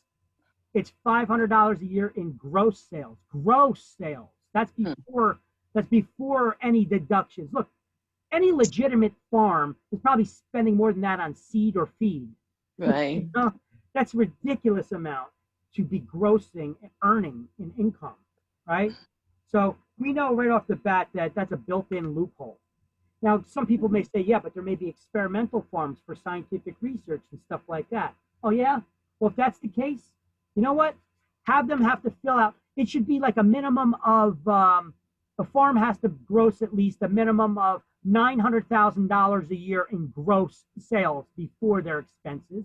And if they're grossing less than that, they fill out a 1-page application explaining why they're earning less than that as being a legitimate farm and why they should be considered for the favorable tax treatment. Isn't that an easy workaround? Why don't they do it? Well, because a lot of these politicians, judges, attorneys, lawyers, celebrities, they use this loophole to pay next to nothing. The rich, it's a loophole for the rich here, okay? So now each 5 acre, okay, so they have to they have to gross $500 a year in gross sales for the first 5 acres. And then each acre above the 5 acre minimum, they have to gross $5 a year in sales. Or if it's wetlands or woodlands, 50 cents a year in gross sales. Yeah, I know. Hold on, Dave. It's coming up. I got something for that. Okay, totally exempt from property taxes would be religious, charitable, nonprofit, and some disabled veterans and their surviving unmarried spouses also qualify. Oh, that's Bon Jovi's address? Okay. Would qualify for that favorable tax treatment. Yeah, I'll pull it up. We can pull it up on Google Maps and take a look at Bon Jovi's house. So let's see. So what we need to know for exams is who qualifies for favorable tax treatment in New Jersey. Seniors age what? 65 and over. Wait a minute, 65. Why not 62? Didn't some places in this book they refer to seniors as 62? Why is it when they're talking about paying taxes, you have to be 65 or older? Because that's when you collect Medicare. Well, how come you have to collect Medicare at 65? Anytime there's a benefit, it's talking about less taxes or collecting any kind of benefit, the age is higher to be considered a senior. You have to be 65. But if it's something else, it's 62. Right. All right. 57. It's such BS, you know. Like, who cannot be evicted from a condominium conversion? Those 62 or older, not 65, right? But when it comes to taxes, they boost it up to 65. What's the new retirement age? 67 now, I think. Social Security, not Full Social Security. older. 65, I think. Okay. 67 is I guess the latest you can push it. 67. Oh, you mean the earliest? The 57 or 67? You saying? No, 67 is like push it, you get more money. Yeah. You could hold off. You could hold off to your 67. I think my mother did that. My mother actually, she didn't. At 67 though, I think you have to start collecting. So my mother was still working full-time job and then she had to collect her Social Security as well until she got forcefully laid off about 2 years ago. Wow. But she wanted to keep working, you know. Now she got forced out. All right, so let's see. Let's take a look at that Bon Jovi house, shall we? Let's see what he's got to show us. I should probably do this on Google. Yeah, Google got the street view. Da,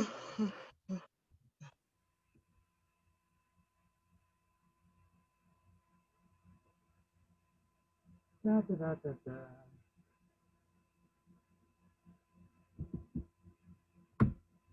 Well, look, if you guys are able to buy a piece of property somewhere, 5 acres or more, hey, register it as farmland. But in order to qualify for that favorable tax treatment, the property had to have been used as farmland for at least 2 years before you file for that favorable tax treatment.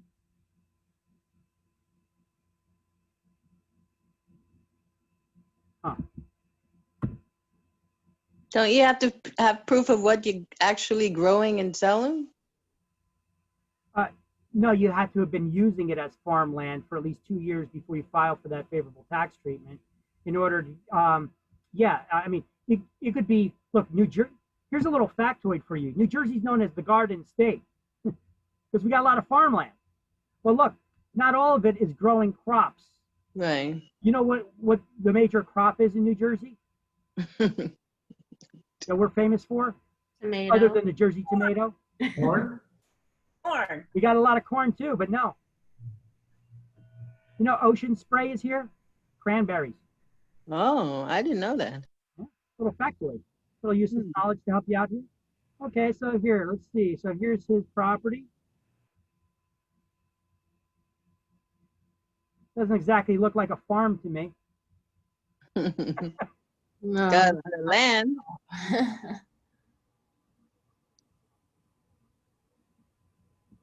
Oh, he's got a nice lot there, huh? Yeah, it's real nice. He's got a farm road in front of his house. No crops. Yeah. I'm just trying to find that honeybee, you know, the honeybees thing. Sometimes it's a little box they may have like the perimeter or the edges of the property. Probably set way off. Far away That from the doesn't house. look like farmland. Yeah. Yeah. Either way, that don't look like a farm to me, right?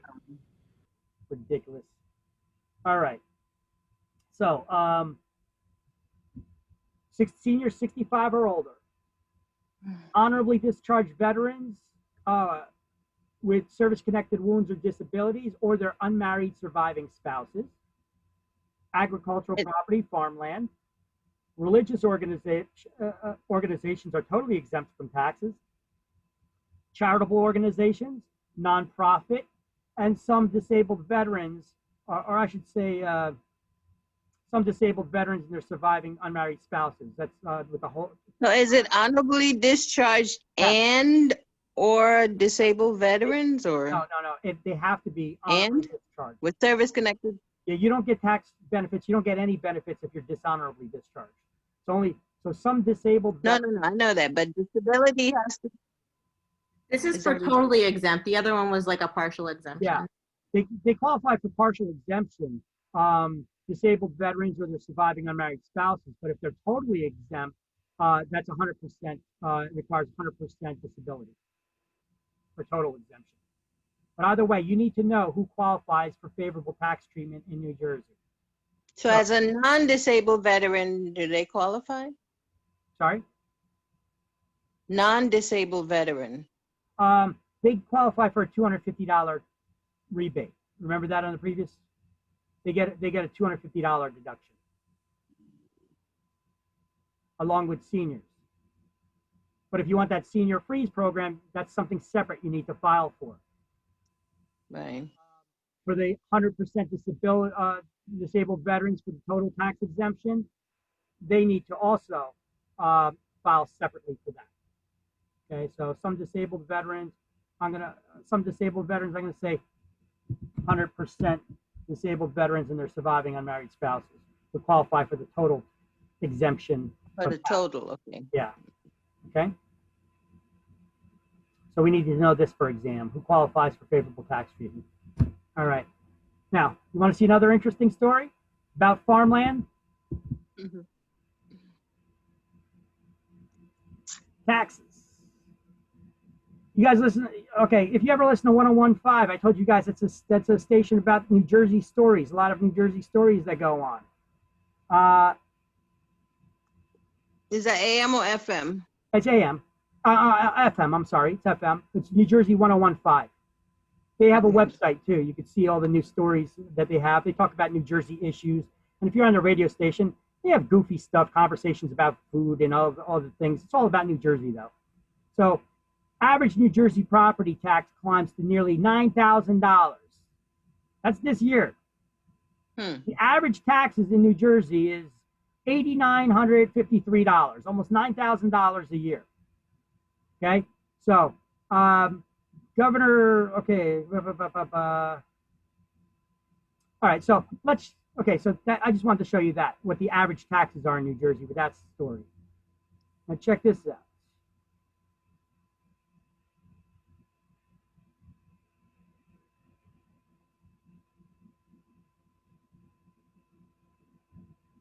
Oh wait, no, this is a different story too. Where is the? No, that's not it. Can you please repeat the average New Jersey tax is what? It's almost 9,000 a year. It's like 8,953. Okay.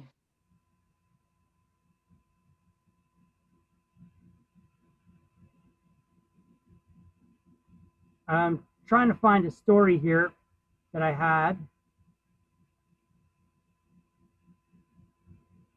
Okay, this is about tax appeals.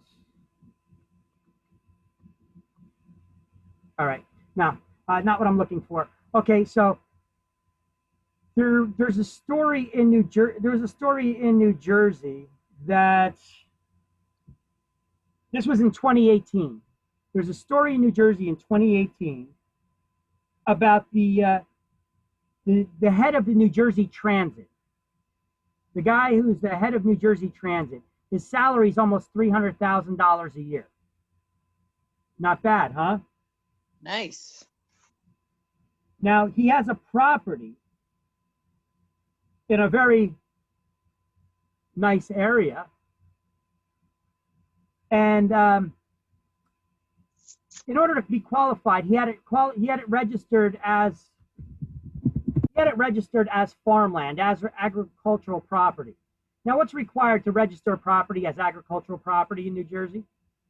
Has to have at least 5 acres and all those other requirements, but it had to have been used as farmland for at least 2 years prior to filing for that favorable tax treatment. Well, this guy bought the property and he got it approved as farmland before he even moved into it.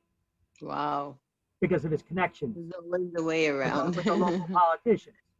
Now, after he moved into it, he got the property registered as farmland. Why? He's the head of New Jersey Transit, making 300 grand a year. What is he doing? Fraud. Well, let's see. Head of NJ Transit tax, property taxes. Okay. He pays $19.42 in property taxes on his 5-acre farm. Wow. Why? Because he has 2 sheep.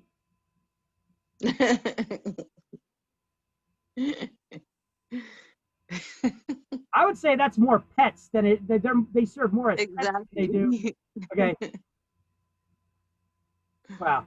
So the taxes on that other properties in that area are $20,000 a year. Instead, he's paying 19. So other people in his neighborhood are paying 20 grand a year. He's paying $19.42. But isn't that fraud? Sure, it's a good way to save money. Is that fraud? Well, the fraud part was getting the politician to pre-approve his farm for him. But hey, they did it, not him. Oh, I must have clicked on something.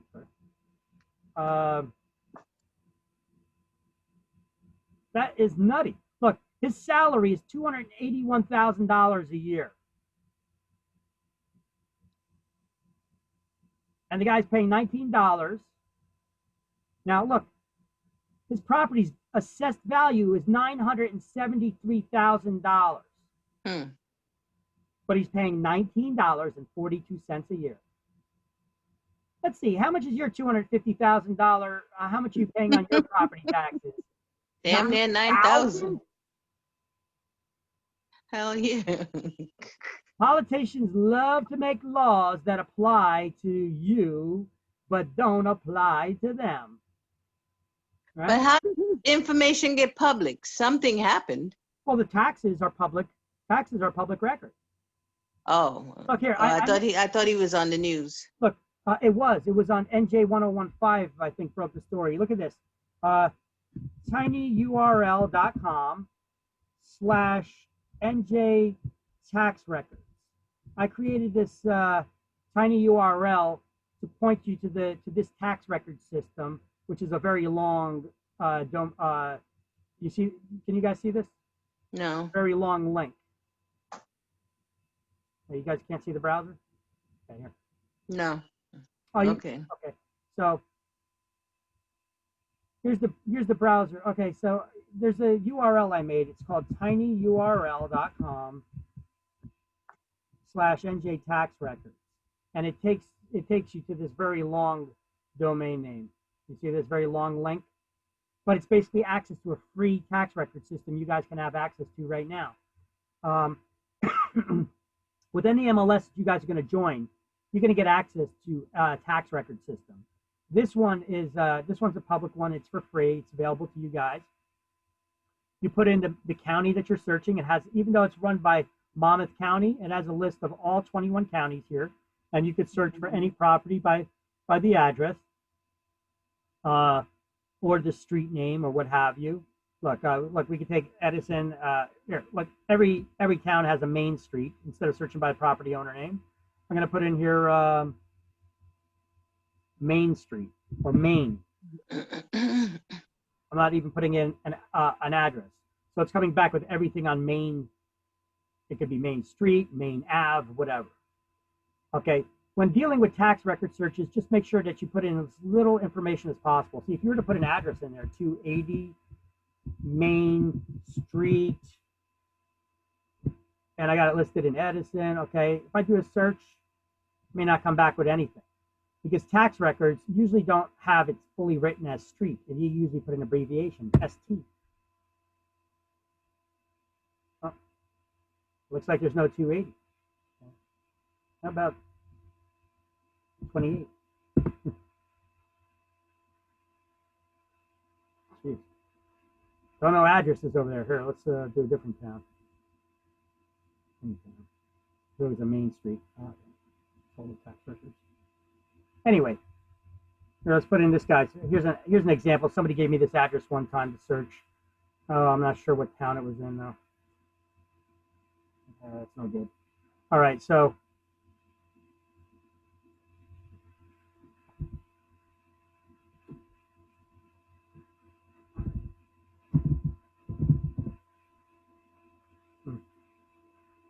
need to find an area where we know. Somebody give me an address, any address. Could be your neighbor, could be anybody. Doesn't have to be your address. Give me your neighbor's address or somebody down the street or something that you know. Anybody? An address? All right, here. I'll go on the town that I live in. I'll go on my street. Okay, so let's see. Where's you? Oh, it's being hidden by my. So I'll go to Union County. This thing has all counties listed. I live in Linden. Okay. So I'll go on. Middlesex. Huh? I thought this is Middlesex. Well, no, I'm looking in my town because nobody gave me an address to look. Oh, you put in Union County. Yeah, because Linden's in Union County. Linden is in Union County? Yes, it is. Oh, I thought it was Middlesex. Oh. Middlesex. Okay. Didn't know. So I'm on Sunnyfield. So I'll put in my neighbors here. Let's see what they got. 1416 Sunnyfield. And if I put in drive and I spell the whole thing out, nothing comes back. So look, if I put in just DR as an abbreviation, see, you have to fill it in exactly the way that the municipality does, otherwise no records will come back. Or you could just do this. Don't even put in the suffix, Sunnyfield, and you see it comes back. That's how you search tax records. And then look, okay, so you can see who the people's names are. You could search and see when they bought the property, if it was ever refinanced, what the tax value, what the tax ratio is on the property. Here's the last sale price on the property, $372,000 in 06. 06. Okay, well, that's when they bought the property, okay? So you can see when they bought it, you can see the deed book, what deed book and page they're on in the public records. Can you find out how much the property value is now? Well, tax records don't show the value. They show the estimated, okay? Their taxes are $9,200.24 here. Nope. Okay, so there you go. Here, let's look for more of a history. Yeah, you click on more history. In Plainfield, it's like 17,000. North Plainfield. Well, look at Roselle. The town of Roselle is highly taxed, and I don't know why. You get a crappy school system. I don't know why. You know? Higher crime, bad school system. I don't know why you're paying. Very high crimes. You got to pay for your own garbage removal. You get no benefits. I don't know why. All right, but hey. All right. So anyway, you can get a lot of information about the property here. Now somebody gave me another tax thing, property records here. Okay. Well, let's see. I'm not sure what this is, what this website is, or if you got to pay for it or not. NJ property records. I'm not sure. Let's look up that same one. 14, 16. There we go.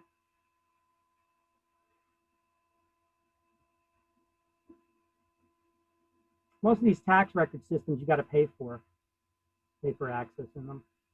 It looks like this one you don't.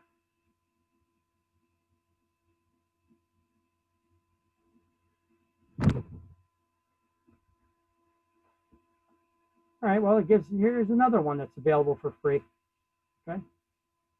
Gives a little basic information about a property.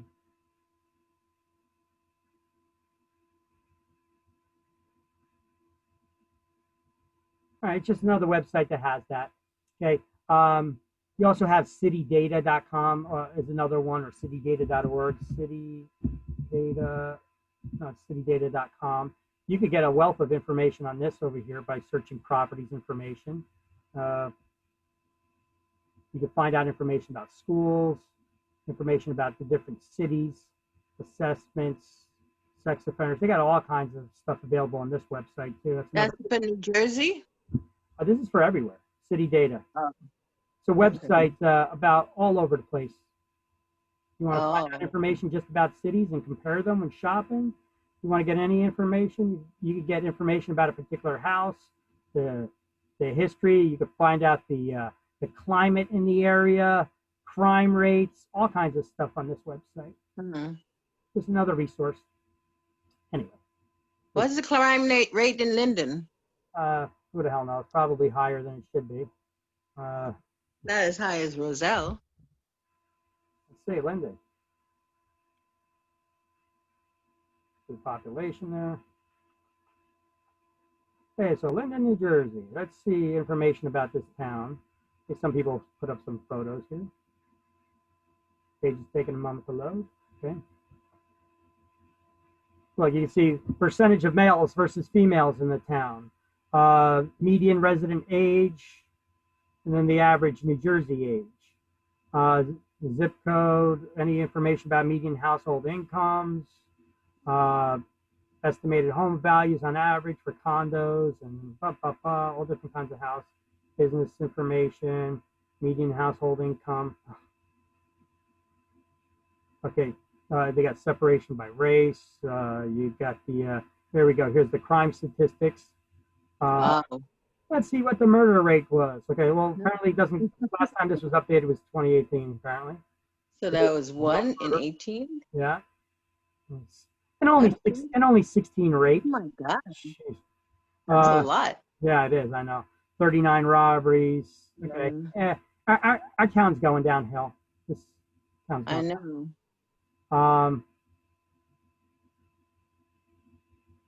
You know, they got percentage of nationalities. But like this website got all the breakdown of stuff, you know, but you should not be using this to search for real estate for people, because no, we can't mention. Shouldn't be using these. I mean, if people want more information about an area, you could direct them here. They could go here themselves, but you shouldn't be doing, because they have so much demographic data.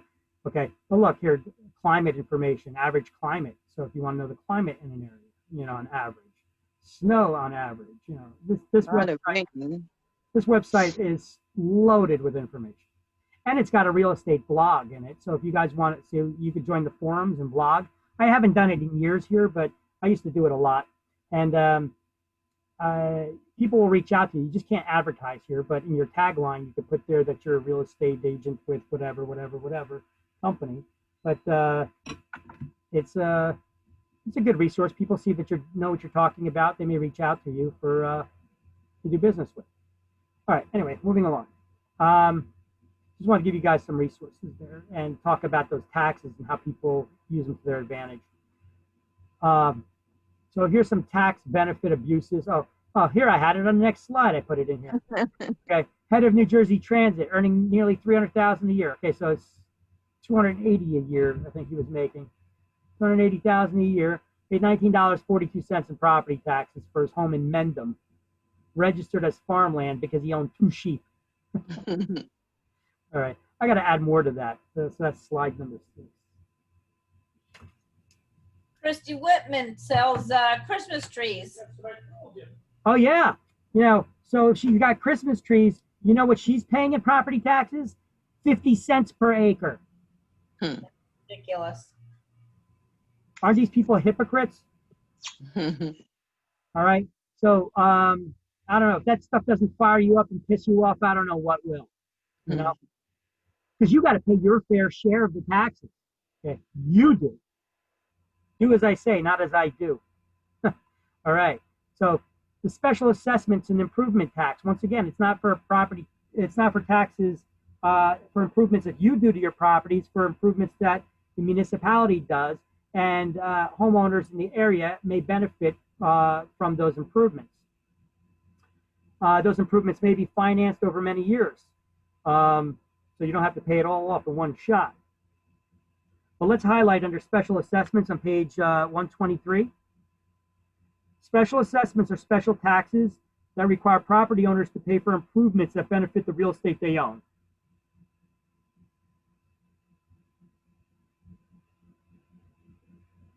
Now, these are taxes often levied to pay for streets, alleys, street lighting, curbs, and other similar items, and are enforced in the same manner as the general real estate taxes. You still got to pay them. Proper authority spreads the assessment over various parcels of real estate that'll benefit from the improvements. So if they want to do an improvement to an area in your town that your house is located near, if it's not going to be funded by any transportation trust fund or parks or recreational tax funds, they could create a tax out of thin air, special assessment, and put it on you that all the homeowners that are in that immediate vicinity will have to pay. Let me give you an example. Here's an example of when the special assessment would have to be paid. You guys have seen the slideshow, right? Yeah. So what did I draw here? Well, on this street, you see the blue line? This blue line is, okay, this is the streets. And these black lines are the water and sewer mains in town. This is like the last street in town. The city didn't run the sewer lines and the water lines all the way down the road because there was only this guy down there. But then all these other properties started getting built. And then the city said, hey, you know what? Let's extend the sewer and water main lines down to the end of the block. Whether people tie into them or not, we're going to charge that fee, a special assessment tax, to all of those homeowners, those property owners, to have to pay it. Now, they're going to pay to fund for the improvement. Now, if they want to tie into the public sewer and water, they would have to pay a special tie-in fee too, a connection charge as well. Okay? So special assessment tax are not improvements that you do to your house. It's improvements that the municipality does. It's to fund their right ideas.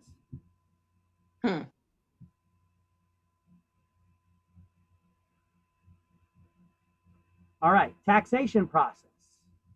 So how does the taxation process work?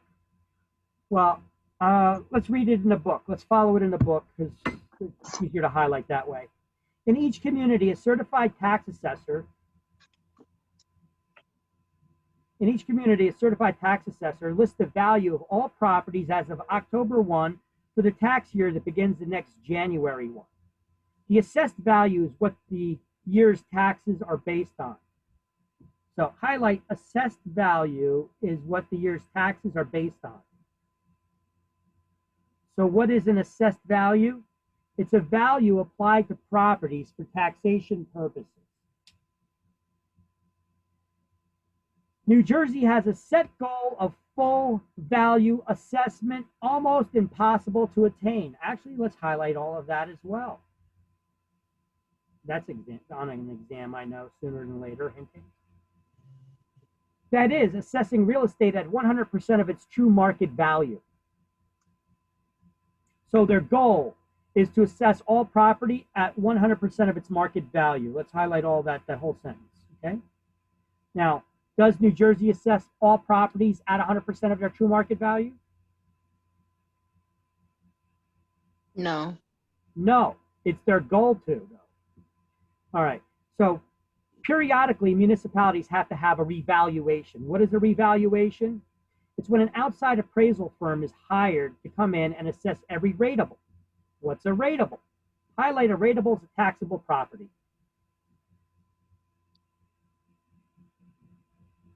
In the municipality to bring everyone's assessment up to the current market value. New Jersey Division of Taxation, Property Administration, has published an excellent brochure, How Property is Valued for Property Tax Purposes, that was revised in 2016. Another outstanding brochure is Understanding Revaluation, available at, and they give another link here. Okay, well, I'll take a look at these links and I'll add them to our list on our links page. We don't have to add them right now. Okay. So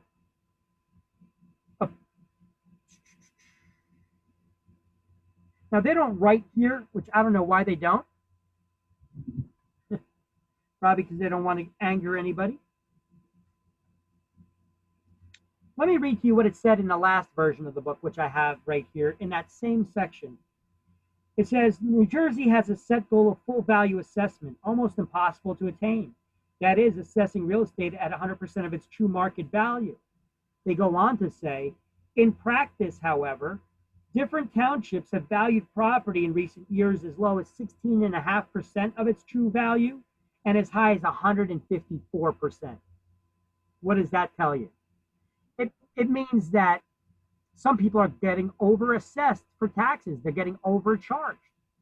The only way you would be able to know is if you looked up there, you found out what the assessed value is that the assessor is using. Now, if you look in the tax records, you're going to see the assessed value. Let's go there and look at the, where was that we were looking before? We look at this property here. Okay, so you see the tax ratio over here. It's 40.37% of its true market value.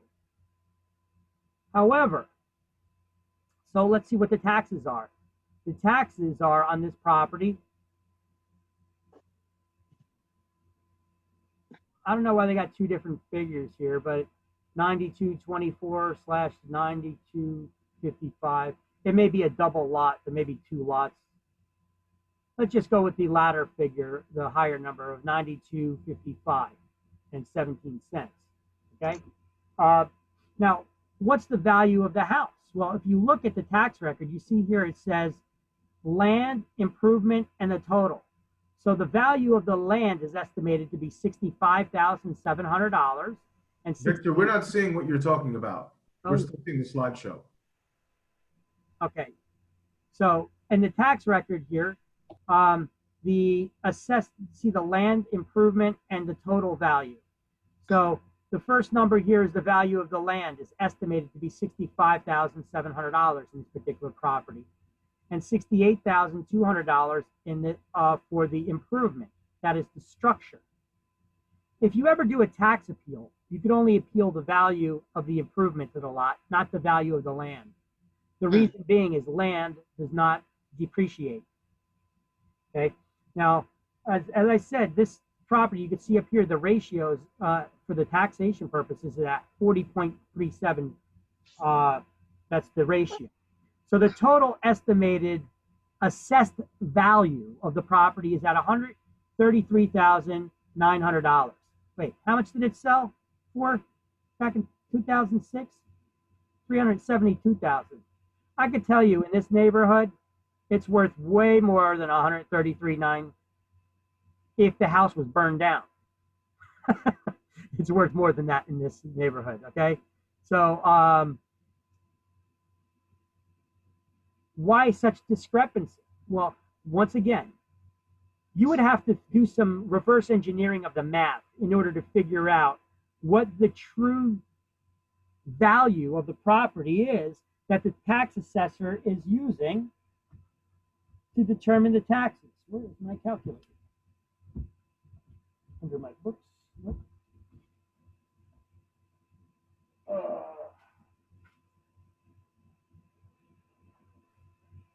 I lost my calculator. Okay, well, yeah, I'll use my calculator on my cell phone. That's all right. So,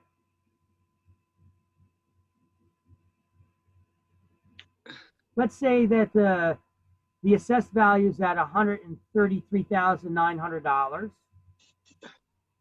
You got to divide that, right? The ratio. What's that? Don't you have to divide it to the ratio? 40.30. By 40.37.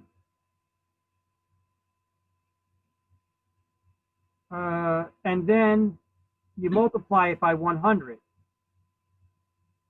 And that gives you an estimated. So what I did is I took this total assessed value, you divide it by 40.37, and then you multiply it by 100.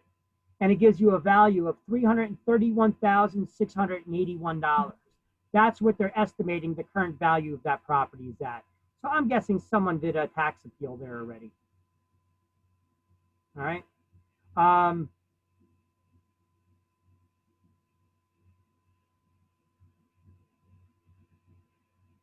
That's how you try to reverse engineer to figure out if they're charging you based. So now if that homeowner feels that their home is worth less than that $331,000, can they apply for a tax appeal? Yes. If they can look up and find comps that are worth less, showing that that house is worth less? Yes. Well, check this out. The tax assessor is allowed a 15% margin of error. Okay. So as long as the discrepancy is less than 15%, no, you won't win a tax appeal. It has to be greater than 15%. All right? But if you win the tax appeal, guess what? You're not appealing the value of the land, the total value. You're only appealing the value of the improvement. So only a small percentage of that will lower the value of the home, which then the taxes are applied to the value of the home. So the tax ratio is the number that's used to determine what the value of the property is. The tax rate, which they do not even have here in this tax, they don't even have it published. You need to contact the municipality to find out what tax rate Linden is using. Or you could look it up on the state treasurer's website. NJ tax rates by municipality.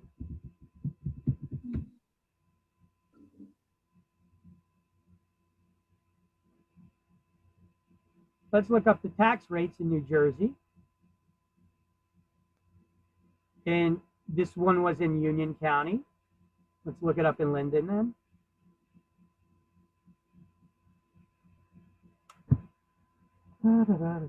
Let's see, in Linden, see, I'm trying to avoid calling the tax assessor, okay? So the general tax rate and the effective tax rate, so 6.8, and then the effective rate of 3.1. I'm not sure if you have to add those up or not. I think you may.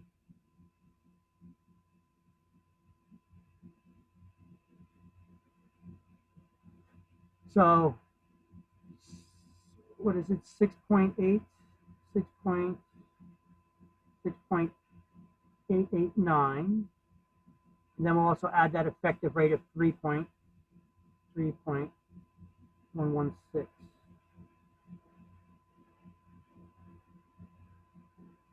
Okay, that's 10.005 is the tax rate that they use. So if they have an assessed tax value at 133.9, so we're going to times that by 133,900.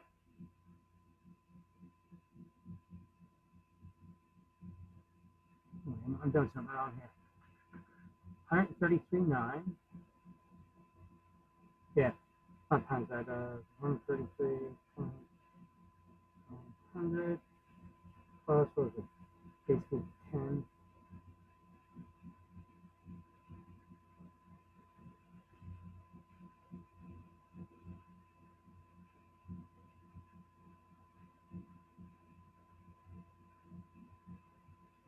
All right.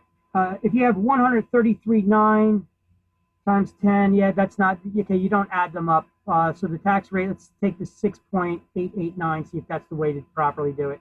They have a brochure that shows you how to do it. 133,900 and times the rate of 6.889, 6.889%. And the property taxes should be 92.24. Yep, there you go, 92.24. That's how you figure out the taxes. 92.24.37. That's what I got on my calculator. Exactly. So that's how you do it. So you look up that tax rate, this general tax rate for your municipality. You multiply it by the assessed value, and you get what the property taxes are. Now, you know that your property is worth more than $133,000, so how do you figure out how much the taxes are, or how much the actual market value that the assessor is applying to your property, what they're estimating your actual market value is, so that you could figure out if they're overestimating the value. What we did is we took that 1 133,900, divided it by the ratio of 40.37, and then multiply that by 100, and that gives us the estimated market value of 331,681. That's the estimated market value that the tax man is using. Okay.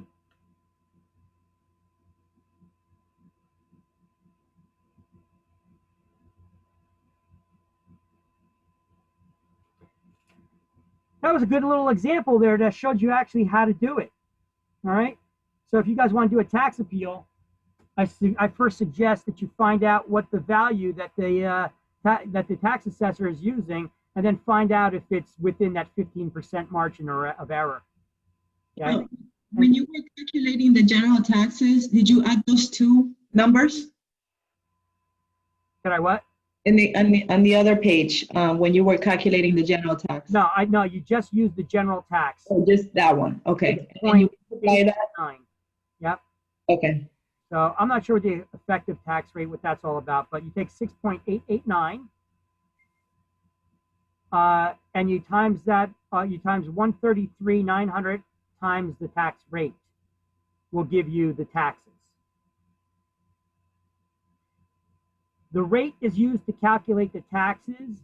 The ratio is used to figure out what the market value is based on the assessed value.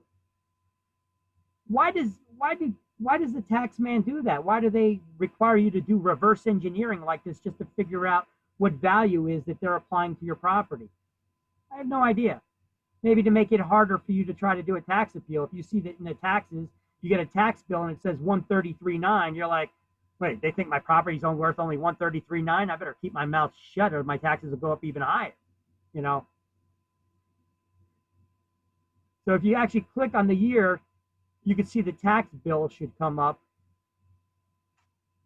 that they send to the homeowners in the mail. Oh no, this is just the tax roster. Okay. That comes up for all the properties in the area. All right. All right. So that's how we calculate the taxes to do a tax appeal. And I do have a link in our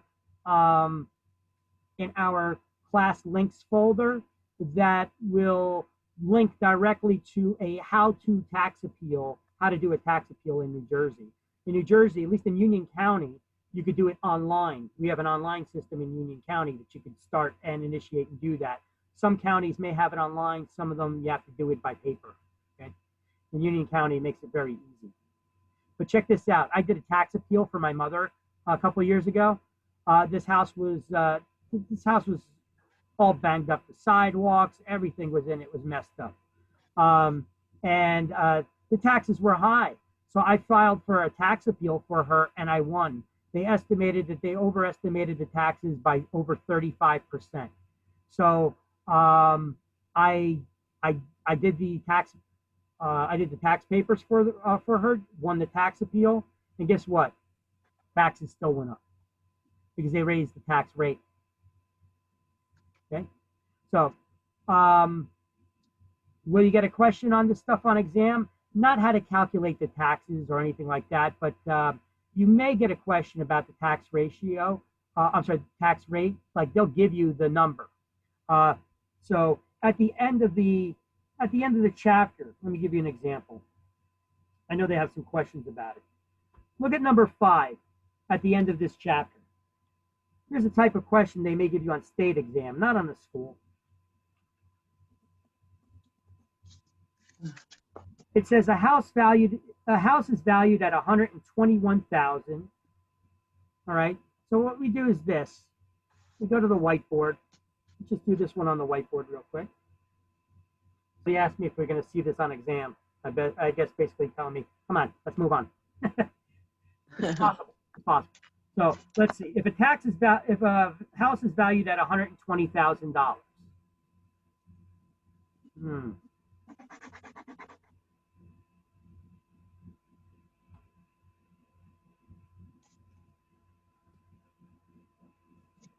$120,000 is the value of the property. That is the assessed value, however, of the property. Okay, well, let me see. The house is valued at 120,000 and is assessed for 80% of the value. So it's assessed at 80% of the value. Okay. The tax rate is, if the tax rate is $26.34, this is the tax rate per $1,000. How much would the property tax bill be? Well, so if the value is $120,000,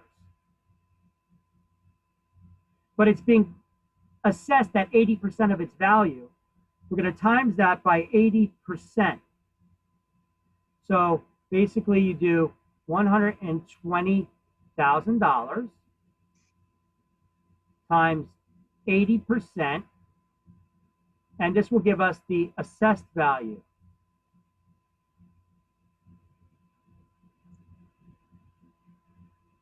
Which is $96,000. Now, if the tax rate is $26.34 per $1,000, divide this by 1,000, that gives you 96, right? There's 96 thousands in 96,000. So 96 times $26.34, 96 times 26.34. That gives us a tax of $25.28, $25.28 and 64 cents. Let's see, was that an answer option here? B. 25.28 and 64 cents? B. Yep, there you go.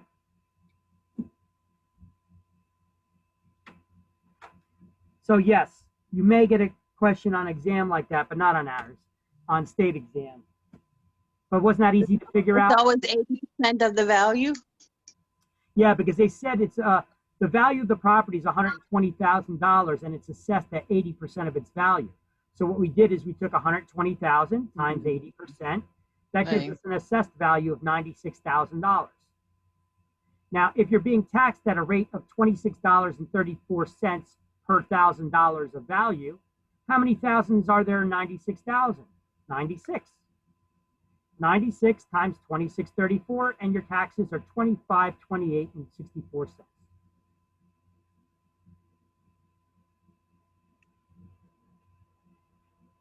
Not too hard, was it? No. You just got to go through it logically. All right. So, back to our slideshow here. So, the assessed value is used for tax purposes, not the actual property value, which is called market value. There's a lot of types of value: assessed value, market price. Okay? Value is an abstract term. It depends on what you're talking about at the given time. All right. What's not it? Rateable. Huh? No, What's not? No, that's not it. What do you mean it's not it?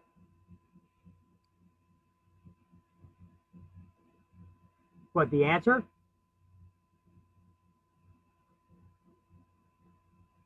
I think it's when you said that. All right.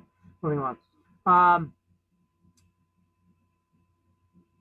So New Jersey's goal when assessing property values for taxation purposes, their goal is always 100% of the market value, almost impossible to attain. You need to know this for exams. What is New Jersey's goal when assessing property values for taxation purposes? 100% market value. But do they do that? No. No. That's the key to getting the question right on the exam. Hint, hint. That's their goal, but they don't do that because it's almost impossible to do. They would need to get an appraiser in everybody's house every single year. Right. So did anybody here ever have the city send an appraiser to your house for the tax reasons? No. Most people don't. So how is it that your property values keep going up?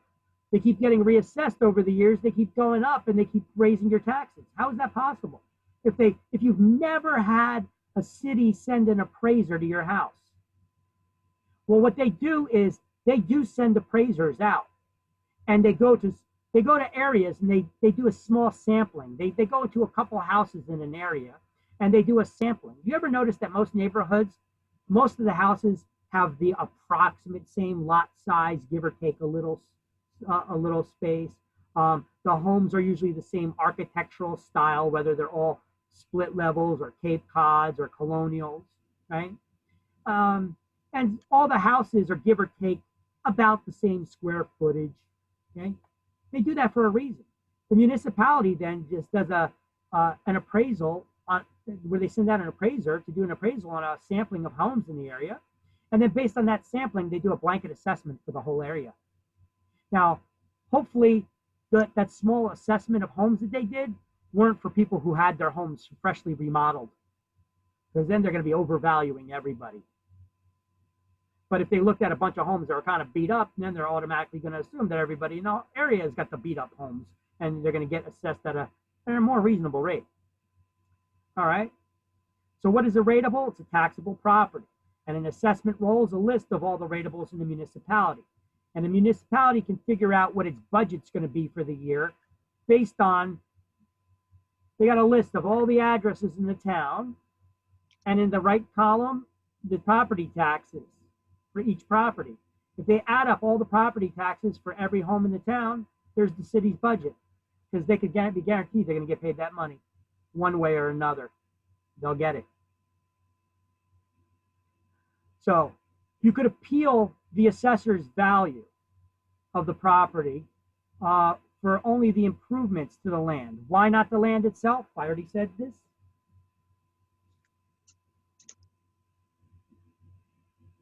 How come you can't appeal the value of the land? Because the land doesn't depreciate. There you go. Land does not depreciate. Now, there are extreme circumstances where maybe the ground got contaminated somehow or something like that. But generally speaking, land doesn't depreciate. So tax assessors will not factor in and depreciate the value of the land, only the value of the improvement to the land. Victor. Yes. On the example you were showing us for that house in Linden. Yes. Back in 2014, the value of the land was higher than it is now. It went down. Take a look.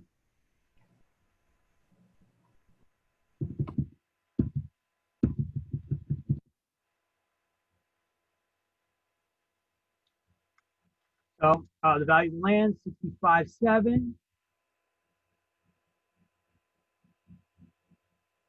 Oh, look at that. 2016, it was 70.7. That's interesting. That is interesting. The assessors do not lower the value of the land because generally speaking, land does not depreciate unless it's got contaminated or something. But I don't know. Maybe they did a good argument that they overestimated the value of the land to begin with. I don't know. Well, that's just like the lighting company. They charge you. But one thing, when you do a tax appeal, though, if you do a tax appeal and you try to appeal the value of the land, they tell you can't do that.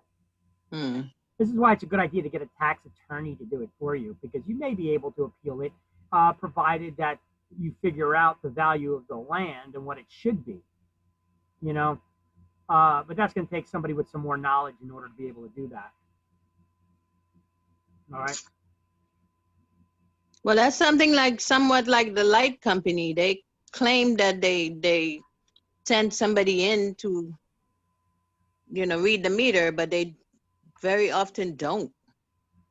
I don't know. We don't have people read the meter anymore. We had them install one of those electronic ones so that they could just go outside, walk by, beep, so they don't got to come in the house.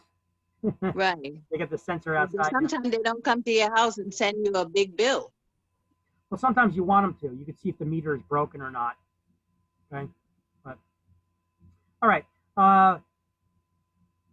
So how to file a tax appeal? I've got a list here of how to do that pricing and the valuation and the you know, how those math problems that we just did. Rather, this is a guide that the state put out on how to do the tax appeal in New Jersey, the tax appeal system and the tax appeal guide.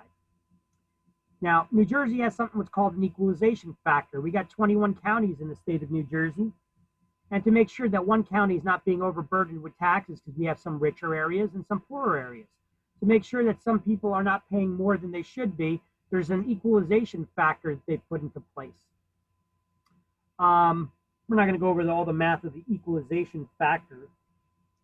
But what we could do is under the appealing the assessed value, just you can just highlight those links there if you wanted for the tax appeal brochures. They got them here in the book too.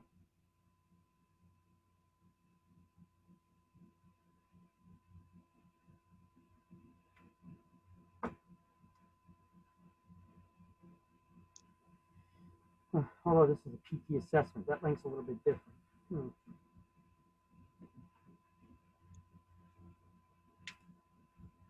right, I'll address that later.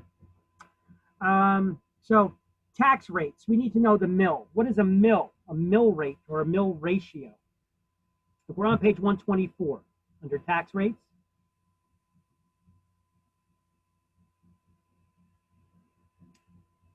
go all the way down to the bottom of the page. Sorry, Victor, did we finish equalization? Yeah, yeah, equalization factor, there's nothing there other than just understanding what it is. It's Okay. it's a complex math calculation that the state does to try to make sure that each municipality, that each county is paying their fair share and that nobody's being overly burdened with the taxation of the within the state. Okay. But yeah, you're not going to get a problem, math problem using equalization factors. You may get a math problem using one of the like what I said about the tax rate, okay, or mentioning this mill. Mill is usually a term that you get rather than a math problem, although it could be a math problem, but usually instead of a math problem, they'll call it a mill rate. What is a mill? A mill is 1/1000th of a dollar or 1/10 of a cent. Or in any case, if they give you a math problem, you need to know that it's 3 decimal points, 3 decimal places. So you see an example here. We're going to highlight a mill is 1/1000th of a dollar or 1/10 of a cent, basically 3 decimal points. For some reason, they always have it on state exam. Now, it can be calculated in several ways or expressed in several ways. 30 mils is $1 of assessed value, or $3 per $100 of assessed value, or $30 per $1,000 of assessed value. You see how we figured out that math problem before? This one, it said the property is assessed at 80% of its value and at a rate of $26.34 per thousand. This is a mill rate problem. Okay, so what do? If it's assessed at $96,000, how many times does 1,000 go into 96? 96 times. 96 times $26.34, and that gives you the taxes. This is a mill rate problem. So, but whether they give you the math problem or they just ask you for the word problem that says, what is a mill? Mill is 1/1000th of a dollar or 1/10 of a cent. That's what you need to know for exam. All right. Tax bills. Tax rates. Tax liens. Taxes on real property become a lien as of January 1, and taxes are due starting on February 1, and additional payments may be made quarterly on the 1st of May, August, and November.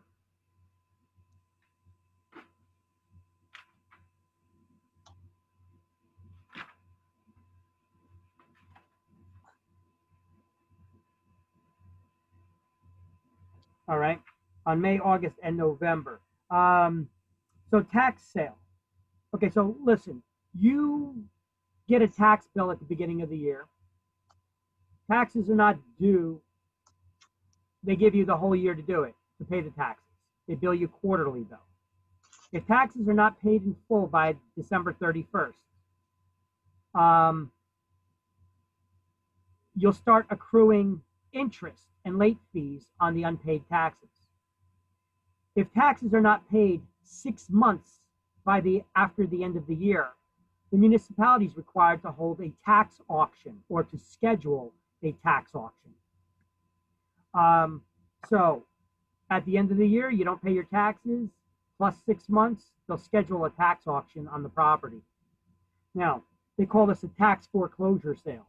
But look, when the taxes aren't paid for 6 months after the end of the year, the taxing body can resort to a tax foreclosure. The local tax collector is required to hold a tax sale of the property. And advance notices of the sale are posted in 5 places within the municipality and advertised in a local newspaper for 4 weeks. Owners of the property should receive notification of the forthcoming sale by mail, but if they don't, the sale is still valid because you know that your taxes are owed and you didn't pay your taxes. So whether you got notified again or not, that sale is still valid. Now, right of redemption in New Jersey. So, the purchaser of a tax sale at the auction receives a tax sale certificate, but is not entitled to occupy or use the property and does not receive title, ownership to it. Wait, you go to the auction, you bid and you win an auction, and you don't get the property? So what are you getting? You're getting a tax sale certificate. So what is that? Well, if the homeowner doesn't pay you back, if you're the individual that goes as an investor to do the auction and you bid, you win the auction, they give you a tax sale certificate. And it says that the homeowner has 2 years to pay you back that money that you paid for them for the taxes, plus interest. And if they don't pay you back in 2 years, you can foreclose on that homeowner as if you were the municipality foreclosing due to non-payment of taxes. Now, let me ask you a question. Who comes first in the tax repayment order? Government. I'm sorry, in the lien repayment order, the taxes, right? Right. So taxes jump to the head of the line. And if you foreclose on someone due to non-payment of taxes, you wipe out all other liens, including a first mortgage.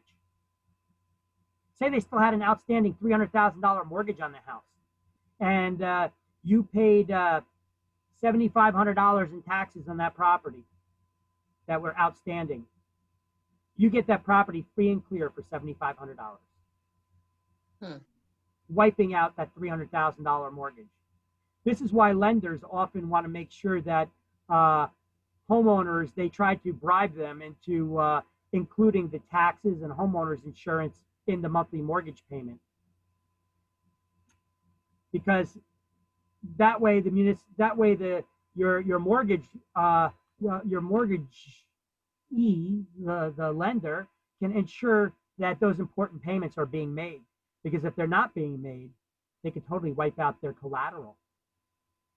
This is why when you go get a mortgage loan, lenders will give you like 1/8 of a point on a discount on the interest rate if you include your taxes and property insurance in with the monthly mortgage payment, which you don't have to. You could pay them separately.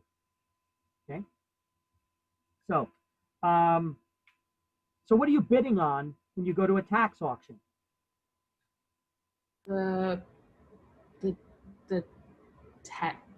property tax. No, taxes have to be paid. You're not bidding on the taxes. If they did not pay $7,500, you have to have $7,500 to pay the outstanding tax. Yes. So what are you bidding on that auction if it's not for the money and how much you're going to pay? You're bidding that they might not pay you back within 2 years so you can take hold of their property? But what are you bidding on? You're actually bidding on the interest rate that you're going to charge the homeowner to pay you back. Okay. So basically, if I go to a tax auction and you didn't pay your taxes for the year and your taxes were $7,500, I'm basically raising my hand at the auction saying, "Oh, I want to pay his $7,500 of unpaid taxes that he didn't pay. Please let me pay his taxes." That's what I'm asking at an auction. Now, if I'm the only bidder at that auction for your property, guess what the interest rate is? Whatever you set it to be? 18%. That's state law. It starts at 18%. Starts at 18%. But look, if somebody else now bids on your property, says, "Wait, I want to pay the taxes." They bid lower. Whoever bids lowest on the interest rate wins the auction. The municipality's not trying to make it harder for a homeowner to keep their property. Okay? So the interest rate starts at 18% and bids down. The winner of the auction is whoever bid the lowest price. You have to pay the full outstanding amount due on the taxes, but you're bidding on the interest rate that you're going to charge the homeowner to pay you back. And how long does the homeowner have to pay you back? 2 years. 2 years. If they do not pay you back in 2 years, you can foreclose on them and get that property free and clear just for whatever money you paid on the taxes. Now, if they don't pay their taxes the next year, the municipality will reach out to you and say, "Hey, listen, we've seen that you're a tax certificate holder. The homeowner didn't pay their taxes this year either. You want to pay their taxes for it again? If you do, you get it at 18% automatically." Or you could say, "Nah," and then they'll schedule another auction and someone else will win an auction certificate. However, they're going to be 2 years behind you. So you'll have time to foreclose on them and sell that property, but then you're going to still have to pay them back the outstanding taxes, but plus 18%. So if you have the money, you're better off just paying it. Okay? So isn't that an excellent investment? I'm not buying a property at a sheriff's auction where the property could still have an outstanding tax lien that needs to be paid and repairs that need to be done and fixed and flipped. There's a lot more risk at buying a property at a sheriff's auction for mortgage foreclosure than there is for a tax foreclosure. And there's also a lot less money that's involved. Hell, if I win a property at a tax foreclosure, I'm not even going to fix it up. I'm going to sell it as is, and I'll still make a killing. Look, I sold properties for guys that have bought properties at tax auctions before. The last one I sold was a couple years back. I sold it in Hillside. It was a 4-family house that the taxes were only $7,500 on a 4-family house. It was pretty big too. Anyway, let's just say that the person didn't pay the taxes, and they didn't pay the taxes for 2 years. What is that, $15,000? So the investor paid $15,000 in taxes for 2 years. I sold that property for $490,000. That's crazy. So the guy was in the hole the investor was in the hole for $15,000 he paid in taxes. Let's just say that he overpaid an attorney to do the foreclosure for him, $5,000. So now he's in 20 grand. And he paid me 6% commission to sell the house. Still sold it for $490,000. The guy's not that much in the hole. Out of pocket, he's out 20 grand. But he made $490,000 minus my commission. Not a bad deal for doing nothing. That's a waiting game. It is a waiting game, but it's not that risky. Now, what's the worst case scenario? The worst case scenario is Homeowners are dead. Before the 2 years are done, the homeowner pays him back all of his money plus interest. Yeah. Let me ask you a question. How much are your savings accounts paying you these days? Not 18%. Nowhere near. Not even a 1% probably, right?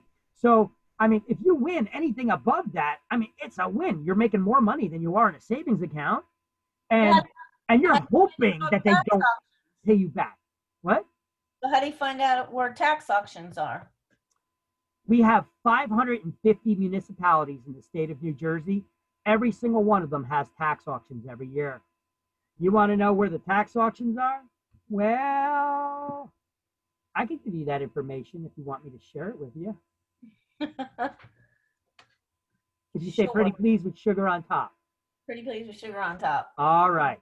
Because you said it so nicely. Now we're all going to just do that instead of becoming realtors.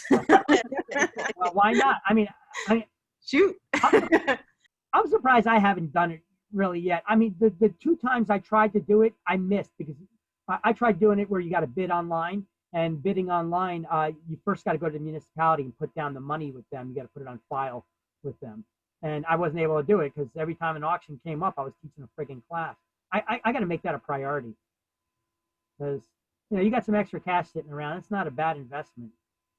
I got to really start doing this myself. I keep telling other people how to do it. I got to do it myself. Excellent. All right, so this is actually in that Word document. I do have the links here. And I'm sorry. I'll show you. It's right here. It says resources for tax auction investors. Okay. Okay. Now let's go to that link just briefly. We'll go to that link on the website here. Let me open up another window. And if you see, when you go to this link,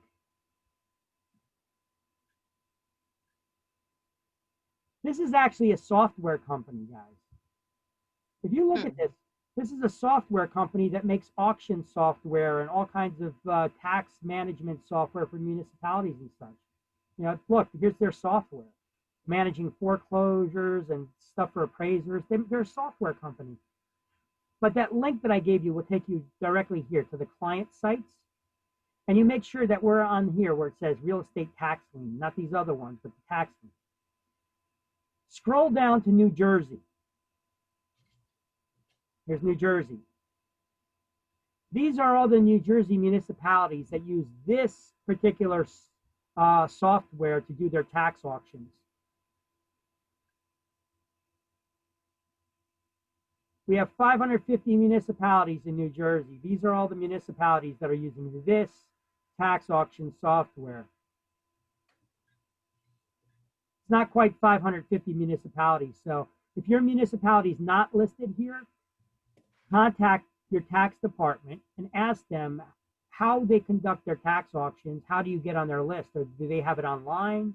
Do you got to get on a mailing list? Some of them have you by an old fax list where they fax you the information.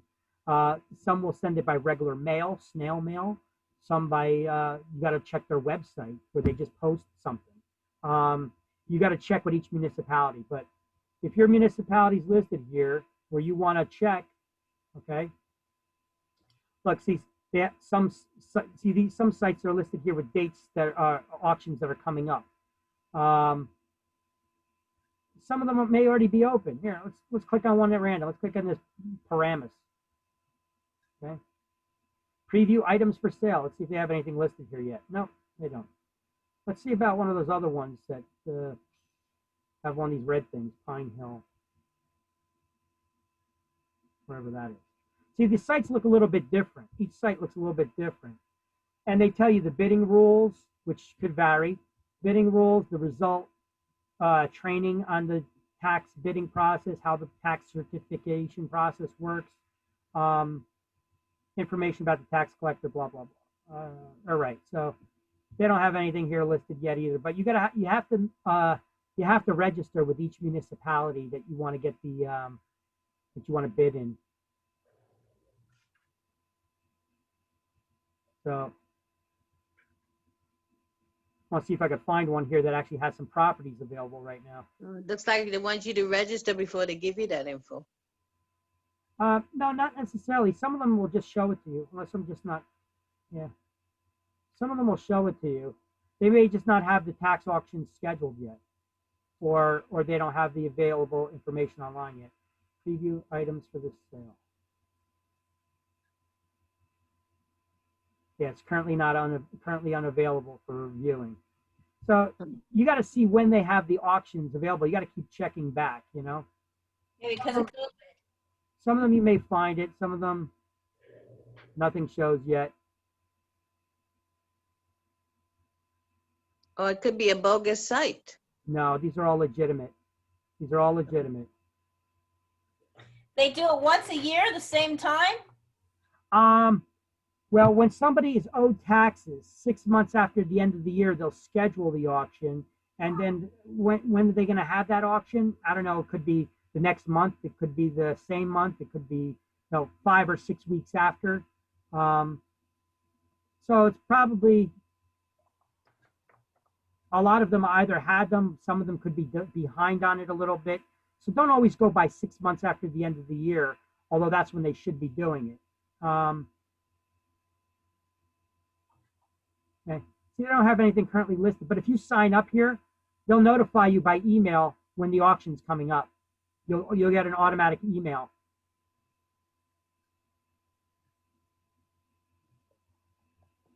Yeah.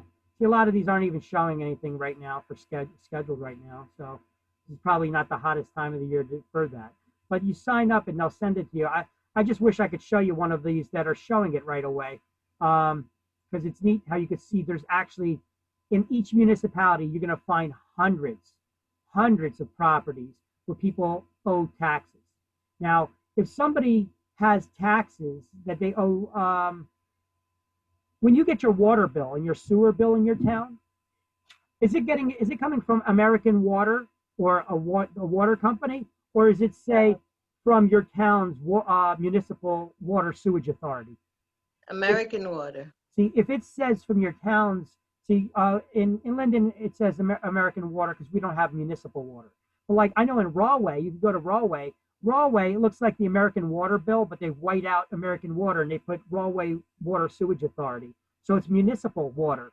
Now, what that does is if you have municipal utility bills like that, if you don't pay your water bill, it becomes a tax lien on the property and it goes to tax auction. Some of these auction properties I've seen as little as $300 because they didn't pay their municipal utility bill. Imagine losing your house because you didn't pay $300 for a water bill. Possible. Yeah, but you still have the 2 years, right? You do. But some people still may just not pay it. Slips their mind. They forget to pay it. They don't want to pay it on principle. And they don't think that they could actually lose their house, but they do. Oh, wow. It's kind of cruel. It's a cruel come up. Well, I mean, it's your bill. Pay your bills. You know? Everybody gets these bills. You got to pay your bills. You know. Now, don't get the idea. Don't go investing in tax lien certificates if you're a softie. You know, because if somebody's not paying their mortgage and they're getting foreclosed on for not paying their taxes, rather, if they're not paying their taxes, what the hell makes you think they're going to pay you? Because sometimes you get these investors that are like, oh, I'll just win the property and I'll just go back to the homeowner and I'll rent to them or I'll offer to sell to them. Well, if they weren't paying their own taxes and they lost the property, what the hell makes you think they're going to pay you rent? You know, That's true. Do not invest here if you're a softie like that. It's not the way to be in business. You're going to end up getting screwed in the end. Okay, I'm telling you. If you're a softie like that, do not invest in tax certificates. Sometimes you got to get the sheriff's department over there to physically remove people and get them out of the house. No, that's sad. Oh no, I'm definitely not a softie. Yeah, but they'll do it because you're the holder of a tax certificate and it's for non-payment of taxes. So they'll have no mercy. You mean after the 2 years and they don't pay you back? Yep. You could foreclose on any time within 6 years after that, or within 20 years after that. Actually. Hold on. So if we look in the book, let's do our highlighting now. The purchaser at a tax sale receives a tax sale certificate, but is not entitled to occupy or use the property and does not receive title. I like that.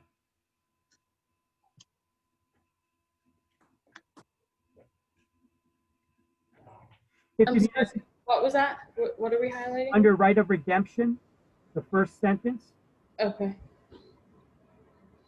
If the municipality purchases the certificate, the delinquent homeowner has only 6 months in which to pay money due and redeem their property. So highlight, if the municipality purchases the certificate, the homeowner has only 6 months to pay back the money and redeem the property. And if the certificate is bought by a private party, the redemption period is 2 years. I like that.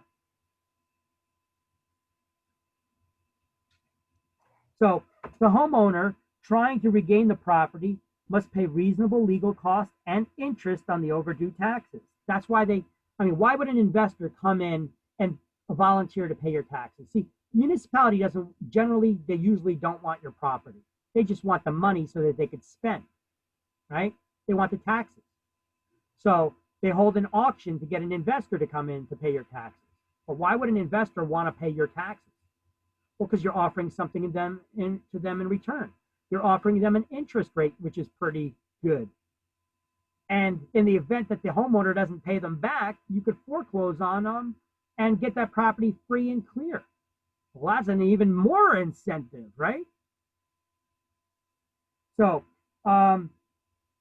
after the redemption period has passed without the owners redeeming the property, the holder of the certificate may obtain clear title. Clear title. That means no other liens. It wipes out all other liens through the legal process of foreclosure anytime within 20 years. I wouldn't wait 20 years to do foreclosure because, you know, taxes still need to be paid every year. And the longer you leave them in there, the more they could do damage to the house too. So I would start the foreclosure process immediately. Get them out, sell the property. Oh, I wouldn't even go for peak market value on the property. I'd just sell it for the quick sale amount and you'd still make a killing. So how long does the owner have to sell the property? How long do you have to do, I'm sorry, how long do you have to do foreclosure? 2 years. So, you can highlight, holder of a certificate may obtain clear title by the legal process of foreclosure anytime within 20 years. So that certificate's good for 20 years. I wouldn't wait 20 years. All right. Now, if the municipality forecloses on a tax sale certificate, it's through a judicial foreclosure before a court called an in rem proceeding. Highlight those words, in rem. In rem. So we'll actually highlight if the municipality forecloses on a tax sale certificate, it's through a judicial foreclosure before a court called an in rem proceeding. Victor, where are you? Where am I? All right, I am in the book. Hold on a second. I am under right of redemption. The very last paragraph under right of redemption. Page 125. Yep. It says, if the municipality forecloses on a tax sale certificate, it's through a judicial foreclosure before a court. And then on the next sentence, a couple lines in, couple words in, highlight an in rem proceeding. So what do we call the special court proceeding reserved only for municipalities to foreclose due to non-payment of taxes? In rem. I just have one more question. Sure. So it says you have the certificate to process the foreclosure. Okay. So I think I'm not understanding. So you have to sell the property, or foreclosure means you get them out of. So what is foreclosure? Let's understand what foreclosure is. Foreclosure is in New Jersey, foreclosure is a judicial process that has to go through the court system. Okay, so in New Jersey, foreclosure is the process of a lien holder basically collecting on they're trying to gain possession of the collateralized property. So you put up a property up for collateral. Now you're not paying the mortgage. Well, somebody can foreclose on you. But look, if you're not paying taxes, you could be foreclosed on as well. Okay. So the municipality or the investor can gain ownership of that property through the process of foreclosure because you owe them money for the taxes. Okay, so once you gain ownership of the property after foreclosure, you can do what you want with it. Yeah, now it's yours. You own it free and clear. You don't have to put it up for sale. You can move in it if you want to. Move in it. That was my question. Thank you. Absolutely. You can move it. You can keep it as a rental. You know, stay where you're at now. Keep it as a rental, income producing property. Do you find that people who know they're gonna lose their house to something like this destroy it? Sometimes, but either way, you're still making money on it. Yeah. You know, like even if they burn the house down, how much does it cost to buy a lot to build on? Anywhere between 150 and 200 grand. True. Right? If I sell it for that, if I sell a burnt down house, still making money. Yeah, when I was working in the bank in New York, I would hear a lot of the times that if people knew their house were going or were being foreclosed on, they would kind of destroy the property. Yeah. Well, sometimes they do. And in a respectful way, yeah. Not as often with tax foreclosures as it is with mortgage foreclosures, because then they're like, screw the bank, you know. As far as taxes go, they're like, well, that's the government. I don't want the government coming after me, you know. Yeah. So they kind of like, I don't know. They're for some reason they're not angry when they lose their house to foreclosure due to non-payment of taxes, because they know they owe the taxes, they just didn't pay it. Maybe just New York. But when it comes to the mortgage lender, for some reason they get all bent out of shape. Oh, the rich man wants his property back. You borrowed money from him. You got to pay him back, you know. But hey, that's the way humans act sometimes. You know, they when something's getting taken from them that they feel is theirs, they have a right to it. You know, even though they're supposed to be paying on it, still they borrowed money. They're not paying it back. You're going to lose the collateral property. But people get all bent out of shape over that. I've seen people really destroy properties. I got a nice picture somewhere of a house in Florida where they spray painted all over the house. F you can take it now, Bank of America. And they took they must have had a couple people helping them, because they took the central air conditioning unit and they threw it through the front window of the house. The house had spray paint all over it. They completely destroyed that house. Yeah, that was when short sales were going on, when they were starting to get very, very popular. All right. So there we go. This is a slide all about that, the tax auctions. So I shouldn't say taxation process. I should say tax auction process on this slide. But this is everything you need to know here. Everything from the NREM to the tax auctions, the right of redemption periods, and all that good stuff. Do you have to pay the property to pay the mortgage as well? No. If you foreclose due to non-payment of taxes, you get the property free and clear. You wipe out the first mortgage. Your lien took priority over the first mortgage. Sometimes a lender can step in if they find out that the taxes haven't been paid. The lender can step in last minute and pay you back all your money, plus your interest. Big deal. I still made out, right? I mean, I was hoping for the big score, but, you know, I still made money, you know. So that's the possibility if the lender finds out about it. All right, income tax issues for home sellers. You should always refer people to their accountants or attorneys when it comes to tax issues. We're not tax people, we're not the tax experts, but sometimes people ask for advice, and we can help them in this regard. Both state and federal government have exclusions from capital gains taxes from the profit from the sale of their primary residence. If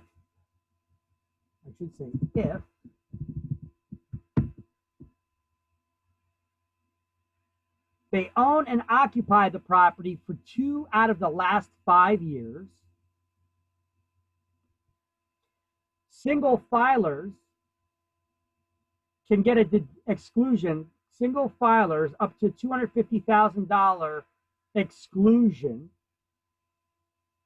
and married couples filing jointly up to a $500,000 exclusion from the profits. Okay, so both state and federal income give capital gains exclusions from capital gains taxes on a profit.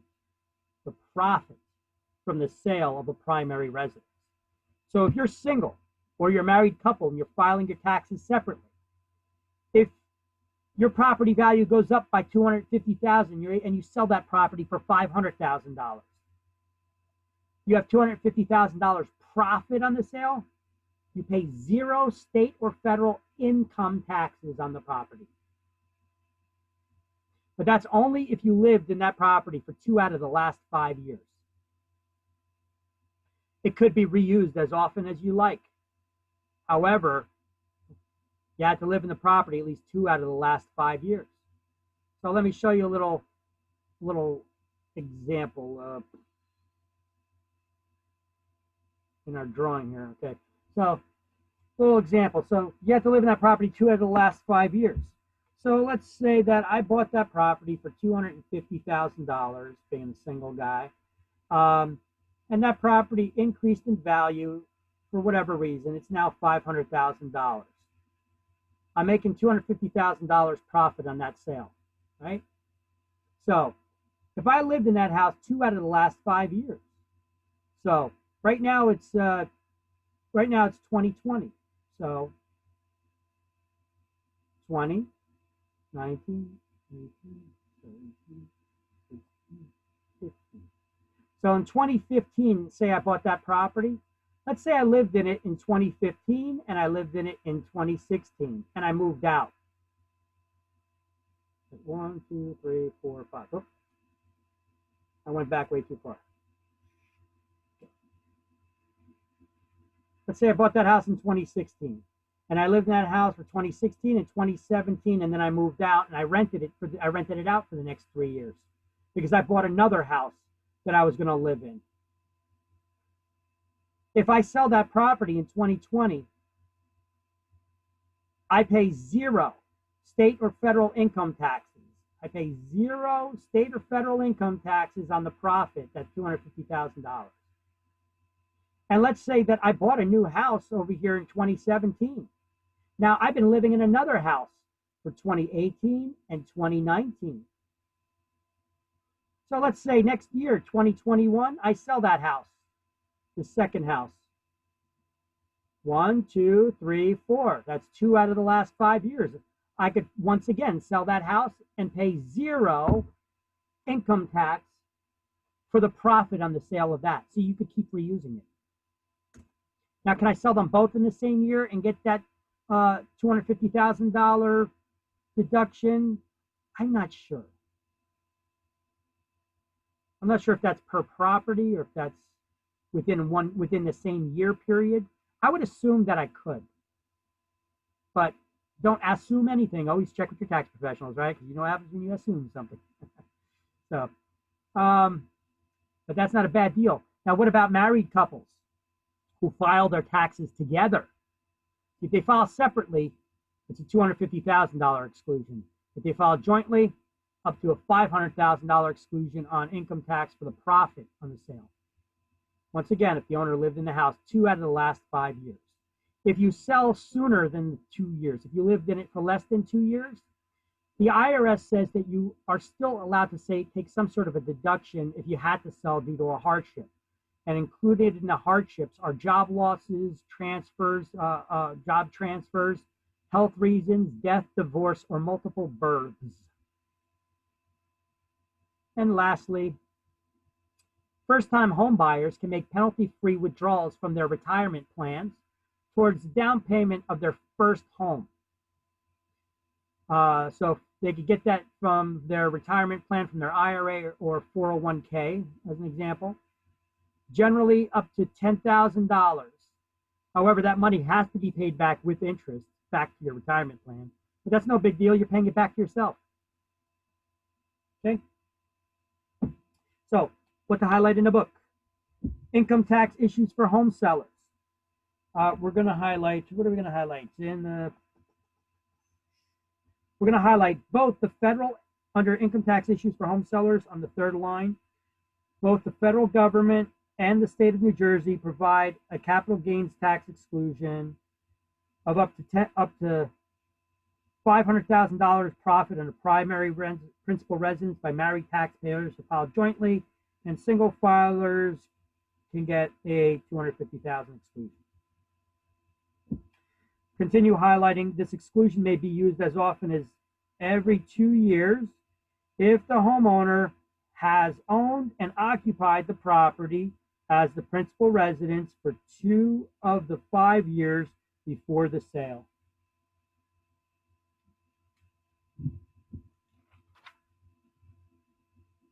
And then on the next page, 126, above the summary, let's highlight the first-time home buyers can make penalty-free withdrawals from their individual retirement plans, an IRA, or their 401k there, if they use the money as a down payment to purchase their home, their first home.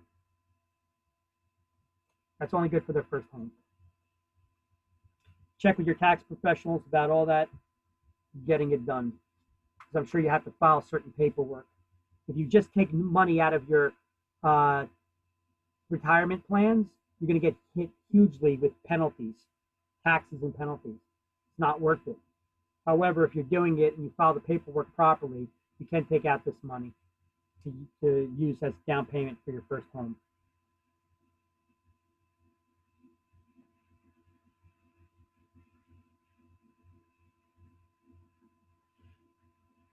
Let's do our key terms to review.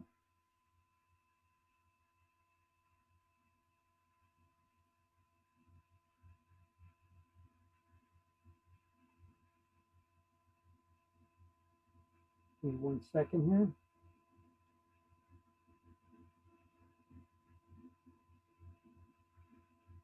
All right. Adjusts for assessment variations.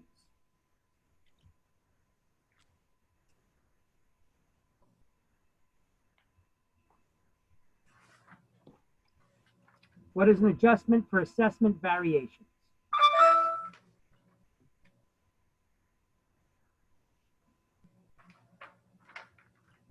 Equalization? Yes, equalization factor, 4 is A.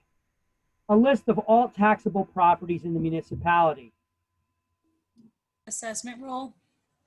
It is. 3 is B. Estimate based on probable sales price. Full value assessment. 5 is C. Tax set according to value. Ad valorem. 1 is D. 1 is D. Yes, ad valorem. A value used for taxation purposes. Assessed value. 2 is E, assessed value. Collection of overdue taxes through public auction of property. Tax sale. We just did that for like ever. 13 is F, tax sale, correct. 1/1000th of a dollar. Bill? Mill. 6 is G, a mill, correct. Seizing of property for unpaid taxes. Tax foreclosure. 11 is H, tax foreclosure. Reassessment of all municipalities' ratables. Special. Reevaluation? A revaluation, 9 is I. Municipalities' financial claim against real property. Tax lien? 12 is J, tax lien. A rateable property. What? Oh, wait. Taxable property. Rateable? I just gave you the answer for it instead of reading the damn thing. Oh, Jesus. Okay. So, 7 is K. Taxable properties are rateable. Thoughts are getting all jumbled up, talking all day. Tax only on property directly benefiting from an improvement. Special assessment? 10 is L, a special assessment. And time in which a foreclosed owner can regain property. Redemption period. 8 is M, the redemption period. All right. And with that,